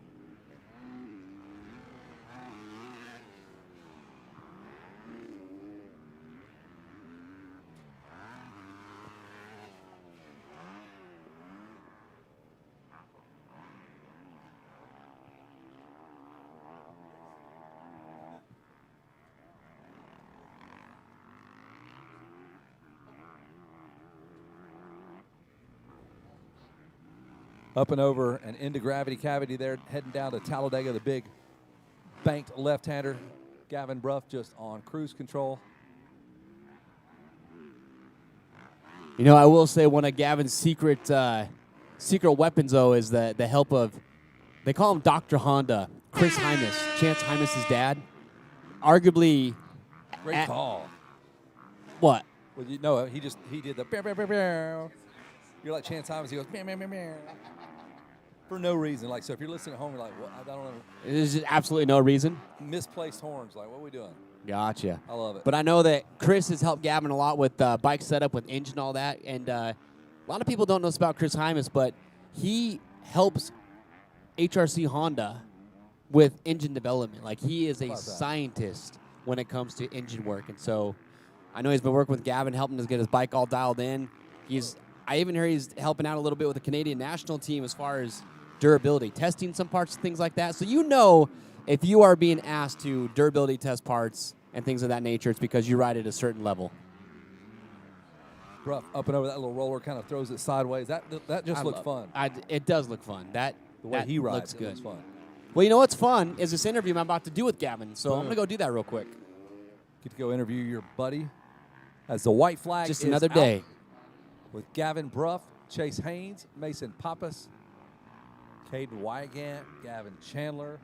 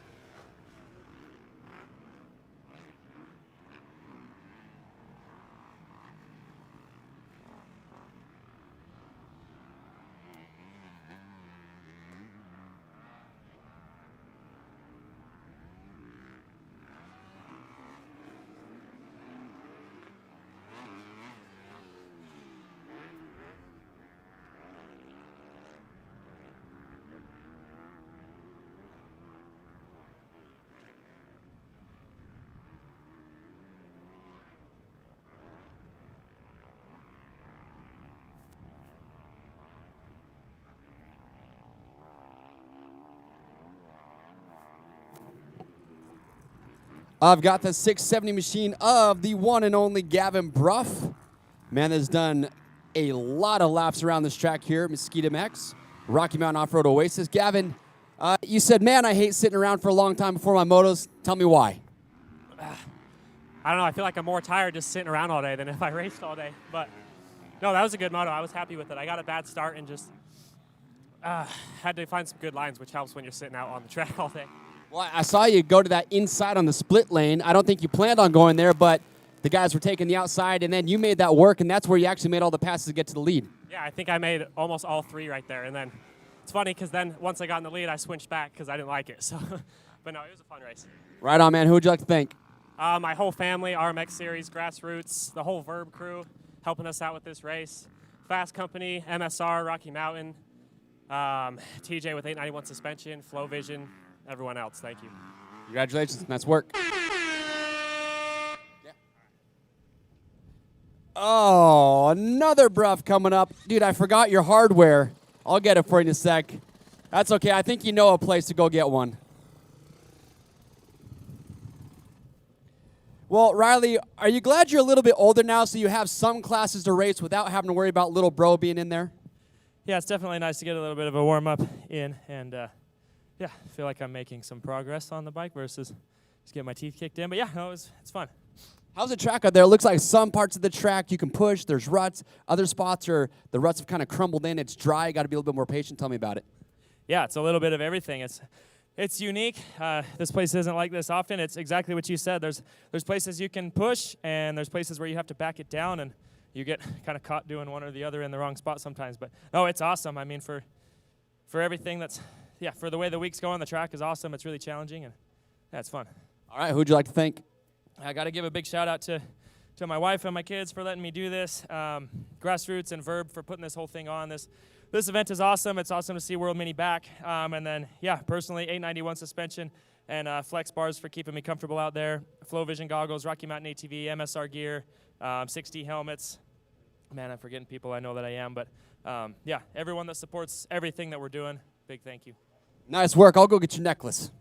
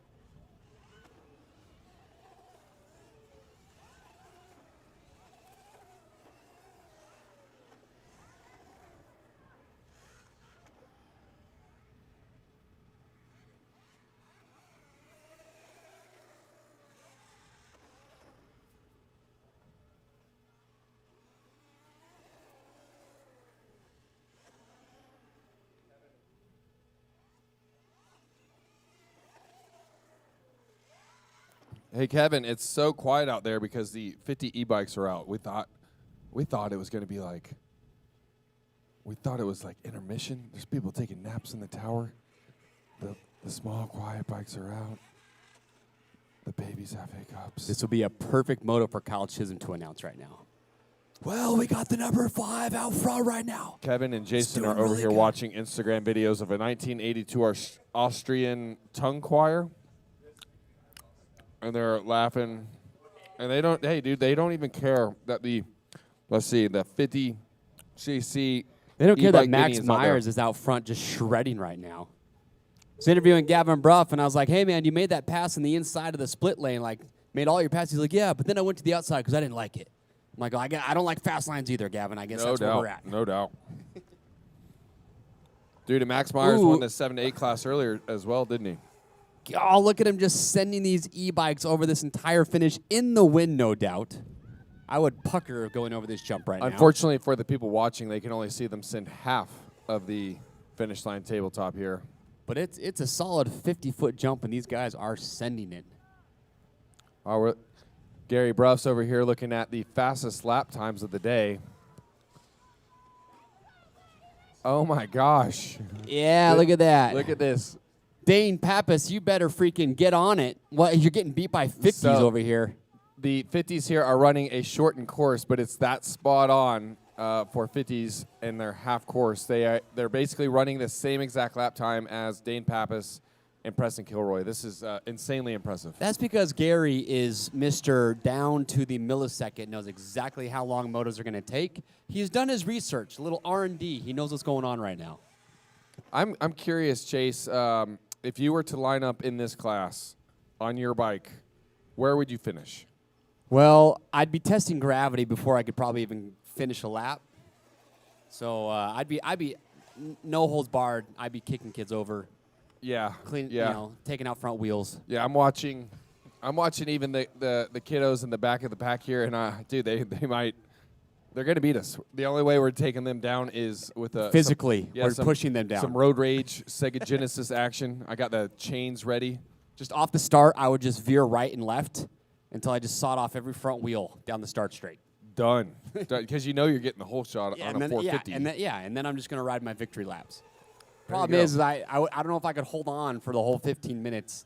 I think about 4 minutes in, I'd be gassed. I guess I didn't even think about this. Even the 50cc e-bike class here is running a 15-minute moto at World Mini Grand Prix. Oh, yeah, it's 15 minutes, nothing else. We don't shorten motos for the little kids. There's no green, white checkers for you little guys and girls. It is full-on 15-minute motos.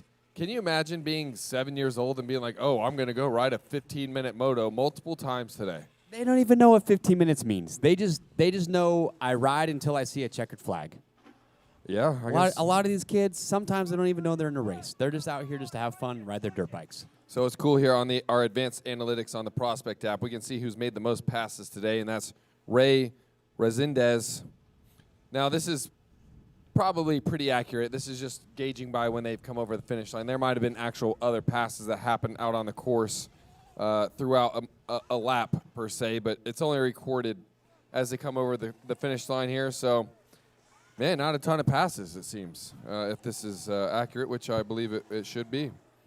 Well, I hope for your sake it is. Yeah, me too, dude. Otherwise, we got to get our developer up here and have a talk with him. And I wish we could get a camera in here just to see the fanny pack that Verb West has on right now. Yeah, it's good, huh? Straight out of 1985. Thanks to EVS, they sent us thousands of these at one point in time. That thing and is actually sick. I kept one, and this is now my GoPro pouch. It's like a kangaroo pouch. I feel like if you had a jacket to match it in the winter. Don't tempt me. Look out. Dude, Max Myers up in this class, currently first with the fastest lap time as well with a 141. Cade Swartfogger with a 141.9. And then after the top two, Alex Middleton, 147. So those top two dudes are shredding. Yeah, like we said, I don't think you stand a chance in this class, Chase, even on a 450. Probably not. Crane, Not afraid to where admit it. do you think you're finishing in this class? Here, come talk on the mic. Let's see. Okay, I have an idea. Hold on. Next year, World Mini, I think we need to have Crane one. versus 50? next year World Mini, 2-lap race. All the Verb crew, me, announcers, will just do a quick little 2-lap sprint. But do we Just put like put it Ezra Armbruster out there to like we all have to race we can 165 rider? We can compare lap 'Cause times. I can tell you when I watched that 150 class, they weren't even going up the hill, and I'm not 10th in that moto. We need a 2-lap moto. We can So all there's hold on for 2 laps. 17 riders in this moto, which would put me around hopefully 16th. I do not know. It's a 2:49 lap time. We can do a test on Monday and see what I run. I'm kind of with Chase though, Crane. If we get the warm-up sight lap, that's really all we need. We do the because sight lap, right back to it, and then just quick.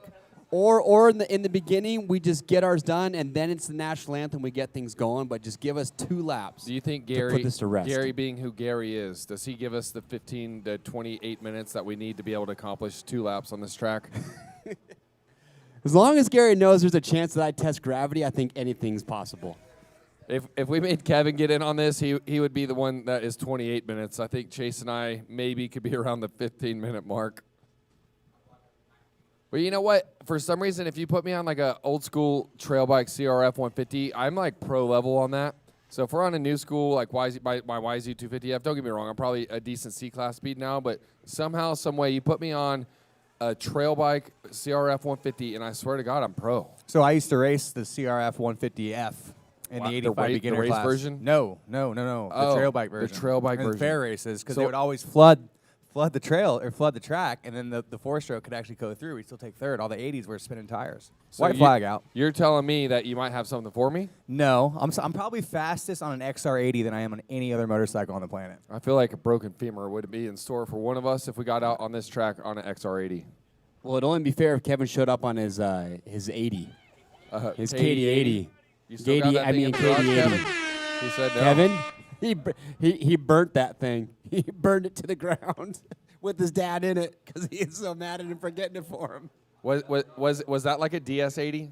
I need to look it up.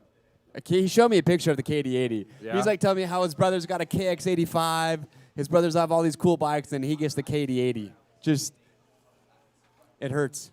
Hey, we got Max Myers out front here in our e-bike mini. It's Cade Swartfager second, Axel Middleton third, Hendricks. Oh, I'm always going to slaughter this name. Misiasic, Milo Cranebull fifth, and it is white flag here for e-bike mini.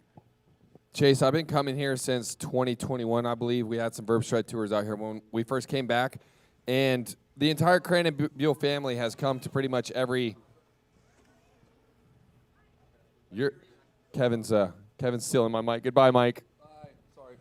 I gotta go talk to this kid. He's got to tell me how great it was to win.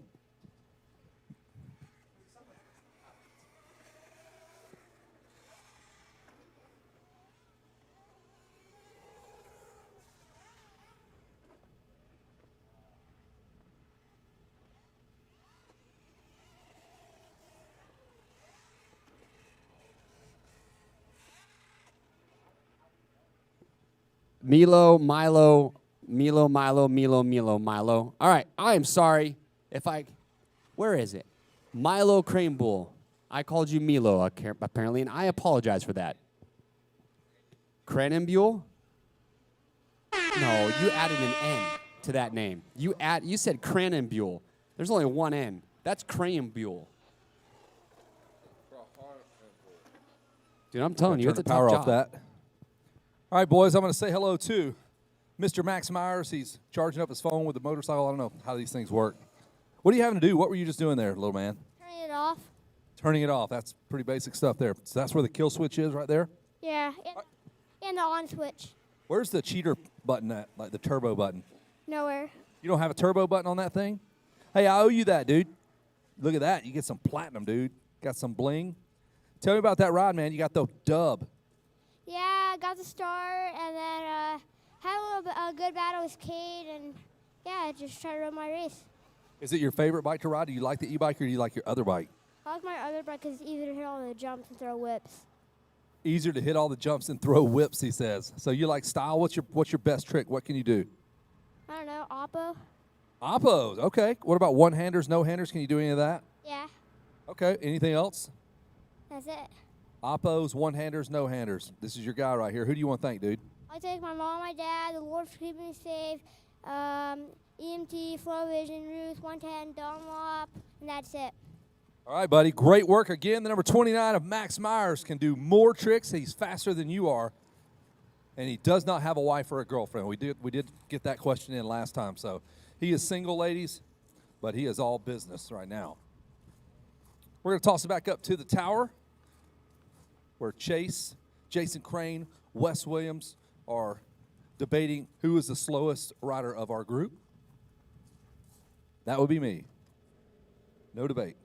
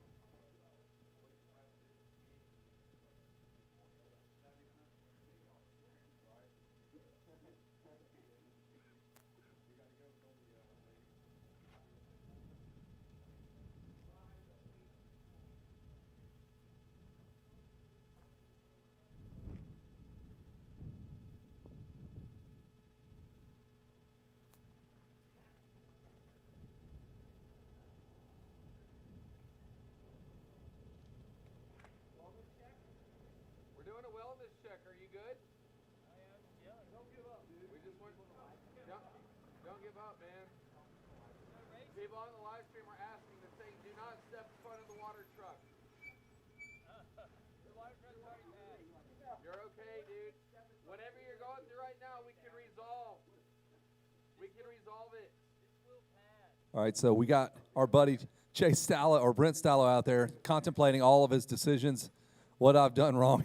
You're like dead center camera, bro. Hey, wave to has no idea he's jerked. We got concerned citizens right now asking if you're gonna go lay down in the water truck lane. Your wife wants to know she's on her way. She's on the phone. Don't do it, Brent. Your family loves you. Your kids need to see you again. Yes. It's not worth it, Brent. It's not worth it. That is great. That's thinking man, like right there. That's like the Rick Johnson thinking man post. I gotta take a picture of this. Don't go anywhere.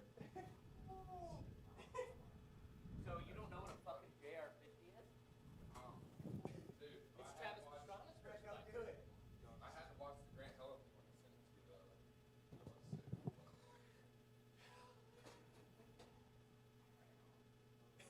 I heard you reference it today.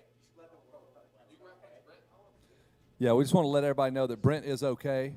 He's in a safe place. Meow, meow, meow, meow. You're safe, buddy.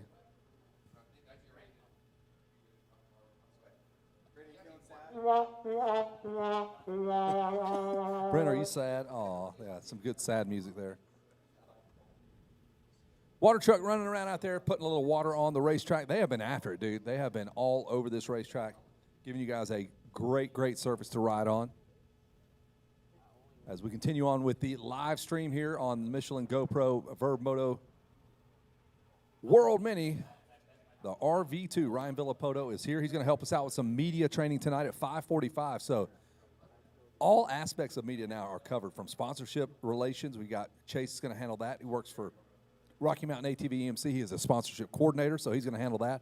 Ryan Villapoto is going to tell you how to handle yourself in front of a camera or a microphone. And then Wes Williams is going to, Wes Kane's going to tell you how to hook up with Moto Moms, but Wes Williams is going to tell you how to work your social media, your Instagram, your YouTube, and how to make that look presentable, and how to handle yourself in front of the camera and for photos. So that'll be at 5:45 over at the Verb Moto tent.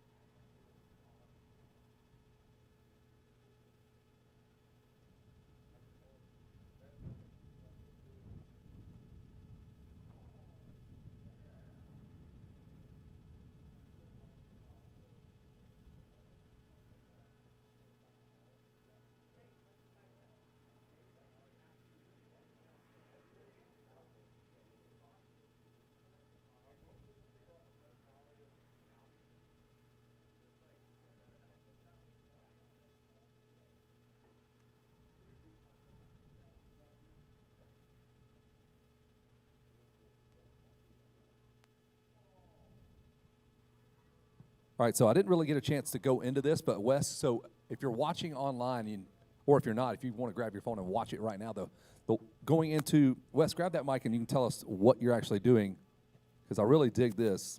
It's Loretta Lynn's, like you can select a rider or a profile, right? So find your profile. Yep. So anybody, you don't even have to claim your profile. You could literally come and look at Kevin Kelly, who would have Nothing. Loretta Lynn's results. But since Max Myers just won this last moto, he was at the top. So I just said, cool, let's check him out, right? Let's see how he did. So, and just let you know, if this was you, you could click claim profile, but that's not you, so don't do that, okay? But Max here, I don't think he's claimed his profile because there's no avatar. Come on, Max. So maybe Max will get in on this because he is ranked 231 in 2026 here. But if we scroll down, we can see all his Loretta Lynn's results. So this year we can see that these are all the places he's qualified. But now we can look at 2025. He got 17th overall last year in Micro E. But Let's see what he's a DNF and some good finishes. Micro 2, he got 4th overall with a 6.72. 2023, all he did was the qualifiers, right? So he didn't even make it. He didn't make it. Perhaps.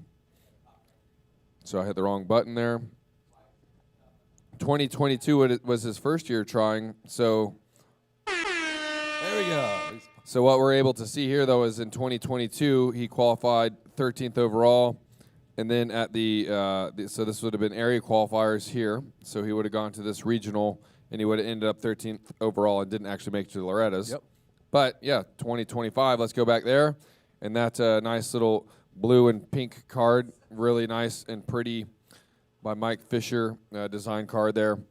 So yeah, he went DNF. 2nd, 11th last year. So a second place in that second moto. That's some redemption there. So anyway, so if you're interested or you're going to the regionals coming up in a few weeks and you're like, who's at my regional? How did this guy finish? Well, guess what, Kevin? We have an entire Road to Loretta's tracker here.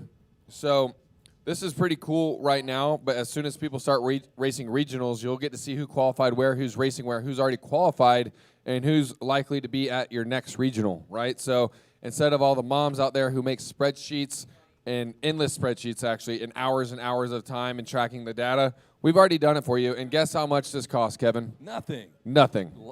Who says something ain't free? There are so many things this app does that I'm like, I think we should charge for that. And our whole team is just like, no, man, that seems like a really cool free feature. And I'm like, this one though.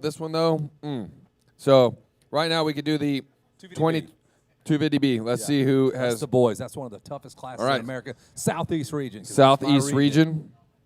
Southeast region here. We'll click down. So we can see that the confirmed riders in 250B for the Southeast region are Tristan Pewitt, Caleb Wood, Alessandro Carminati. Tells you where they came from. Their area was at Ichikani. Shows his finished first place. Tanner Dorman, Benjamin Moya, William Barrett, Davis Daniels, Bryson Perkey. There you go. That's pretty cool, huh? Yeah, it's super cool. Have you ever seen any other app that does this, Kevin? Negative. No? No. That's what I'm thinking when we're at Loretta's. I cannot wait to have this up and using it so I can look like a genius. Because when we go, hey, how did he finish back in 07? We got to thumb through that big, huge, whatever atlas that they give us of all the racers' finishes to see how they did. It only shows the winners. So wow. And guess what? You won't have to do that anymore. No. So yeah, if you like, okay, Jackson, Harry look. Harry look. Harlock. H-A-W, Harlock. Either way, you'll be able to scroll down on his profile by clicking on him. You'll know his racing metrics, right? And then you'll be able to see his Loretta Lynn stats here. And you'll be able to see where he qualified. And obviously, once regionals happen this year, his regionals will be above that. So you'll know exactly how he did at what region. And then he has his Dirty 100 results in here, too. So right now, he's ranked 34 in the 250B class in the Dirty 100. Dude, that's strong. So he's not here. We are scrolling his profile. But, yeah, that just goes to show you that, a rider here that has qualified at Echikani, you can literally go to anybody's profile and see all their racing metrics. Yeah, we pressed on your live scoring. If you scroll down to the event challenge, which is, I love that idea because other tracks will be able to create their own challenges, and it will do all the tabulating for that track owner. They have to do no work. They just create a challenge, and then go to the live results, and then scroll down to your race tech challenge. Yeah, working on it. Oh, it's nice. I think we're going a little slow here. This thing's been baking in the sun. Should probably move it out of the sun, huh? Probably should, yeah. So let's go here.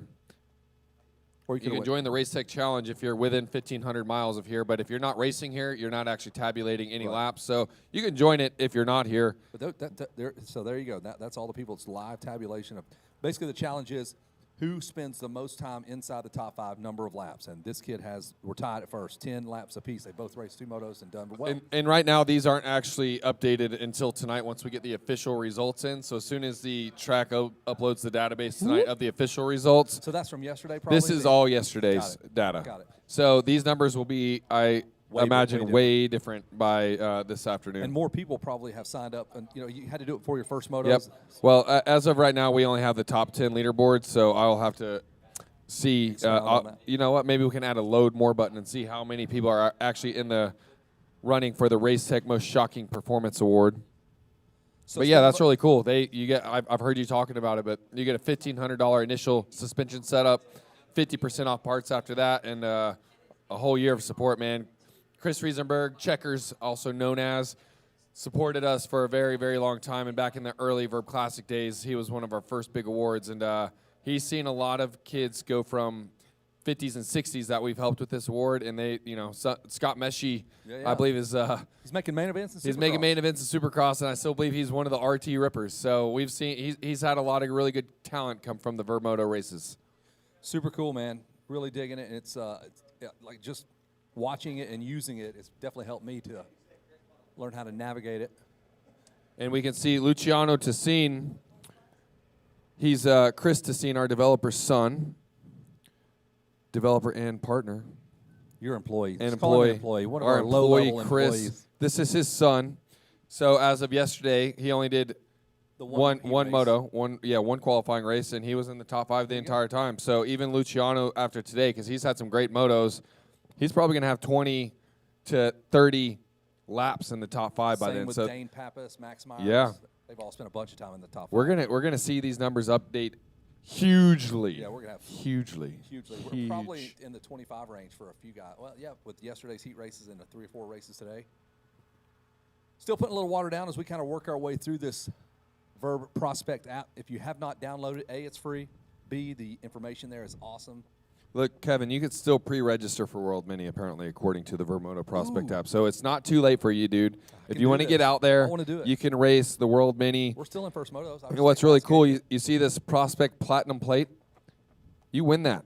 That's what's up. I mean, you won't win that. I will not win that. But whoever does win gets the first ever Moto Prospect Platinum plates. I think that'll look really nice on an award shelf. Back of a box van on the side of Mitch Payton's Pro Circuit rig. Ironically, a few months ago, we didn't know what we wanted to call our status. And we, I don't know, we had a bunch of ideas, and one day Gary gets on the phone with us, and he goes, didn't you guys used to do like these platinum things or something? Genius. And I was like, sitting there. Never Sitting there the whole dawned time. on any of us. And I was like, well, Gary, you just maybe came up with the best marketing concept that we've landed on since 2011.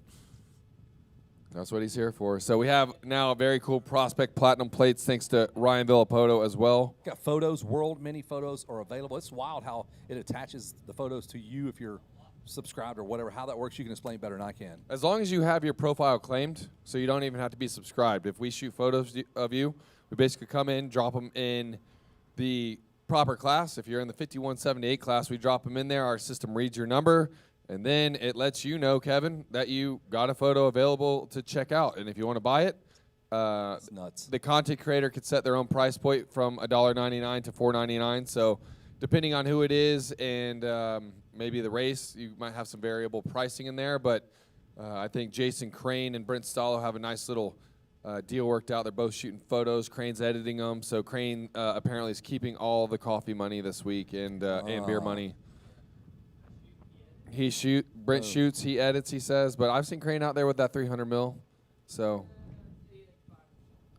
Brent says 5%. All right. It's good to see Brent back up here, dude. He was looking. That was his yeah, lowest dude, point. Brent, get up here. Like, are you all right, man? Like, we saw you sitting on the Give side him of a the hug, track. dude. It's okay. You got to check Everybody in on your buddies. online was worried that you were going to jump in front of the water truck. Was that true? Yeah, there was a low period there where racing wasn't going on. I got sad. I couldn't watch motorcycles, and yeah, you guys pulled me right out of it. I popped out, and here I am.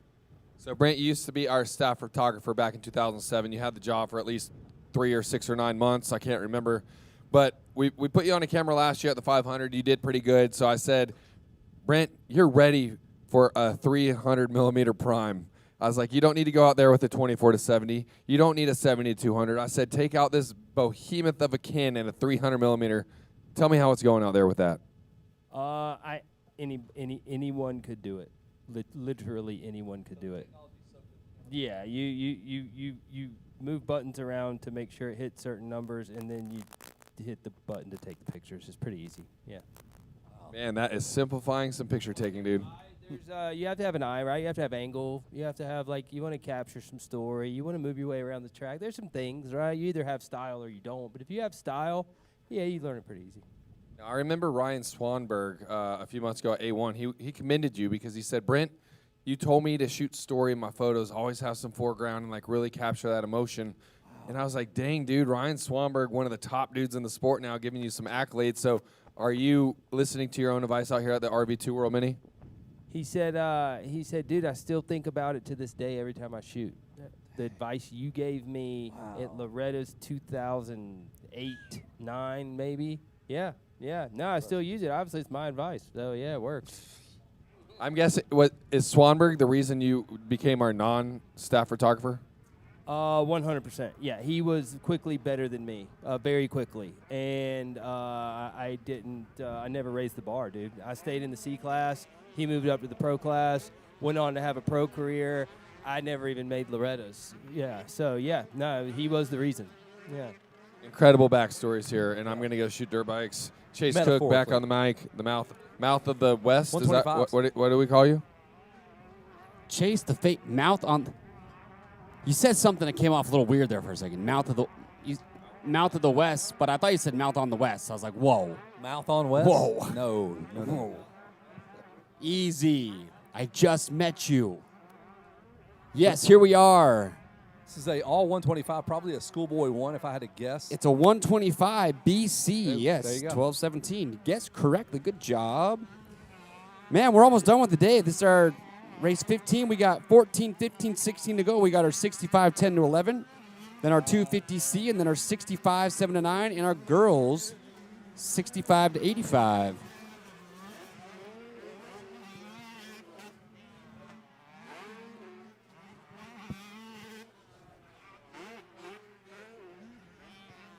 And here we go with Cameron Bradley, who finished third in that open BC class about an hour ago. So there was 450s, 250s, and he was on his 125.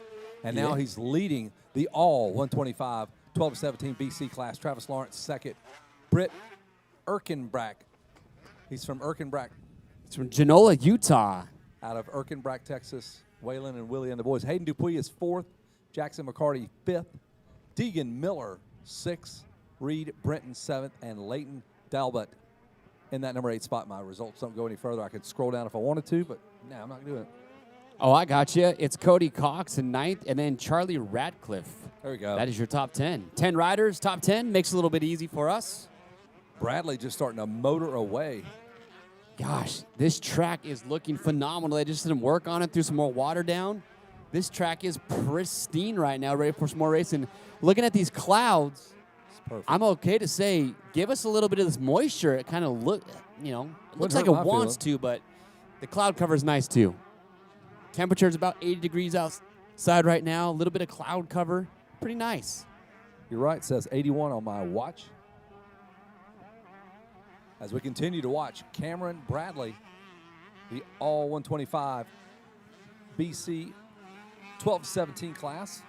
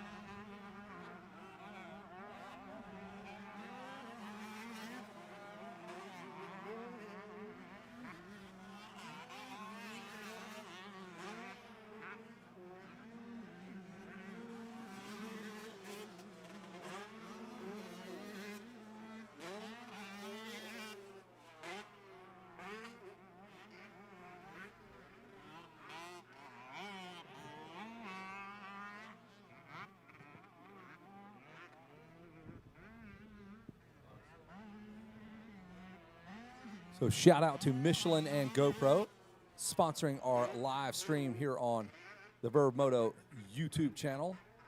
The RV2 World Mini brought to you by Michelin, GoPro, and Verb Moto. We are currently watching our 125, 12-17 BC class. A couple of kids bumping and looking over at each other, climbing at the top of the hill.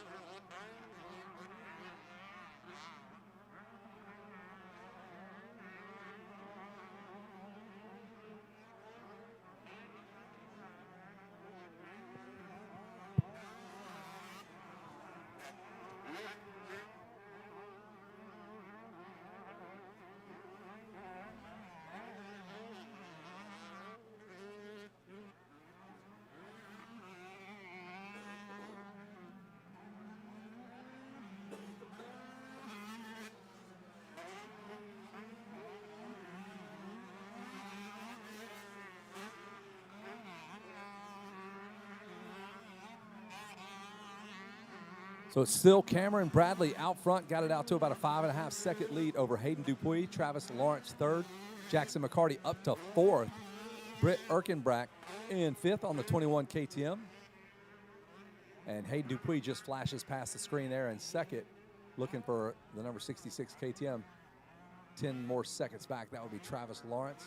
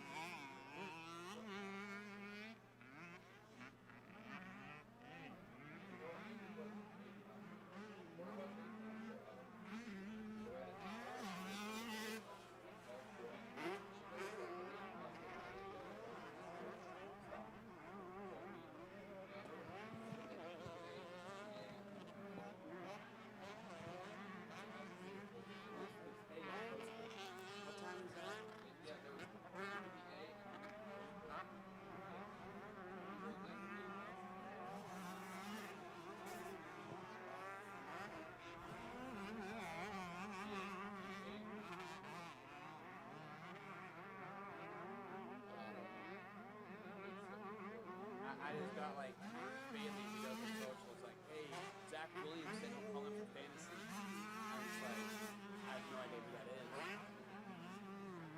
Sounds good. Fantasy starts. It's like it went from like now we have Supercross fantasy and outdoor fantasy. So I did it splits.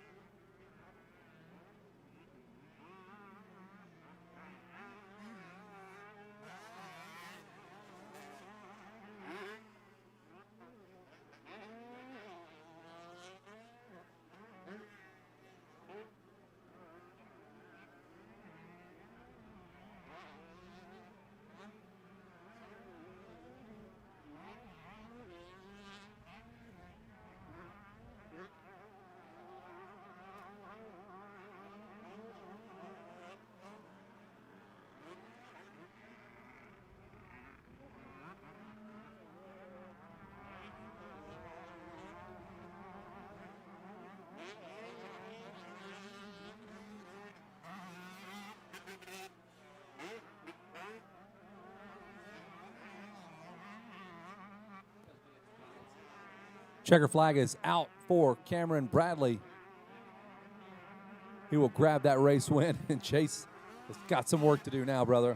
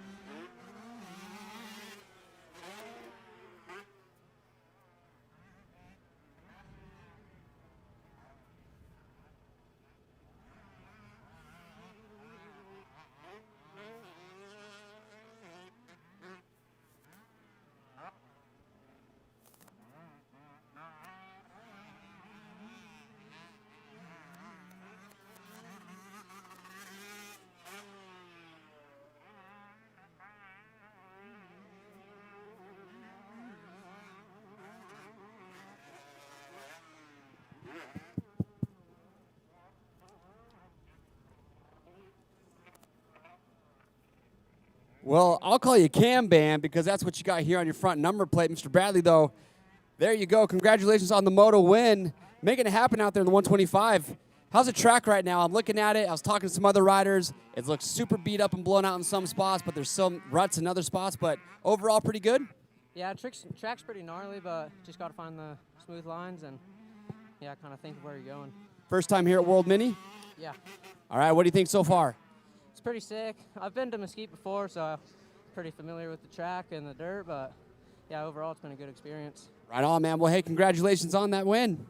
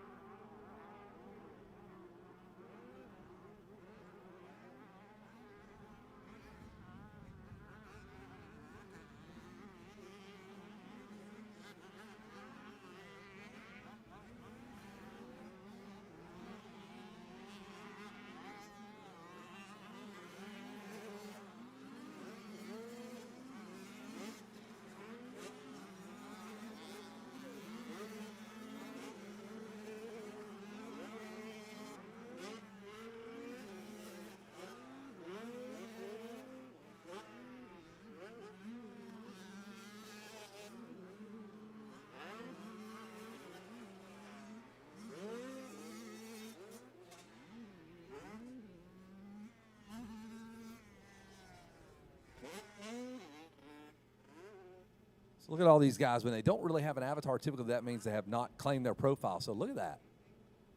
Luke Taylor out of Cairo, Georgia. Claim your profile. He's out there riding. Same with Levi Meyer. Put your profile photo up there and let them sponsors know what's up.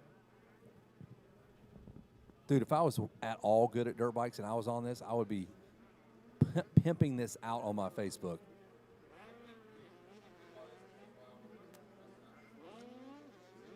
It's two of them, so he's got one in there somewhere. There's your top 10.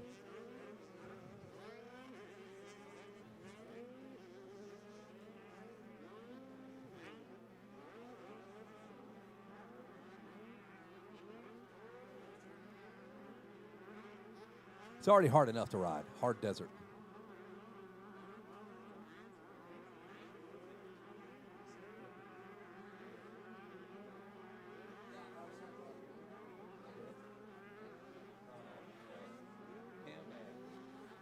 So there is a Levi Meyer. We just don't have the right one lined up in this app. Got it. By tonight, Levi Meyer will show up with the right avatar. So he is in there. There we go. He's ranked. Oh, yeah. 192. He's a dude. 2025, he was 79th. Look at all that race win action. Chase Baker.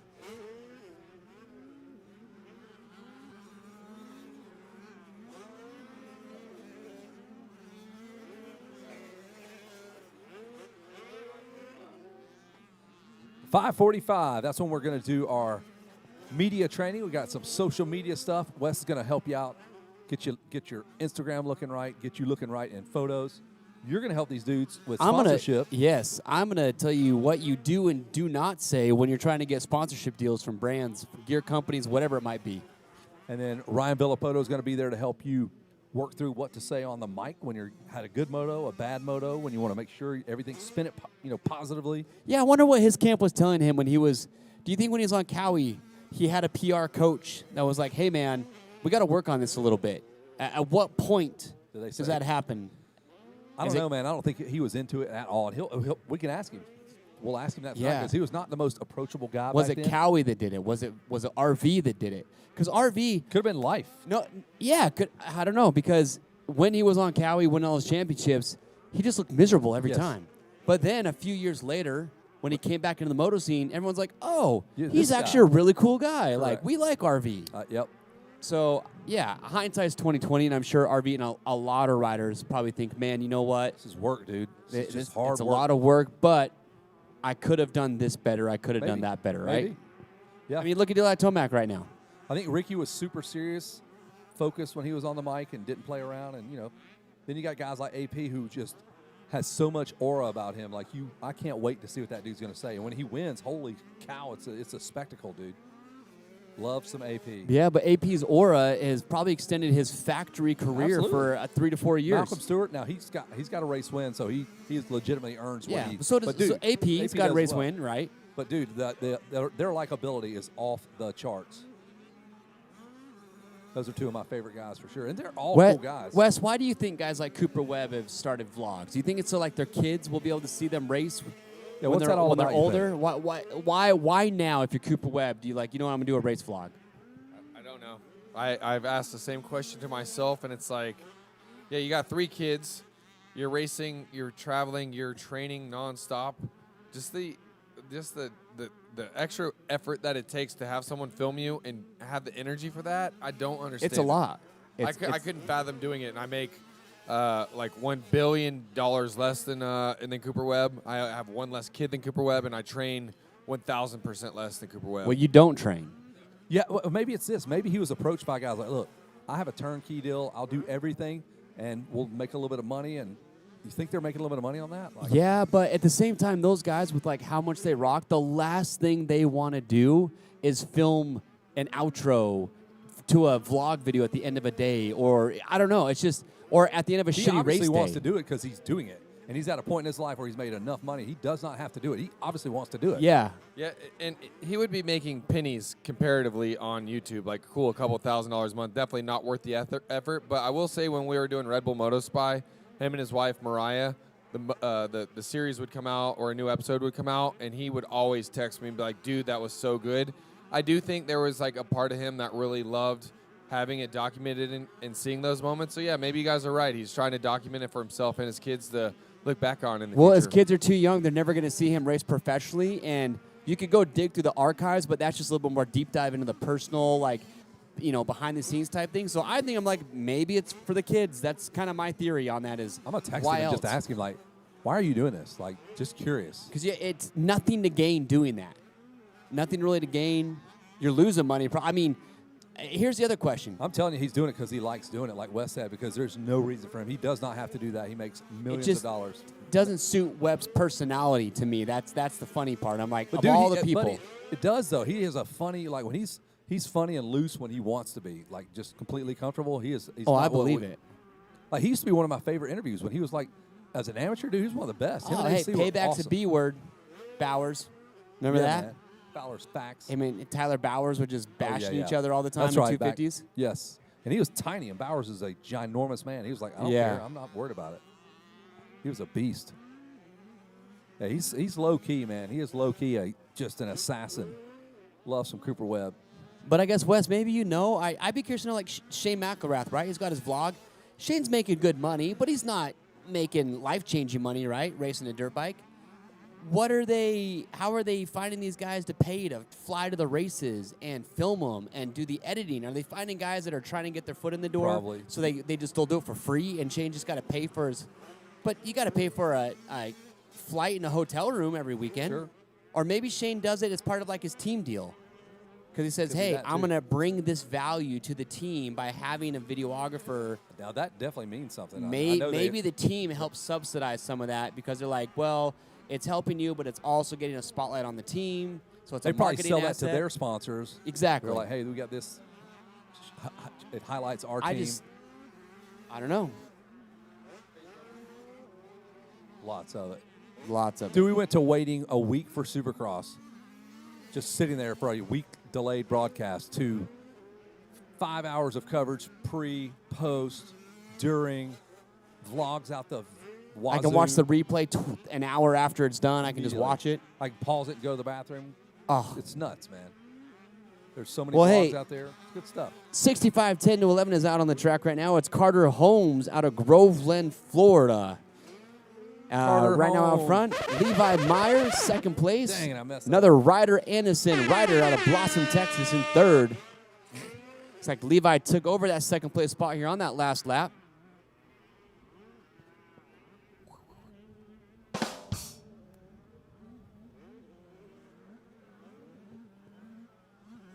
So we are slowly working our way towards that 5 p.m. shutdown. I think that's one of our last races. What time we seen that? 5? 4:30 last call even as for better. our girls. Yeah, we're getting close here. We just got this and then 2 more motos to go. I mean, if you want to talk about being on a tight schedule, we are going to get done at 4:30 exactly. Hey, and that's a cool thing about certain races, like a promoter that listens to people. Look, I go to races, and I'm not going to say names because I do a lot of different races, but, dude, they go motos from 7 till, almost dark, and then go right into nighttime activities. And, dude, these families, I'm like, dude, you can't ask them. So Dad just finished it.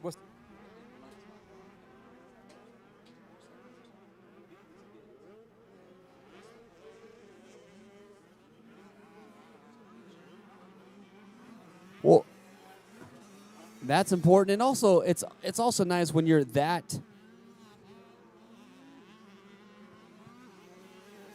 When you have a promoter like Gary that runs a series and it's this organized, it's so nice because he already knows way ahead of time. Let's say you had some things happen during the day, it's slowing things down. He already knows exactly when he's going to have to stop racing. So you don't have to say, all right, do we have to stick around? Can we pack it up and come back tomorrow? Because he can already give an answer ahead of time, say, hey, I'm only going to have enough time to make it to this moto. And you're not. Gary was telling me a story how one time he was at a race, he drove a long way with his family. He gets there and basically had to just sit around and wait all day long because they didn't know if they were going to make their moto or not. Ended up not. So he ends up having to drive, an hour and a half back to the hotel when he could have been there the whole day just because he didn't know if they're going to race or not. White flag is out for our 65-10-11. Looks like you're going to have an interview with Carter Holmes, Kevin. Absolutely. I want to know if they drove here from Florida. Would you ask that question? I will, and they might be out training, or they might have got a bunch of them out here. Maybe one dude drove all their buddies' bikes as a group, and then everybody else flew out or maybe. something. I would be curious to know. My buddy John that I do my podcast with, they go out on this big adventure ride every year, and he gets on the road for 2 or 3 days, brings like 10 motorcycles, all their camping gear, and then they land and go. They're coming out here in a week. Everyone needs that one friend willing to just put in the miles so you can just fly in and do it. He's that guy, and he loves it. He has no problem. He'll drive, never says a word, doesn't want anybody to go with him. He goes, nah, man, I'm good. Y'all just chill out, fly out here.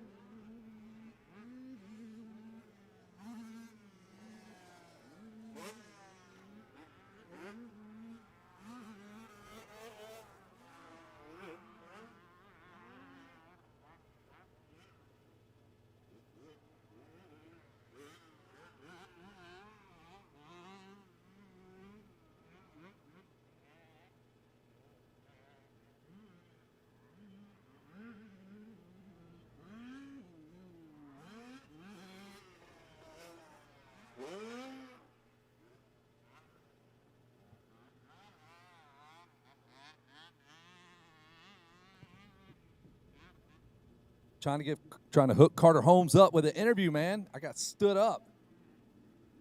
Trying to hook this dude's sponsors up, give him some chance for photos. You were over here ready to shoot the podium. Nothing. That's cold, dog. That's cold. Hey, shout out to Carter Holmes with the race win. I got your award. Too bad, man. Too bad. All right, Chase. Brent, get out there and get those photos, Chase. Whatever. What's your other brother's name?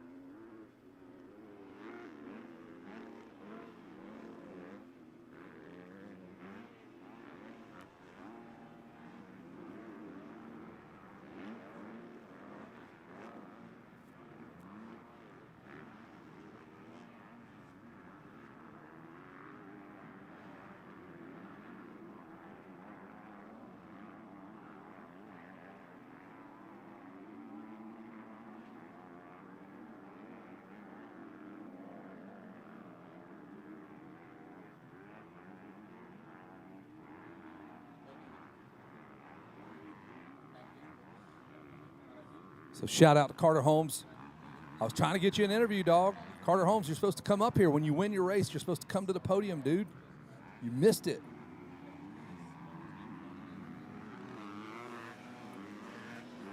So we have rider number 350 out front. Let's see what we got here. Get close to the end of the day. It takes a second sometimes. There it goes. Nope, it did not. Oh, my boy Ledger Hill. The legend of Ledger Hill continues. Yeah. Postka. He is one of the sponsored True legends. MSR riders. Oh, there you go. He's a great example I will reference on how you get somebody to like you and want to treat you better than other riders.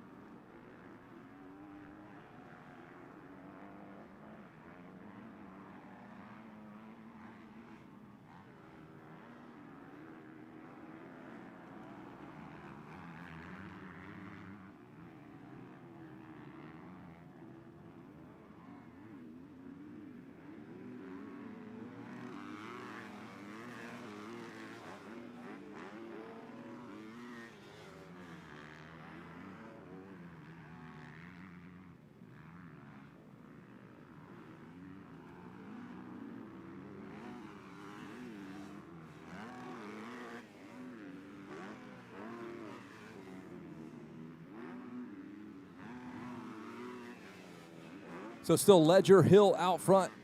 A slight lead, not even a second. 8/100ths of a second, 8/10ths, excuse me. Jameson Postka is second. Branson Tressler third. Paxton Houston. Azra Moses rounds out our top five. And we got to say, David Whipple in sixth. And Van Passino. Say that. That's Ian Passino.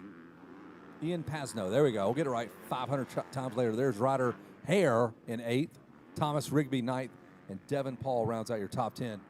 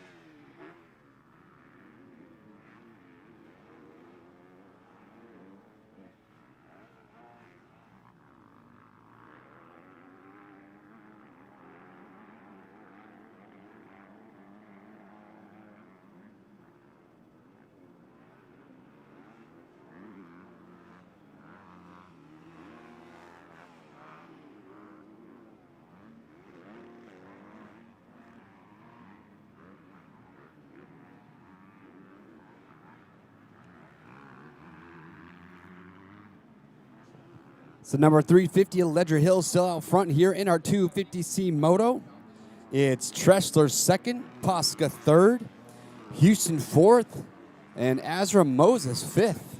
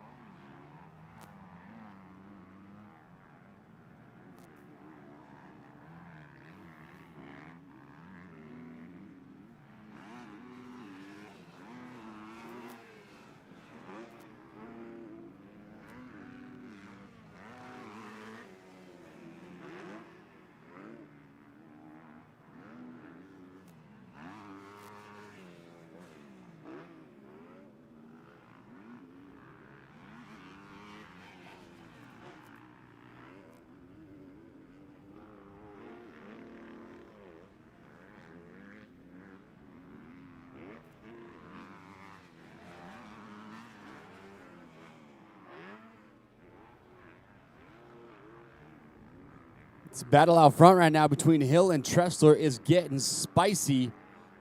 Less than a second separates them as they go up the hill right now, or above the Rocky Mountain sign, and back down they go.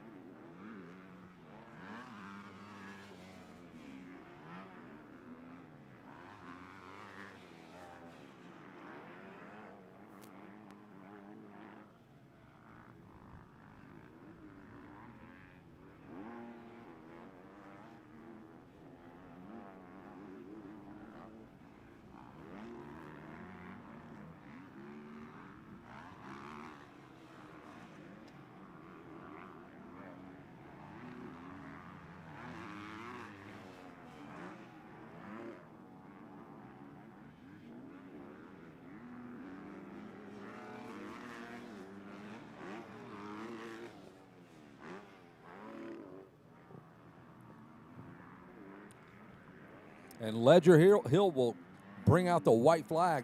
You get to go talk to the legend, Larry Legend Ledger Hill. Wouldn't be my first time today that I get to go talk to him.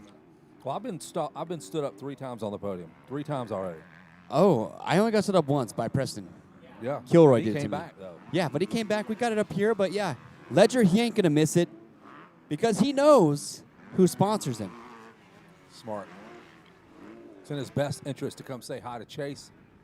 Very much so. And I told him, free set of gear if he wins the overall on one of his classes. Hello. Hello.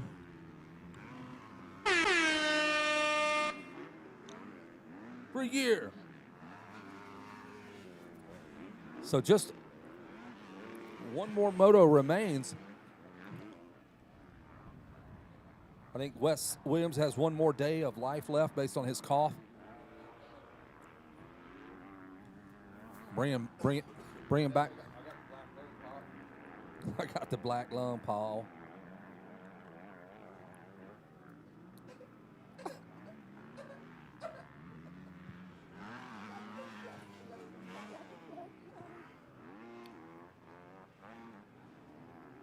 So don't forget, 5:45 over at the Verb Moto tent.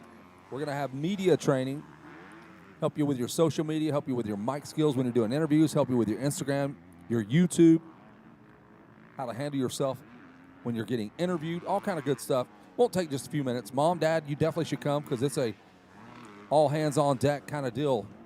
You can help train your kids. It's a big part of sponsorships and how to get them and keep them, retain and grow your sponsorships. We'll have Chase from Rocky Mountain ATV MC. He will tell you how to get those sponsors. Checker flag is out. It's going to be Ledger Hill out of Cedar City, Utah. Great ride. Ledger's got his profile claim. There it is. Jameson Posca, Branson Tressler, Paxton Houston, and Ryder Hare finishes up in the number 5 spot, and that'll do it for the 250C class. Just a couple more motos remain, the 65cc 7 to 9 class. Coming up next, you see up in the top right-hand corner of your screen there, it says the checker flag is out for the 250C class. That's where Well, I'm with the one, the only, Ledger Hill, making a habit out of getting these moto wins here. 250C Moto 1 winner. We made a deal. I said, if you win the overall in a class this weekend, you're going to get some free MSR gear. So you're making good on that promise so far. Yeah, trying really hard. I want some new gear. Well, hey, man, you're making it look good out here. The track, it's at as gnarly, it's as rough as. Tell me about that moto and what it took to get it done.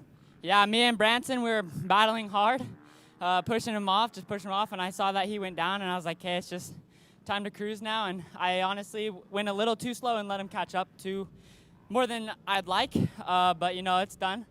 Moto's over, and I got the win, so. Well, congratulations, doing good work. We'll see you in a little bit.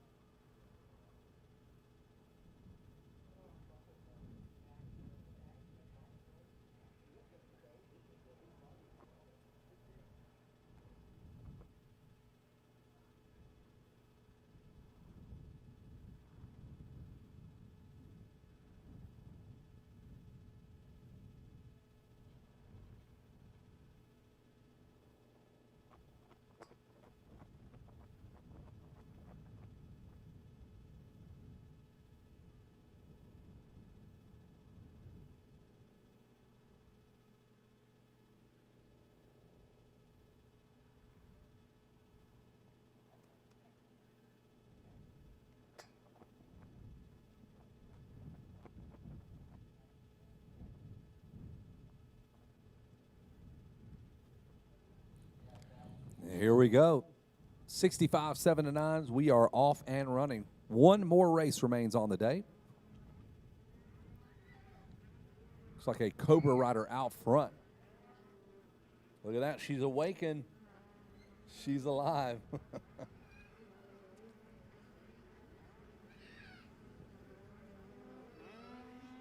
Looks like a new leader, Yamaha rider out front.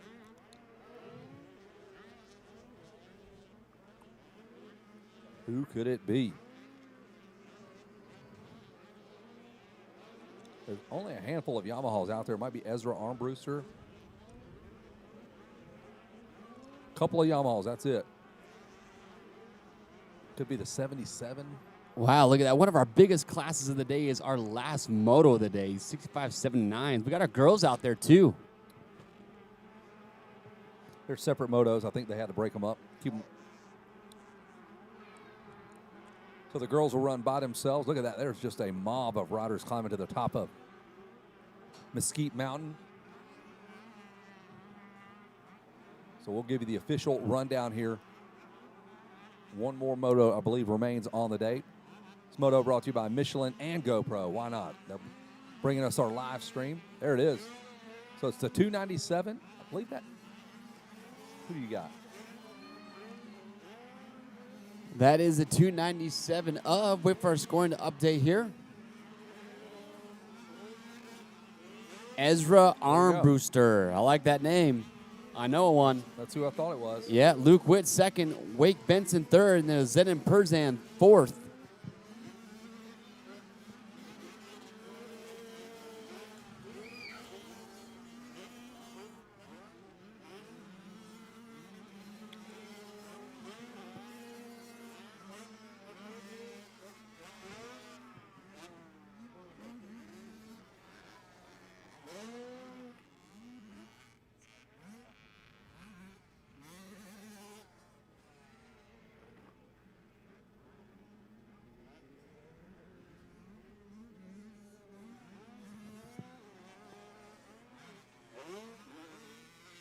Sawyer Saunders right now in 5th place out of, oh man, that's a tough one. Setchelt, British Columbia. Raylan Heighton out of the Wildemar, California in 6th. Carter Renneker 7th. Cade Swartfinger 8th. And it's Stratton 9th. And Devin Smith out of Tucson, Arizona in 10th. Look at that, Ryder Smith. The two most common names combined, Ryder Smith.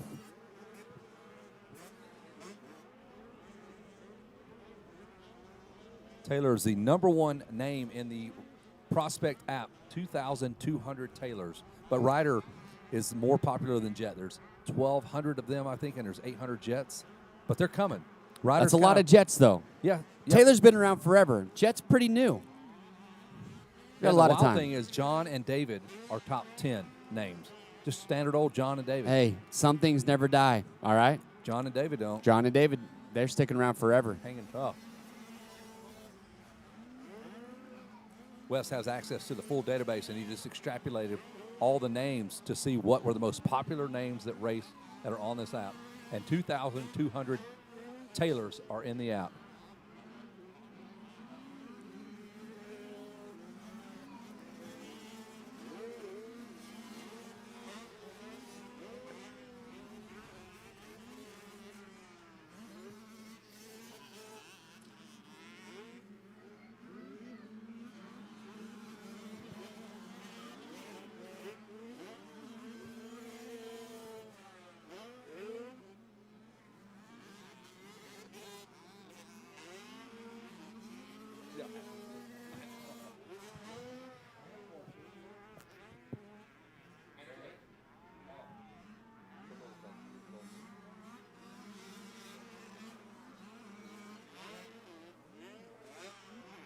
So no real change here with Armbruster.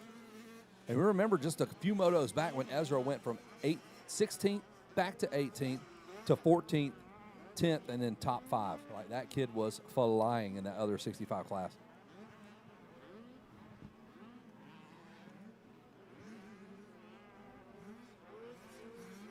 Now he's showing what a good start. That's the kind of speed he's like, that's what I'm capable of doing.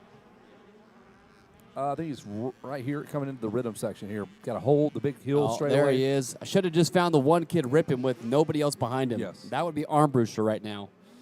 Look on your results page there. You got a 10-second deficit. It's probably grown since that was measured.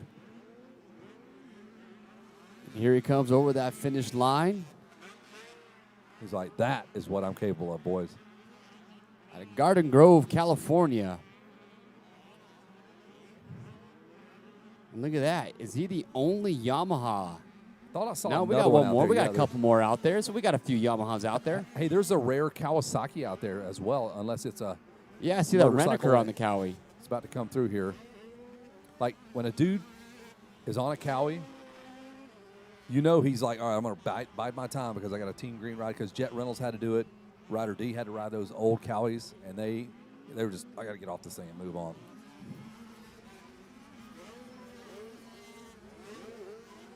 There was a time when Jet Reynolds was the fastest to, I think, his number of titles. Like, he was on a pace to completely eclipse Stewart and Alessi and all those guys. He had like 9 titles by the time he was, I'm talking about Loretta's titles, by the time he was still on 80s. Like, he still had his whole big bike career. He had 3 more years of titles. He just struggled with injuries, right? Just once he got on the 250 in the big class, Injuries, he just started for sure. getting injuries, right? Just a lot of injuries. And he went for a long time without it because he had, I'm going to mess this up, maybe a year straight of like 6 sweet motos at Loretta. Just didn't lose a thing.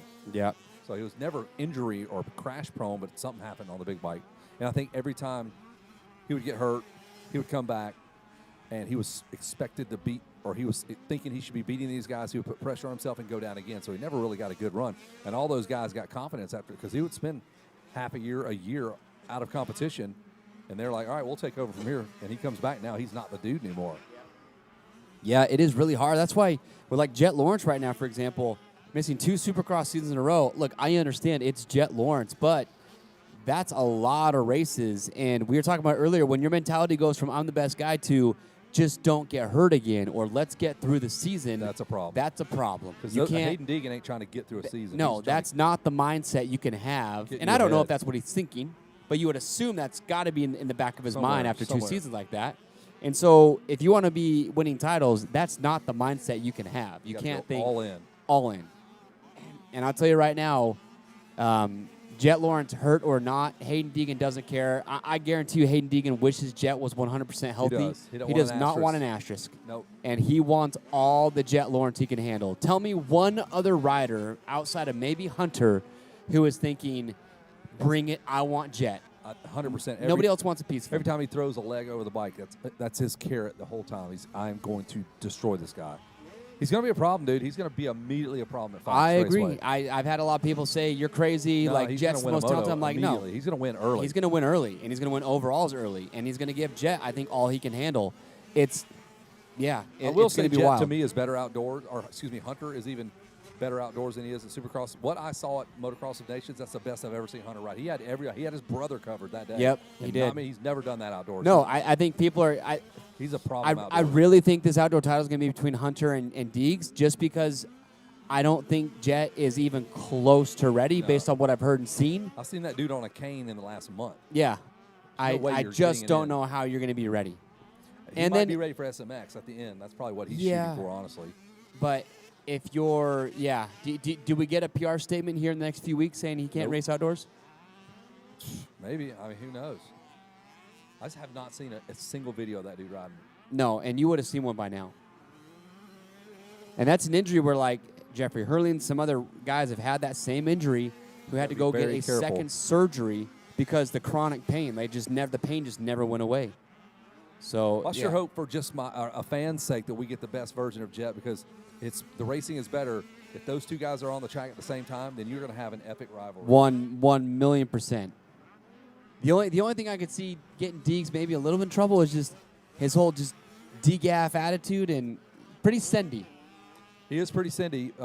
And he doesn't want to swallow his pride. If Jet's out in front and he just can't hang, And the does only he, thing can he I've- back it down? His only weakness that I've seen too is like a little bit with Joe. He will implode. He will self-implode in a high critical thinking situation when he's got to be chill and not get crazy and just start Right. brake checking and going nuts. Because he did that with Joe. He did Like- it with Jordan Smith. Like a few of his own teammates. Like it got wild. there. And something that he hasn't really experienced before, and this could very likely happen, is he's out front and dudes are catching him. Yes, like, what can I do? What he hasn't experienced, dudes catching him from behind. Yep. And so if Hunter or even like Tomac or somebody is catching and trying to pass him, mentally, that's hard to he see. might just mentally just implode for a minute, thinking like, Right. and then we've seen when that happens, though. He does kind of weirdo, boneheaded Throws the bike moves. and just yells Yeah, at it's it just, so that is definitely something that. But he's a kid, so yeah, no, totally see. get it. No white flag out yet. We're at lap 5 of 7. If you look at our prospect screen here on the right, tells you where we're at in the race, tells you the next race. Where would you put Tomac as far as title contention for outdoors? I don't know which Tomac we're getting. If Tomac at the beginning of Supercross, the first half of the year, Tomac, I have no problem saying he's going to win, but I Sure. don't know who that guy is right now, dude.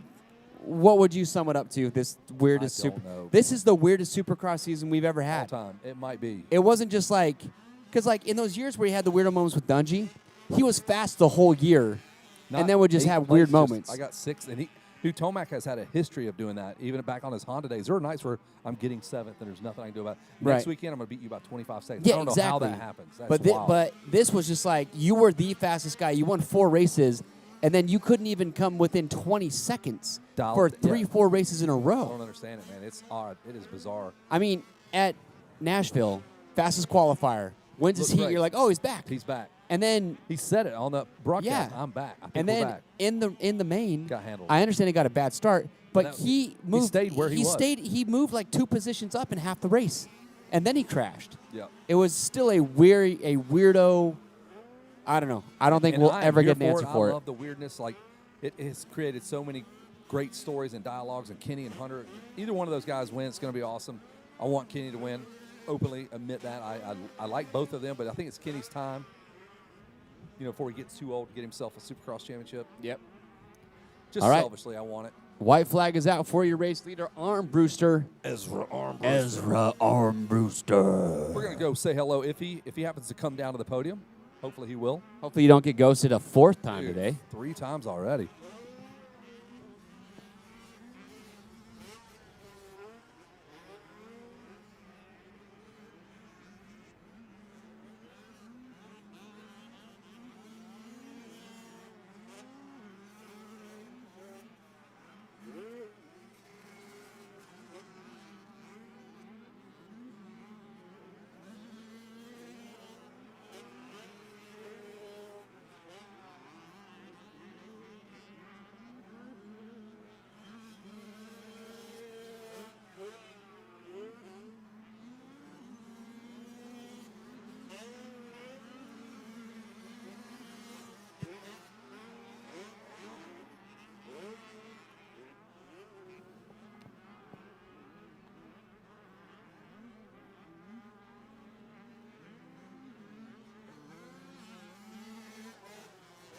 There it is, your checkered flag for the 297 of Ezra Armbruster out of Garden Grove, California.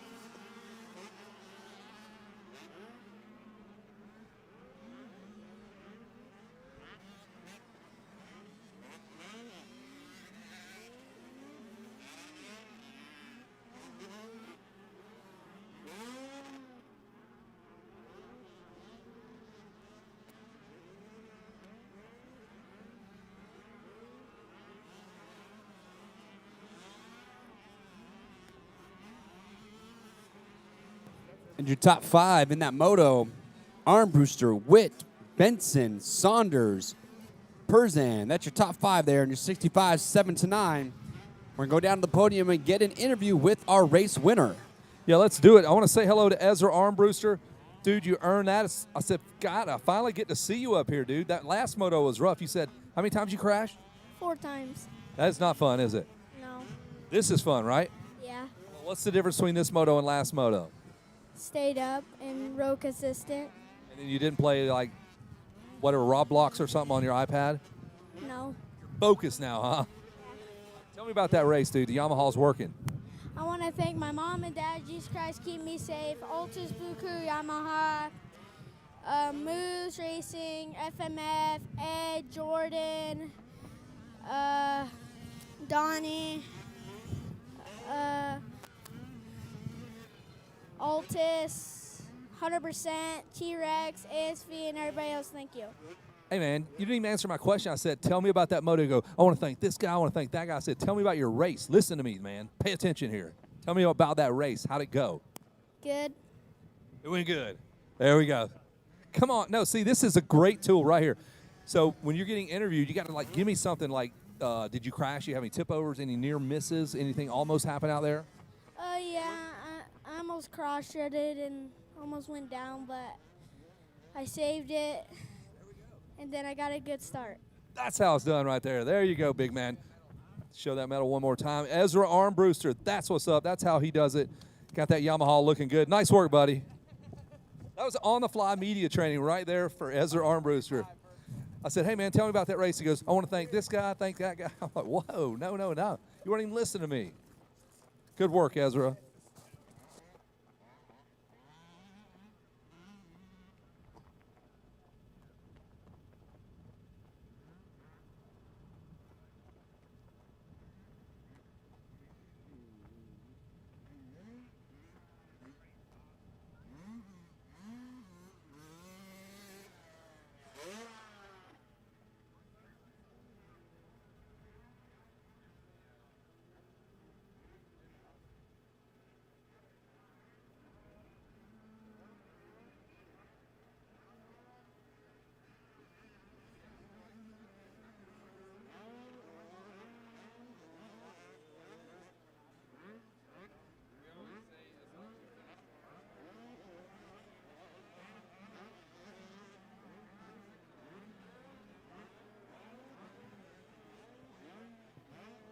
And here it is, our last moto of the day. This is our girl 65.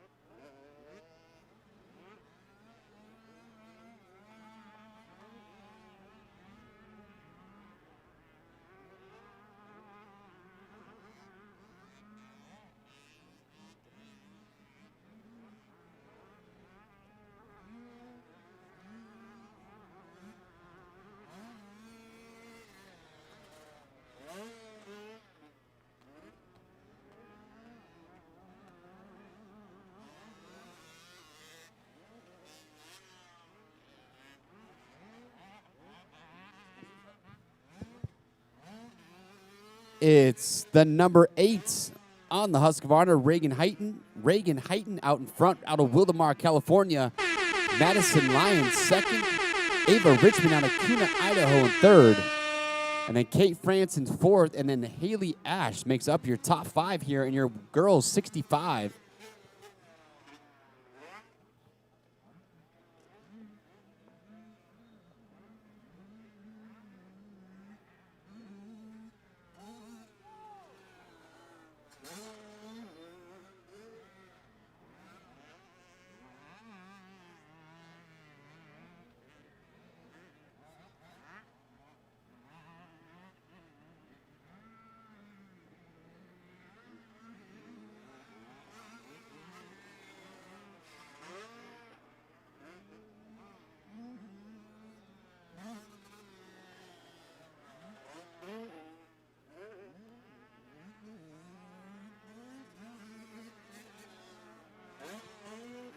.201 lap time for Reagan Heighton.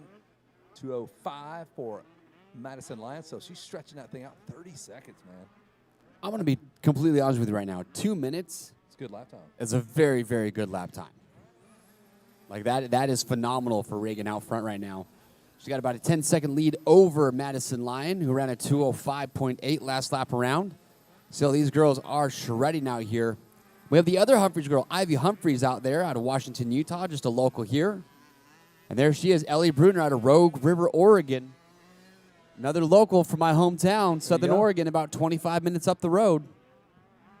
Not Oregon, but from your hometown in Oregon. From my hometown in Oregon. Because Oregon I'm is from not Ashland, Oregon.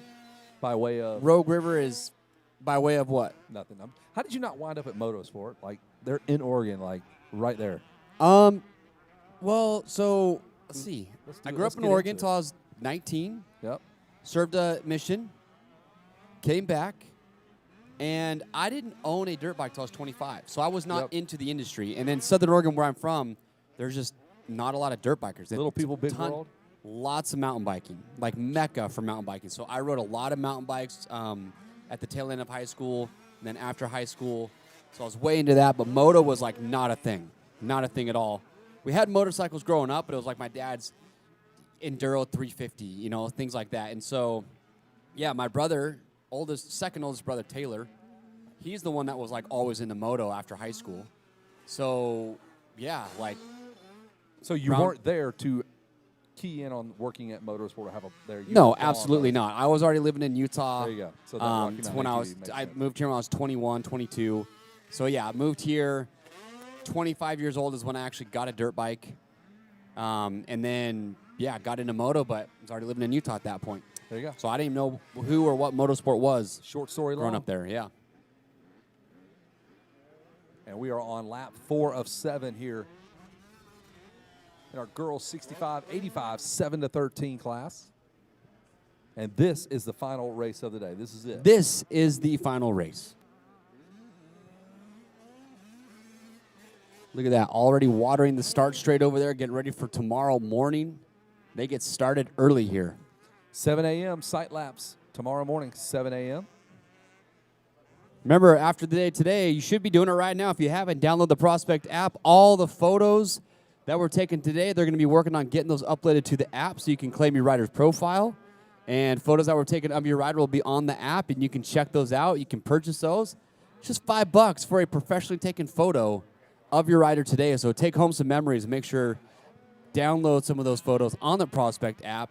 And if you want to look at lap times for your rider today, you can see all their lap times, how they compare to the other riders. Go check that out.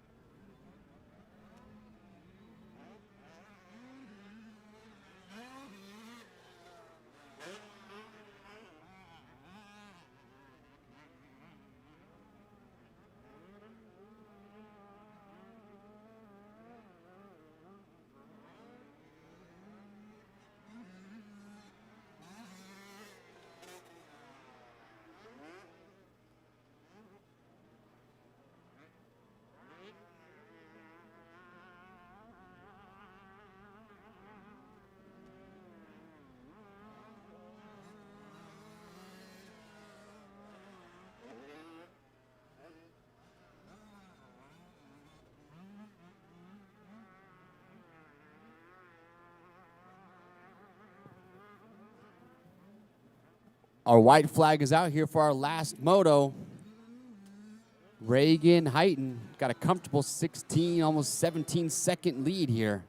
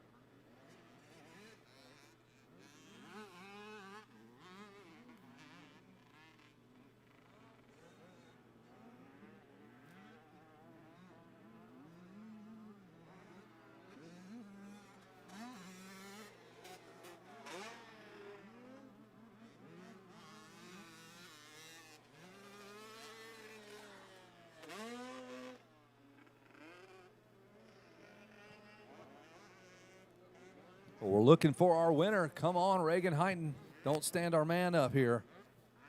Come on down, Reagan Heighton. Where are you at? Oh, we got her. We Oh, got she her got over her? here on the Okay. box. We're about to get the interview started. Go for it, buddy.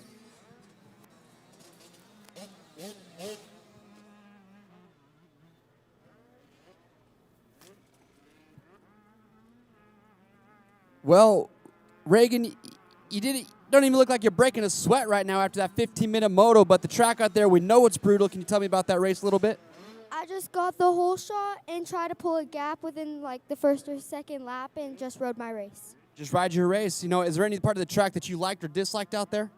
I like the doubles after the start, and I don't really like how dry the track is.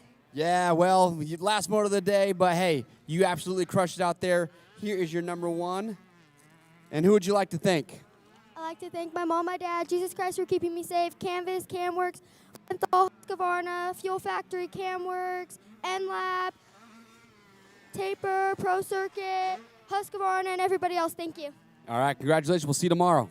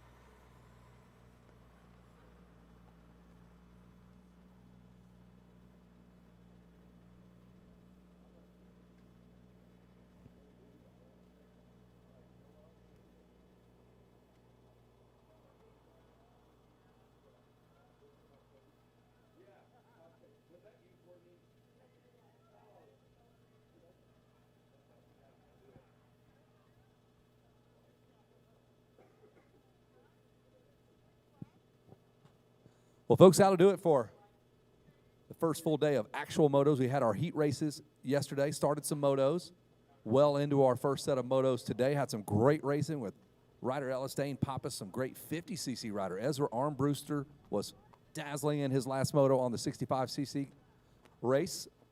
And hey, check this out. Tomorrow, we're going to go and step up the production value. So from races 22 to race 26, what time is that again, 8:45? So starting at 8:45 in the morning until, I can't read it, 10:15. So 8:45 here. Motos 22 through 26 get upgraded coverage. Upgraded coverage tomorrow. We will go a full production. Well, we'll have a camera that will move around and follow the action and a drone. So we're going to go from race 22 to race 26. We're going to highlight those motos tomorrow with full-blown coverage on YouTube. So if everybody would be so gracious as to share that information, say at 8:45 in the morning here, whatever time. Yeah, no pressure. No pressure for me, but you guys got some work to do now. So races 22 to 26 tomorrow on the Verb Moto live stream. We'll go away from this static camera, which is what you see here, and we'll go full drone and another camera out there filming all of the action. So you're going to get an upgraded production value tomorrow. That'll be races 22 through 26 on the Verb Moto live stream, the Verb Moto YouTube channel. Shout out to Michelin GoPro for helping us out. On behalf of Chase Cook, Kevin Kelly here, signing off. We'll see you bright and early, 7 a.m. And Wes Williams, one of our great announcers here as well. And we will see you in a few minutes, 5:45. So we are about 1 hour away from media training. And some of you guys need it. Some of you guys are pretty savvy at it. But we'll talk about sponsorship. We'll talk about Instagram, Facebook, all that stuff. And we'll cover it. Ryan Villapoto is going to come over there with a couple of Trulies, and we'll get after it. We'll